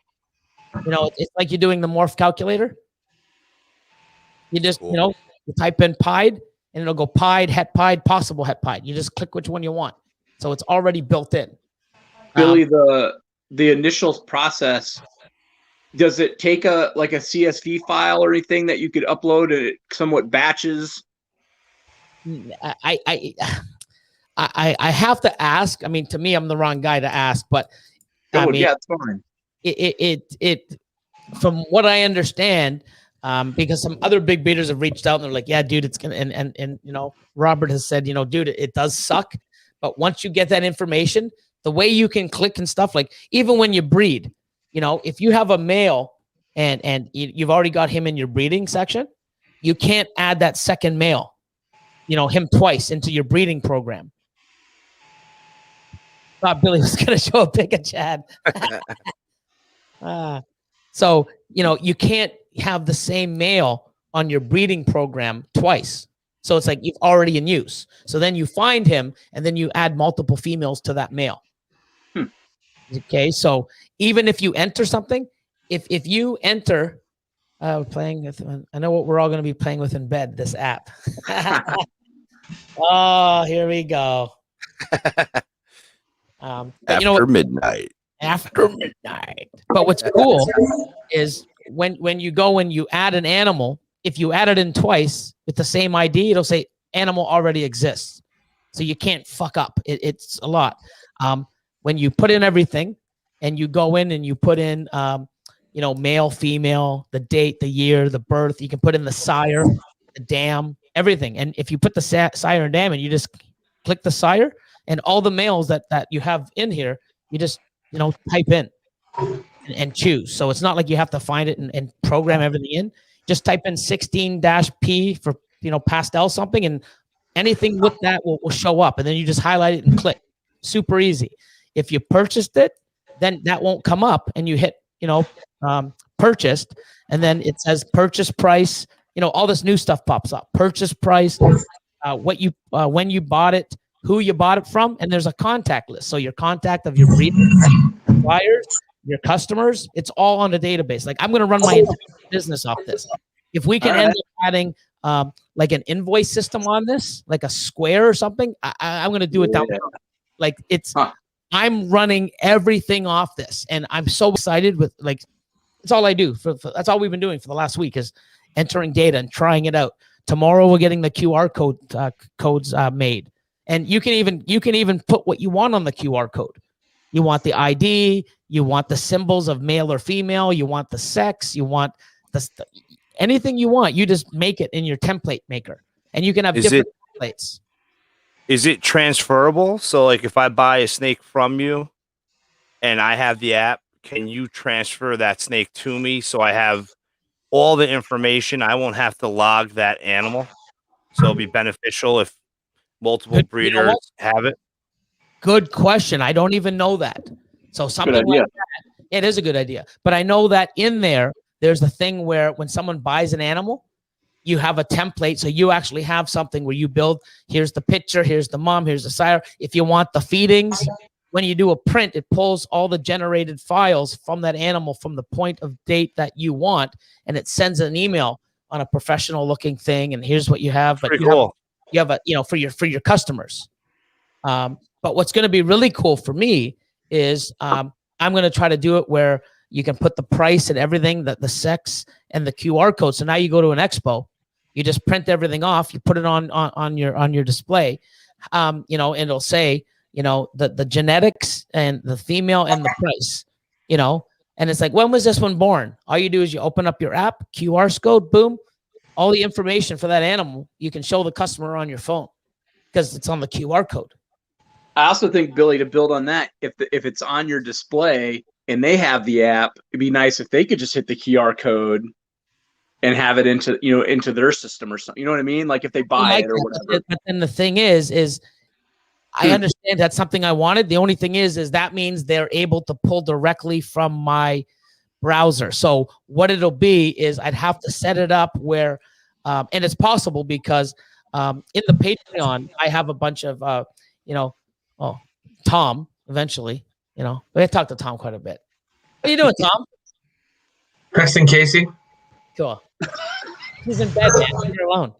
So what'll happen, I've had some guys, because what I do is they'll send me, breeding plans and stuff like that. And I'll look at it and say, oh, you know what? That male's a little too young for these 4 females. Here's some suggestions. You might want to, you're really strong here. You might want to change some up and just give, suggestions. But they've got to take that, put it on something, email it to me. I got to print it off. Now, all they can do, hey, what's up, Antoine? Hey. Now what they do is you can go in and set up different users. So my people on Patreon who have it already, they give me, I tell them an email and a password. They log it in and they give me user rights. So I can't delete anything. I can only see the breeding loan, the breeding plans. I can only see females. I can whatever they want. And then I log in and I can go in and see what they are letting me see. And I can go look at stuff. We can do it online. And it's like, yeah, I'm looking there. Take that off right now because I can't delete it. So why don't you move that over here? And then we can do everything live. I can see their plans and they can, both at the same time. It's super cool for so many things. But at a show, that'd be cool where they could actually download just a normal QR code for it, links it. And then I would have to have something where I give them access to what I want them. I'm pretty sure it's possible, but the thing is, right now, everything is linked through verification, email verification. I'd have to see how that works. Like, to me, I don't know. Oh, yeah, it's possible. It's like there's no way it is with this kind of system. I'm not sure, but anything that can be done that's cool like that, if it can be done, we're gonna get it done. That's Yeah, awesome. That is really cool. But yeah, transferring snakes and everything, just send here, boom. Yeah, that'd be pretty awesome. So because that's like the hardest thing. Like my issue that I had with Reptile Scanner was when I got it. I entered every snake, and then it was a big buying year, and then I had 10 clutches, and I held back half of them. And once I stopped loading snakes, that was it. I stopped using the app, and that's where I failed with the app, where I went back to my old school ways where I just literally write everything directly onto the tub with a Sharpie. And when it's time to delete it, I pull out a paper towel and rub in alcohol and start fresh, Yeah. But I do want to get back into the app because it's great to have a solid database of what everything's going on, because we're all human and can only remember so much. Yeah. And the thing is, what's good about it, you can have like 4 or 5. You can have it on any app. You can have it on phone, tablet, computer. You can have it on 7 different devices on your house if you want. You know what I mean? Like it's not like it's a software that's downloaded to your computer and you have to use that one computer. You could be on vacation and you can log in and look at your fucking software and move stuff. Awesome. Yeah, I mean, I can see how my thermostats are doing. If I'm like, oh shit, you know what? I forgot to upload those 20 fucking animals to fucking Morph Market. It was such a rush. Damn it. You just go in 1, 2, 3, 4, 5, 6, 7, 8. You pick your 20 animals, hit Morph Market, it's done. You don't even have to go to Morph Market. You just send it. It's already done. It's fucking nuts. I like the thermostat option with the Wi-Fi based thermostats. Yep. They got that's so awesome. I wonder if there will be something that will come out that will, because so I have 10 thermostats. For me to switch over to Wi-Fi, I would have to buy 10 of them. I had to buy 28 of them. They're fucking expensive. Fucking. So that's like, hopefully one day someone will come out with something that will be able to monitor and be universal to work into these things, so that. Here's something cool. Ready? So here's my females. Okay, so here's my female. This one here is Freedom Reader female 1. Okay, so I have this one set at 90 degrees. This one here's at 92. That's the bottom rack of the same rack. So there's female. That's the top 8 levels. That's the bottom 6. Okay. Here's the next one. So there's all my live thermostats. 2 probes per rack. Per rack. That's so awesome. Right on my fucking app. Nuts. Like it's crazy. Like I'm like, oh my God, it's so cool. A little shit like that makes me go crazy. You know what I mean? Like, oh my God. But it's so cool. I mean, I don't know. I wouldn't be pushing it as hard as if I didn't like it, but I'm definitely using it. So you can tell Austin to feed a snake from the bathroom. Oh my God. But yeah, I mean, it's something that's like, when you see what it is already, and so many people are happy because they're making requests and it's happening like within, 3 to 4 days, depending on what it is. So, sensor push, I'm not sure. I'm sure we can always look and ask to see, but then, I don't know if it's that beneficial to them or not. Something we can look, but something like that, you can always, if you go in, you'll see like, it's called the ticket. You can go into the ticket and you can actually, send in your requests and they get back to you saying, no, it's not possible. Yeah, we'll look into it, or we're already working on it. What happens to the Wi-Fi herp stats if the Wi-Fi goes out? Well, like everything else, if your Wi-Fi goes out, you're not going to get a communication. But if your Wi-Fi goes out, my herb stats still work. So it's like anything else. If your Wi-Fi goes out, you're not getting your sensor push. You know what I mean? So nothing's perfect unless we have a wired option, but then again, too, phone lines go down or internet, for what we have right now, it's the best. All I know is, no matter what, if the Wi-Fi goes out, like most people, like you said, you have normal herp stats, right? Or normal thermostats. If you're outside your home, you don't know what the fuck's going on. Nope. I have some sort of idea. If the Wi-Fi goes out, I'm basically in the same boats as you guys and how I've been for the last 20 years. That's why you invest in good herb thermostats, because I just like seeing it. It's cool. It's just sort of, oh, cool. I can look. But what's cool is I have it where it sends me, if my temperature goes 5 degrees below, or if I set it for 3 degrees high. If it goes 3 degrees higher, so my 90 goes to 93 or my 92 goes to 95, I get an alert. And you do this on the app. I can pick up if I want a cell phone, if I want an email, or if I want both. So I go in there and I can tell it if I want it to pull every 10 seconds. I have it polling every 30 seconds. So it's uploading data every 30 seconds. But I have that option. You guys don't. Have you guys ever worried how long you've been doing this about your thermostats? No. Now I have a little bit bonus. So it's not like if your Wi-Fi goes out, they shut down. It's just basically like you guys that don't have the Wi-Fi versions. You buy great equipment, you don't have to worry about them. But to be safe, I got a fucking backup, So cool different options. Awesome. Yeah, it is great. It's kind of like if you lose power and then you plug your thermostat back in and everything's still in there. It's not like when you lose power, you got to start reprogramming all your thermostats. Everything's all saved inside it.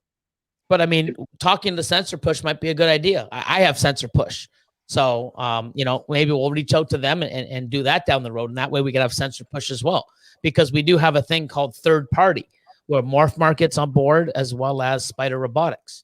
So now sensor push, why wouldn't they? You know what I mean? If it's something that's great and we'll push and, hey, you know what? It's only beneficial to them. We have 5,000-6,000 users and still growing. Like, do you want to be a part of this? Because we're going to push your product too.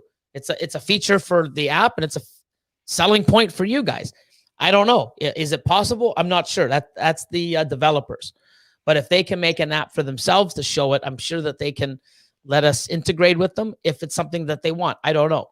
That's like, big boy talk. That's, that's developer shit, I don't know that kind of stuff. I just, hey, what would be cool? It's like, no, we can't do that. I'm like, can I make me a fucking sandwich and know what I want and skip the dishes, send it to me? Probably, but we ain't doing it, Billy. Fuck. Okay. Like, it's not like I have total control. What would be cool? Slow down, Billy. Like, you know what I mean? There's a lot of stuff that would be cool for an app, but wow, but I just like it because it's new. The way I am, especially at my size, the breeding records, the planning, I have pages and pages and booklets year after year. Fuck, you can only have so many spreadsheets, now. And what's great, you want an animal, you go to animal list and you go Enchi. Anything with Enchi comes up. You want an Enchi male for sale comes up. You can pick what you want. You can search. I can search through 2,000 animals in 6 seconds. Not only that, it'll tell me where it is in my racks and what rack it's in. It's fucking ridiculous. It's to me, I need it, and whatever I need to make my life easier, I can request. And if it's feasible, so it's pretty cool. And here's, you want to see here's a conversation we had. So this is how tech savvy I am. So what I wanted to do is, because of my new Freedom Breeder racks, I printed the label for the animal's ID and stuff, and I put it on the top of the lip. So when you close the Freedom Breeder, you don't see anything. But when you pull the lip out, because it has that little thick little lip with the handle, I put the ID of the snake there, so you don't see it unless you pull. So then I'm like, well, fuck, you know what? Instead of having, you know, the QR code with all that stuff, why don't I just have a QR code, make it nice and clean. And then that way I can, you know, scan it and it's going to tell me the animal anyways. And if I really want, I just have to open the bin a half an inch and I can see the label.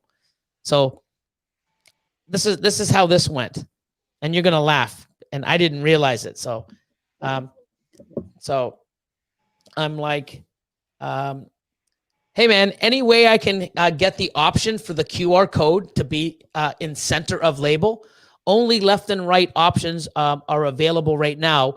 And also I don't want to put a field.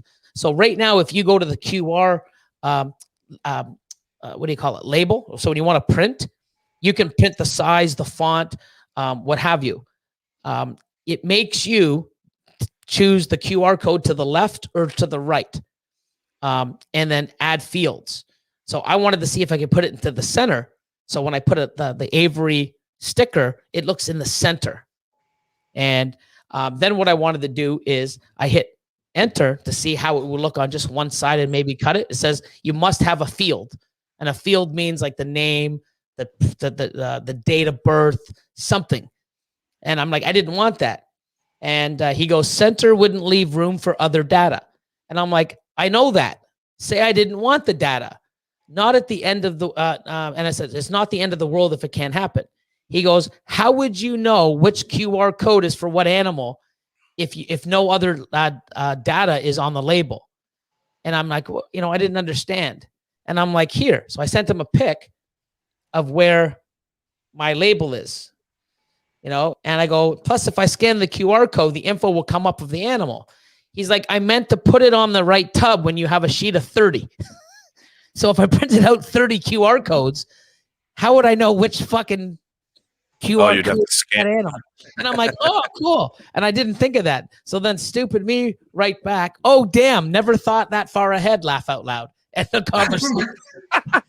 So what I would have done is I would have fucking had him and his guys make the QR code in the center.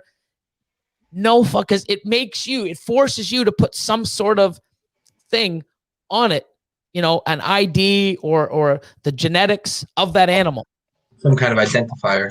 Right. So, but I already have the labels already made, so I don't need it. So if I just had a QR code and then I could just scan it, it'll tell me the animal anyways and look nice and clean instead of having other shit. But he's like, cool. But when you print out 30 of them, how do you know which QR code goes to what animal? I'm like, oh, cool. So that's how stupid I am at technology. You know, I just wanted a QR code, but it's like, yeah, when you print off 30, how do you know which one goes to what animal? Fuck. So yeah, you're right. End of conversation. So now I know. So I actually printed, you know, a couple out as a test, you know, with the QR code to the left with the couple, with the actual ID. So now I know when I peel it off from the sticker, I can tell which one it goes to. But that's, I mean, I'm learning too, right? You know what would be cool? Yeah, it would be, but you wouldn't know what fucking QR code goes to what. I'm like, okay, yeah, it makes sense. No more, that idea's out the toilet. You won't hear from me again. But they've thought of quite about everything. Like these guys are designers. It's not their first website. This is a website company and a developer company that does this for a living, you know, and they know what they're doing. And obviously, you know, here, wouldn't this be cool? It's like, no, dude, it wouldn't. This is why. Oh yeah, you're right. You know, so I don't know much about all this shit, but I'll tell you one thing. If it's cool and I can make it work and it helps us, you know, and other people can send their what do you call it? Their comments in or their ideas, and they look at them. Catherine, she takes all my pictures. So right now, when you take pictures, you have to upload one at a time. And she messaged them saying, hey, you know, it would be great if we could upload 2 or 3 at a time. And it's like, yeah, we could, but then we'd lose the option of what we have right now of being able to upload one animal and you can, you know, you can crop it. So you upload the animal. As soon as it's uploaded, you can crop it to size, hit save, and it's entered. If we did 3 at a time, you couldn't crop 3. And they feel, and I do too, it'd be better for you to bring up one animal and crop it in one piece and send it than bring up 3 and not be able to have the ability to crop. Yeah, it makes sense. So, you know, oh, cool, but great idea. But the reason why it's not happening is because they feel that bringing an animal on and cropping it is so much better. And I agree. So Good But it's stuff. cool. Try it out. It's free, right? Try it out. It's free. And if you get addicted to it, then you can blame me. We downloaded it. I think Casey downloaded it after I talked to you the other night. And tomorrow morning she's planning on starting to put all the info in. Yeah, wait till you see the breeding records. It's super cool. Some of the stuff that's still coming out. So it's neat. I like it. I'm still like another probably week away of adding data. And then I think we're going to go back only to 2000, go back to the animals and add the sire and the dam for each of the, I'm not going back to 19 or 18. I mean, we could, but I mean, I'm just going to use it moving forward because I still have, 2020s for sale. So I'm going to do that and then move forward from there. Unless I feel like, hey guys, here's 2019. I know you're all bored.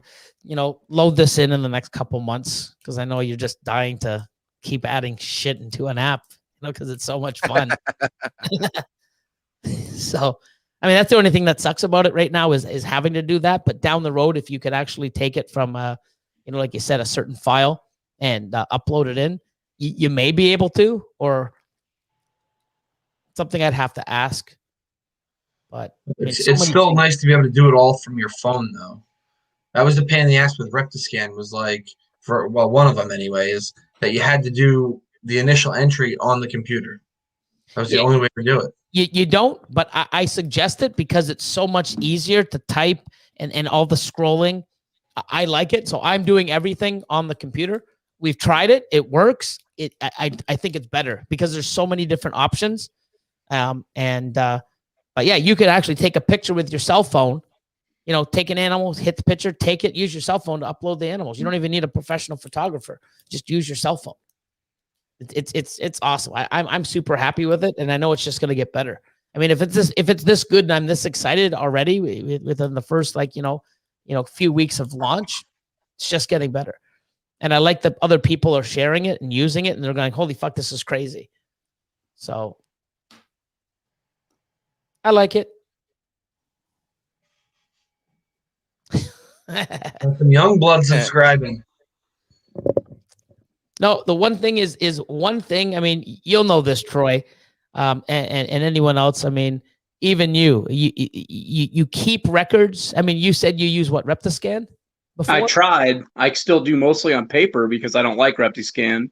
Right, but even doing that, it's so hard to keep records, and you have to, but it's like, oh my god, oh fuck,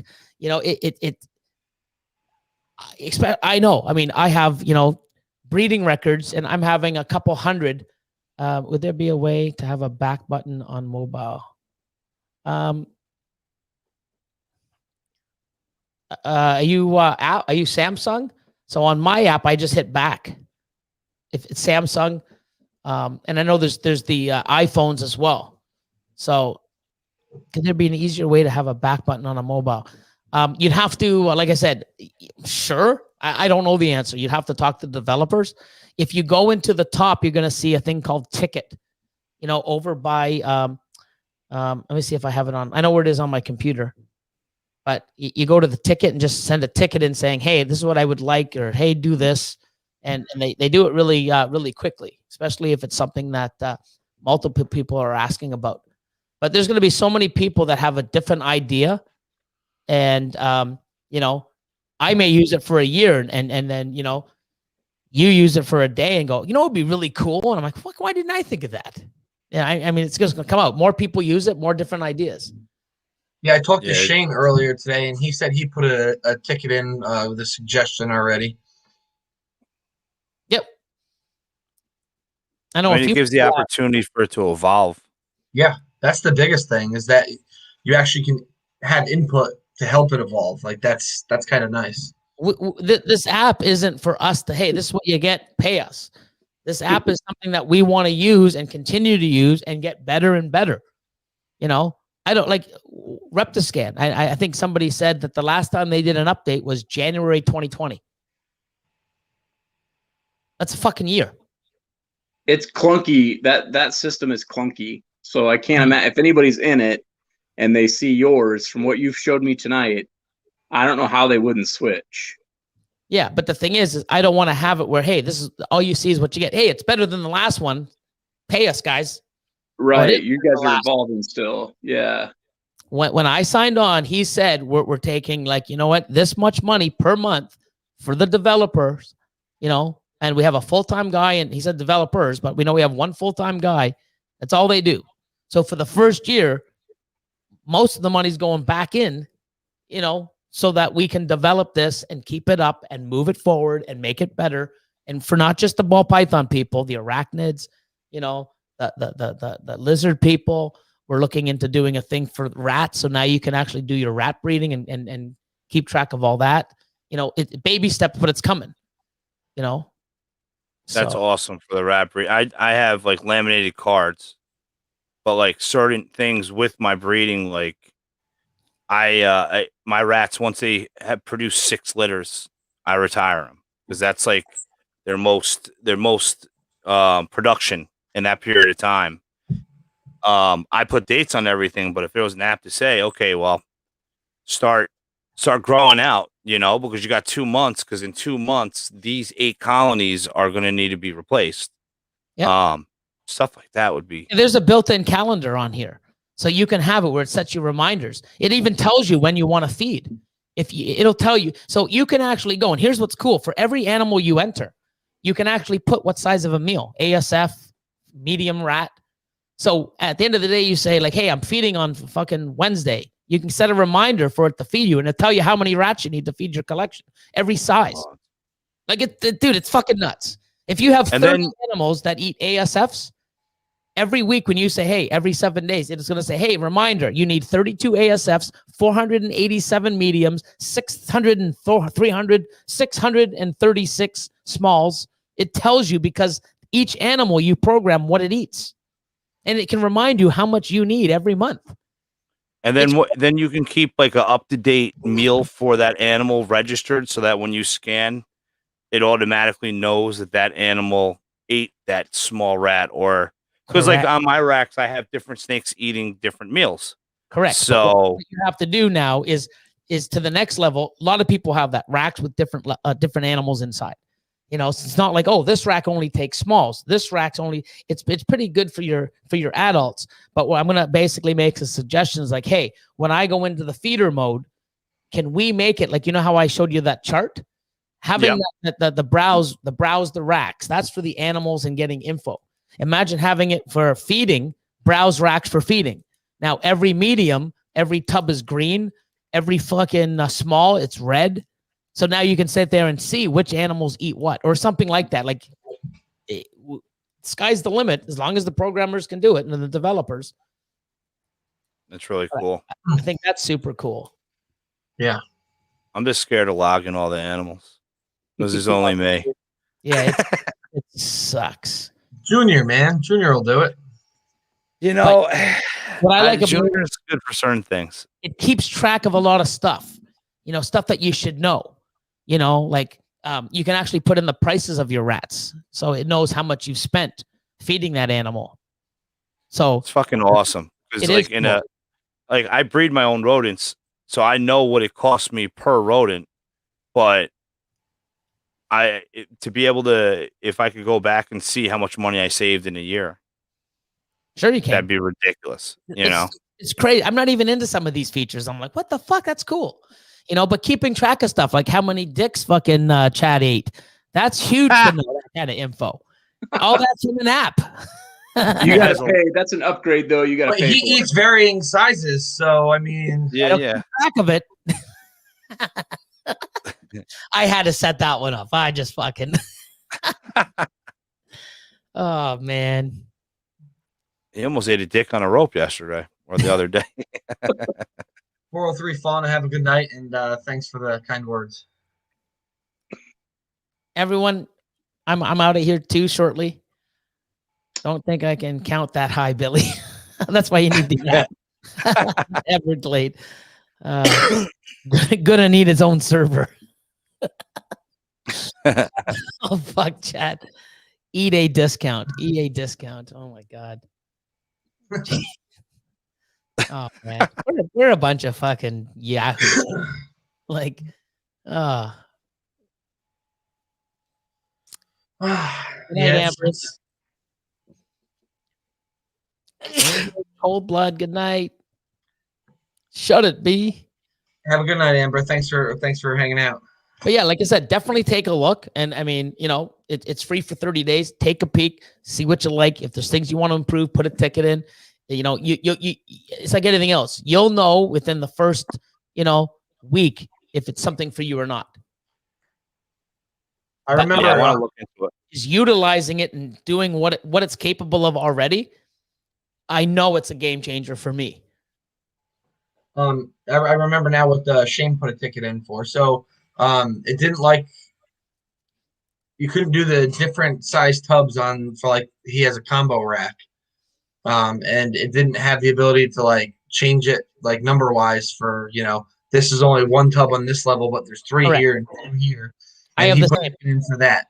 Yeah. Yeah, So for them what I to- did, so what I have on mine is I have 11 levels of the 1040s. So what I did is I have, you'll see it rack because it goes by order, right? So I have FB adult rack 1, and then I have 11 high by 4 wide. So it gives me my virtual. And then I have at the bottom, I have 3 levels of the 30s, which are 3. Then it says FB female rack, FB female rack 1, and it's the bottom. So it's not one full rack; it's one rack and then the smaller rack. So I have 11 levels, and then right beside it I have 3, and then the next rack is 11 and 3. So instead of having 11 and 3 and having 14 and 1, I have, like I said, 11 with the 4, and then right beside it I have 3 with the 3. So it gives me 9. So I got 44 and then 9, but it's labeled. So, freedom, my racks are labeled, FB adult female 1. And then I see the same one beside it. I just know that they're both beside each other. Then, when I scroll, you see a big rack, small rack, big rack, small rack, big rack, small rack. But it would be cool if they can, where they can actually do it and then clip it together. Maybe it's possible. So, but right now that's how I did it, because I have the same scenario as him. I've got the 30s on the bottom, 3 high, and then I have the 40s, 11 high. So I feel Yeah, I like have I'm some not going to funky go to bed racks. tonight. I'm going to be laying in bed messing with this app now tonight. oh, Just you know what? playing So around. many people have done that. It's like, fuck you, Billy. I wake up in the morning like, fuck you. What the? And I'm like, fuck. And then, I see all these different messages. I'm going to bed now. It's 3:36 in the morning. I fucking, I'm trying anyways. Yeah, I mean, it's pretty cool. So, it's just something that, out there, take a look. If it's something that works, great. But one thing is, I know that me being behind it and I know the mindset of my partner and what the developers have done already, it's not good enough right now. It's amazing, but it's not good enough. It's not even near its potential, and it's not just for ball pythons. And what's cool is if you go into your breeding records, you have a breeding record for your ball pythons, breeding record for your leopard geckos, breeding, record. So it's not all lumped in one. You can just go and say, oh, let me check on my leopard geckos, breeding plans for the leopard geckos. Boom. You see it. Let me go into the ball python. So you're not jumbled. You're actually, where you are, which is pretty neat. Yeah, that's a nice. It's definitely it definitely seems like it's way better than what's out there now. Yeah. I'll know tomorrow after Casey plays with it. Yeah, I mean, I'm looking at it now, like with all the different species, it's going to be pretty. It'll be pretty awesome. And Just because the nice thing every about it is species different. there's a free trial, so that's also a plus. You don't have to buy it to check it out. Like you can Can check it it out and then do? decide to buy it. So I built a rack that uses the VE tubs, so it's 16 high, and then but it's a custom, so it fits the VE 11s and a VE 23 on each shelf. Can you design a rack on it with that setup? So what happens is if you go in, there's already preloaded. So if you have an ARS hybrid 1065, You just basically go highlight that, and it gives you a rack, with 65 tubs, 5 wide by 13 high. Now, mine are always higher, so I go in and I do a custom rack, and I go, because I have those serpent stacks, which uses the FB5s. So mine are 5 wide by 20 high. Sorry, 4 wide by 20 high for 100. No, 4 wide, but I have 80. So what I do is I go in and I make a rack, and I go 4 wide, 20 high, and then there's my rack. Now, if it's going to be hard if you're going to interchange them. So if you have them as 4, or you probably have 3 wide, right? And then you take them out and go 2. Well, so with the rack design, I can go with either 3 of the medium-sized tub or 1 and 1 of the medium and the large. I went with 16 and 16. So it's 2 different sizes, but it's nice because my males are on one side, my females on the other. So you can go and custom size it. The only thing is I know with the ones that fit the FB5s and then the FB8s. So if you get 3 FB5s, you can take them out and get the 2 FB8s. They're the new leader ones, or I'm not sure. They're the new ones that come out. So if you have them as 3 and then you change them to 2, you'd have to go into the rack and manually switch. Yeah, because like even this rack here, it's 3 wide of FB8s, but then at the same time, I made it deeper, so if I want to, I could fit the V35 or the FB5s. I just wanted something extremely universal that will be able to adjust to what I produce. So if you set the rack up where you're using the FB5s, and then you switch them to the the FB35s or whatever they're called that are wider, you would have to go and take out the 3s and add them as 2s per level. So it'd be a little bit more custom for you. Yeah. I always got to be a pain in the ass. If there's something where, hey, this is what I do. Can I do this? They might be able to have it where they can do that. But what's cool is if you ever move an animal, so you take the tub out, you just hold it and drag it and move it to another rack. It's fucking cool. Oh, it's pretty awesome. Yeah, it's virtual racks. It's pretty cool. So, yeah, I think I want to do the trial and test it out. Yeah, and I would assume with what it is, like since they already have the custom rack option, that's probably a pretty simple fix for the developers. If I was to guess, to make it that you can have different amount of tubs per level. It doesn't seem like it'd be that hard to do. So I would assume that they'll probably get that handled and taken care of. Yeah. I'm gonna get off now, and I'm gonna go, see what kind of dramas, spewing on the socials. And then it's always something lately. It won't be hard to find, Billy. Yeah, really. I missed everything. I missed all the drama the last 4 days. Yeah, it's slacking, Chino. It's something that's there. We try to, I don't like looking for it, but when it comes out, it comes out, and I don't think people are there. There's people that go on there and try to stir up more drama, but I think what people want to do is bring to light the shit that's going on that isn't acceptable, and that's what I do. I don't want to sit there and go, oh, I got to bite my tongue. No, you know what? If people do this, you got to know that this is going to happen to you, and we don't want to hear it. We don't this isn't the way you get attention.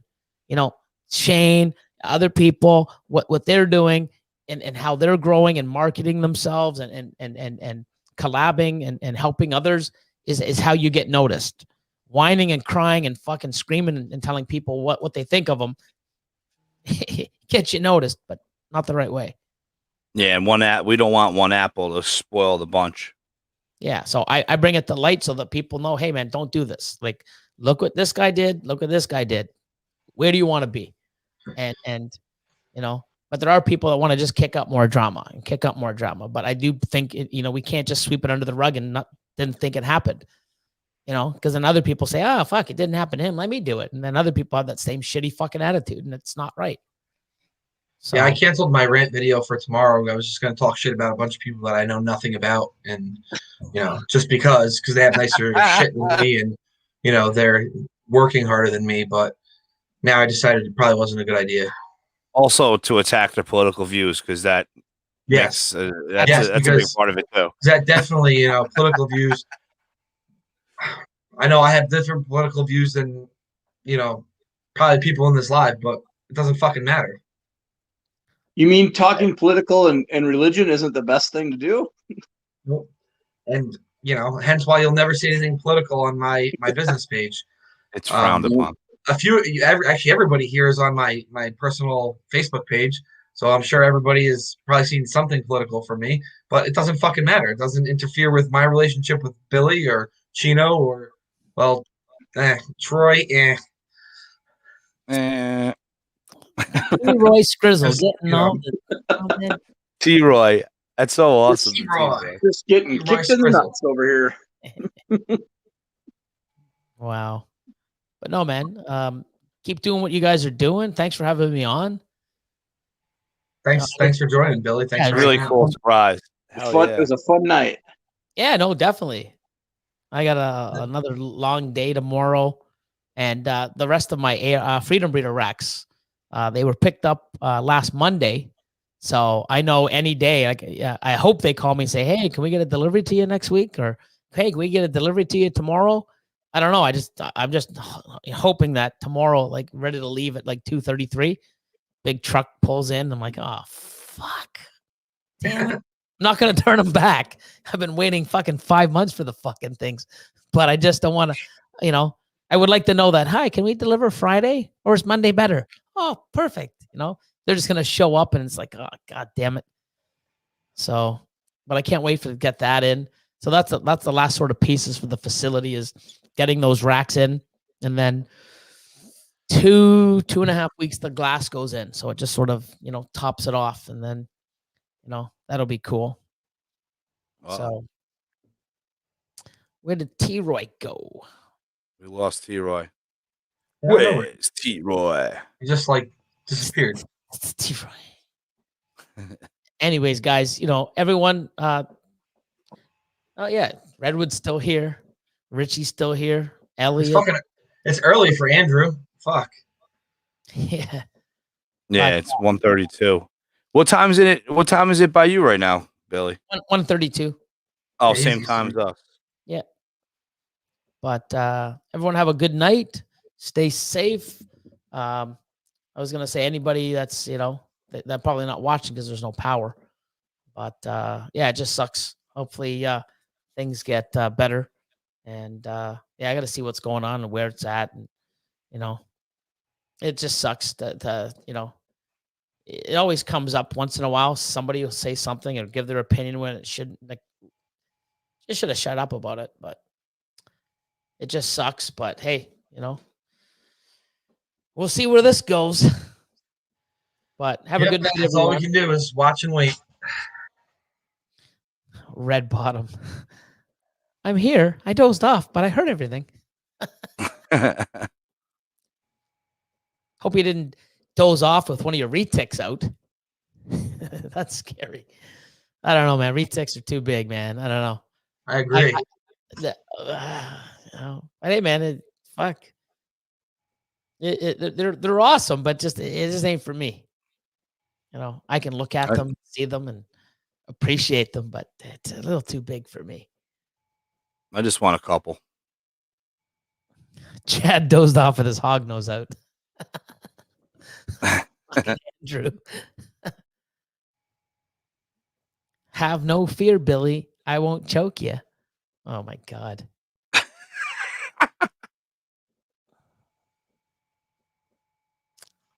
Fucking Chad, eh? He's a character. He's interesting. That's something. Yeah. We'll go with Chad's something. He's something. Yep. I'm still mad he stood us up in Oaks, PA. What a shitbag. What a shitbag. It's like his girlfriend said. I mean, again, it's only the 9th show he's stood me up. So, I mean, I'm used to it. Yeah. It's like his old girlfriend said, if you cut a ½ inch off his dick, he'd have a scar on his ass.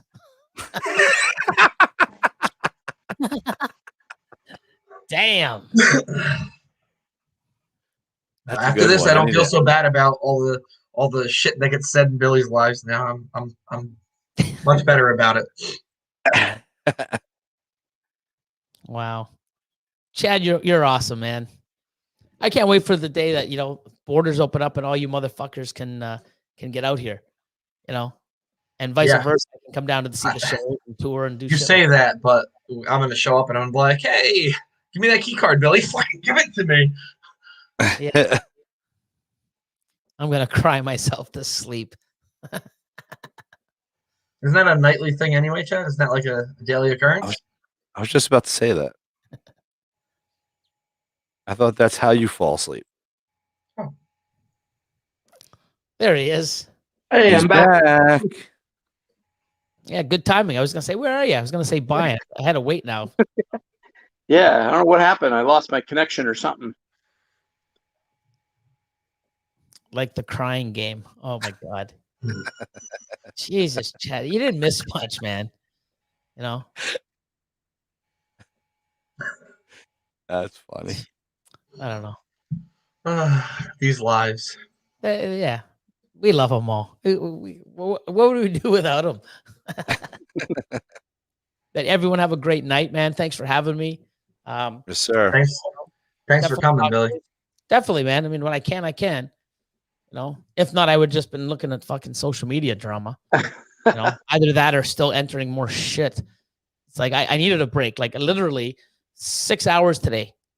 I mean, loading stuff up. But I got all my breeding plans. So every breeding plan, every animal that I have, I got all my breeding plans done. So every male with every female. That's awesome. So yeah. So now we get to see it. So it's at least good. So I mean, I did my adults first because those are the ones I want to track, and then I'm doing the other ones. No homo. Look at Chad. Sorry, Chad. That means no Chad. No CHD. We got to take the A out. Good night, everyone. I'm out. Thanks, Have a Billy. good night, brother. And Have a good one. Billy. try not to stay up too late fucking around with that app. Message me in the morning and say, you're a fucking asshole. I didn't get any sleep, but it's cool. Later, everyone. Have a good one. All right, talking to you, man. Stay safe. Have a good night, Billy. Later, guys. Cool. And then there were two. Well, I'm done too. I'm bailing I was on gonna you. say, Chino. Oh, sure. Now Billy leaves, and Chino's like, "All right, I'm out. Fuck." Now I'm done. I thought it was I'll funny. stay for a minute, but I got cold Popeye's chicken waiting for me in the refrigerator. Yo, cold Popeyes is acceptable. I think I remember seeing. I think I remember seeing Chino's earlier. It was like, we're gonna do this for an hour. He said 2. He said he could go for 2 hours. I go for 2 hours. Yeah, and this was the longest. Yeah, 4.5 hours later. This is the longest live I've ever done.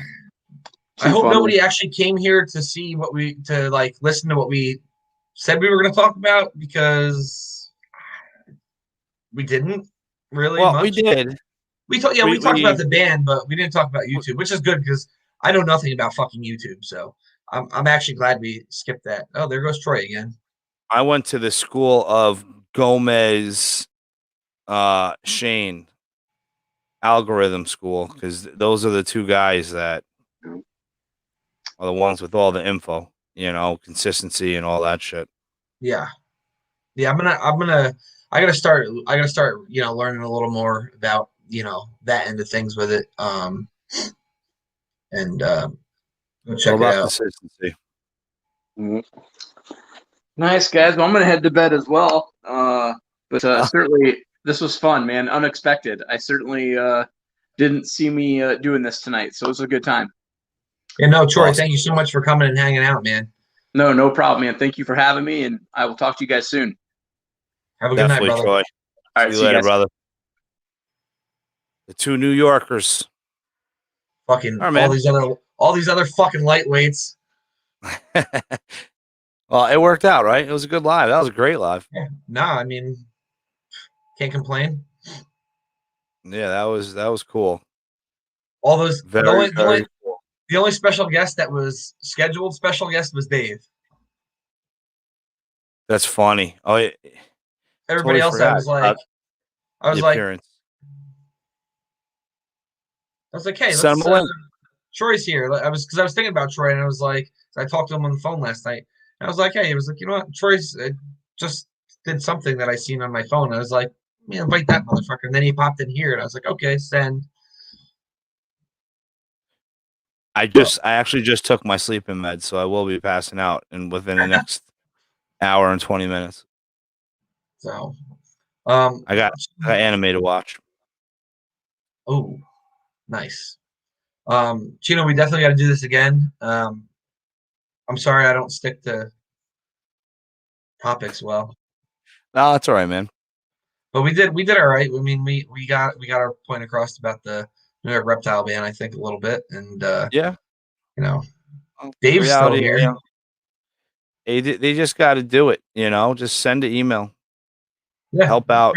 It affects everyone. There's on the same note there on the if you go on USARC's website about the New York reptile ban, there is a essentially a pre-made letter detesting the bill that you just have to add your personal info to, your contact info and stuff. And I'm pretty sure you can probably fill it out right on the computer, and then you can email it to the whole email list of legislators in the committee, and then it's done, and it's too easy. It takes, if it takes 15 minutes, it's probably long. Yeah. And it can make a huge difference. I mean, it can literally be the difference between, someone's livelihood. Hell yeah. And definitely, if you got an extra $20 laying around, Yeah. become a member. It's $20 for a year to be in USARC. And again, if we don't support USARC, USARC won't be around because they can't be. We are very fortunate to have USARC, like I said earlier. Again, Canada, they don't have something like that. They don't have a USARC. So we're lawyers very cost lucky money. to have it. And we have somebody that pays attention to these things and picks them up and speaks out against them and tries to fight them. Oh yeah. And if you put up an extra 20, you get a cool USARC shirt. $40 for an annual fee. I've paid $30 for breeder shirts. I sure hope that I hope that the power of the community wins. And I won't tell them what you did to get yours, Gino. I won't tell them what you did to get your atypical shirt. I'll keep that between us. I found that one employee that likes fat half Asians. Showed a little nipple.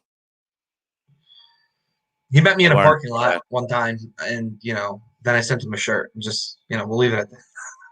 It was a gas station, actually. We met.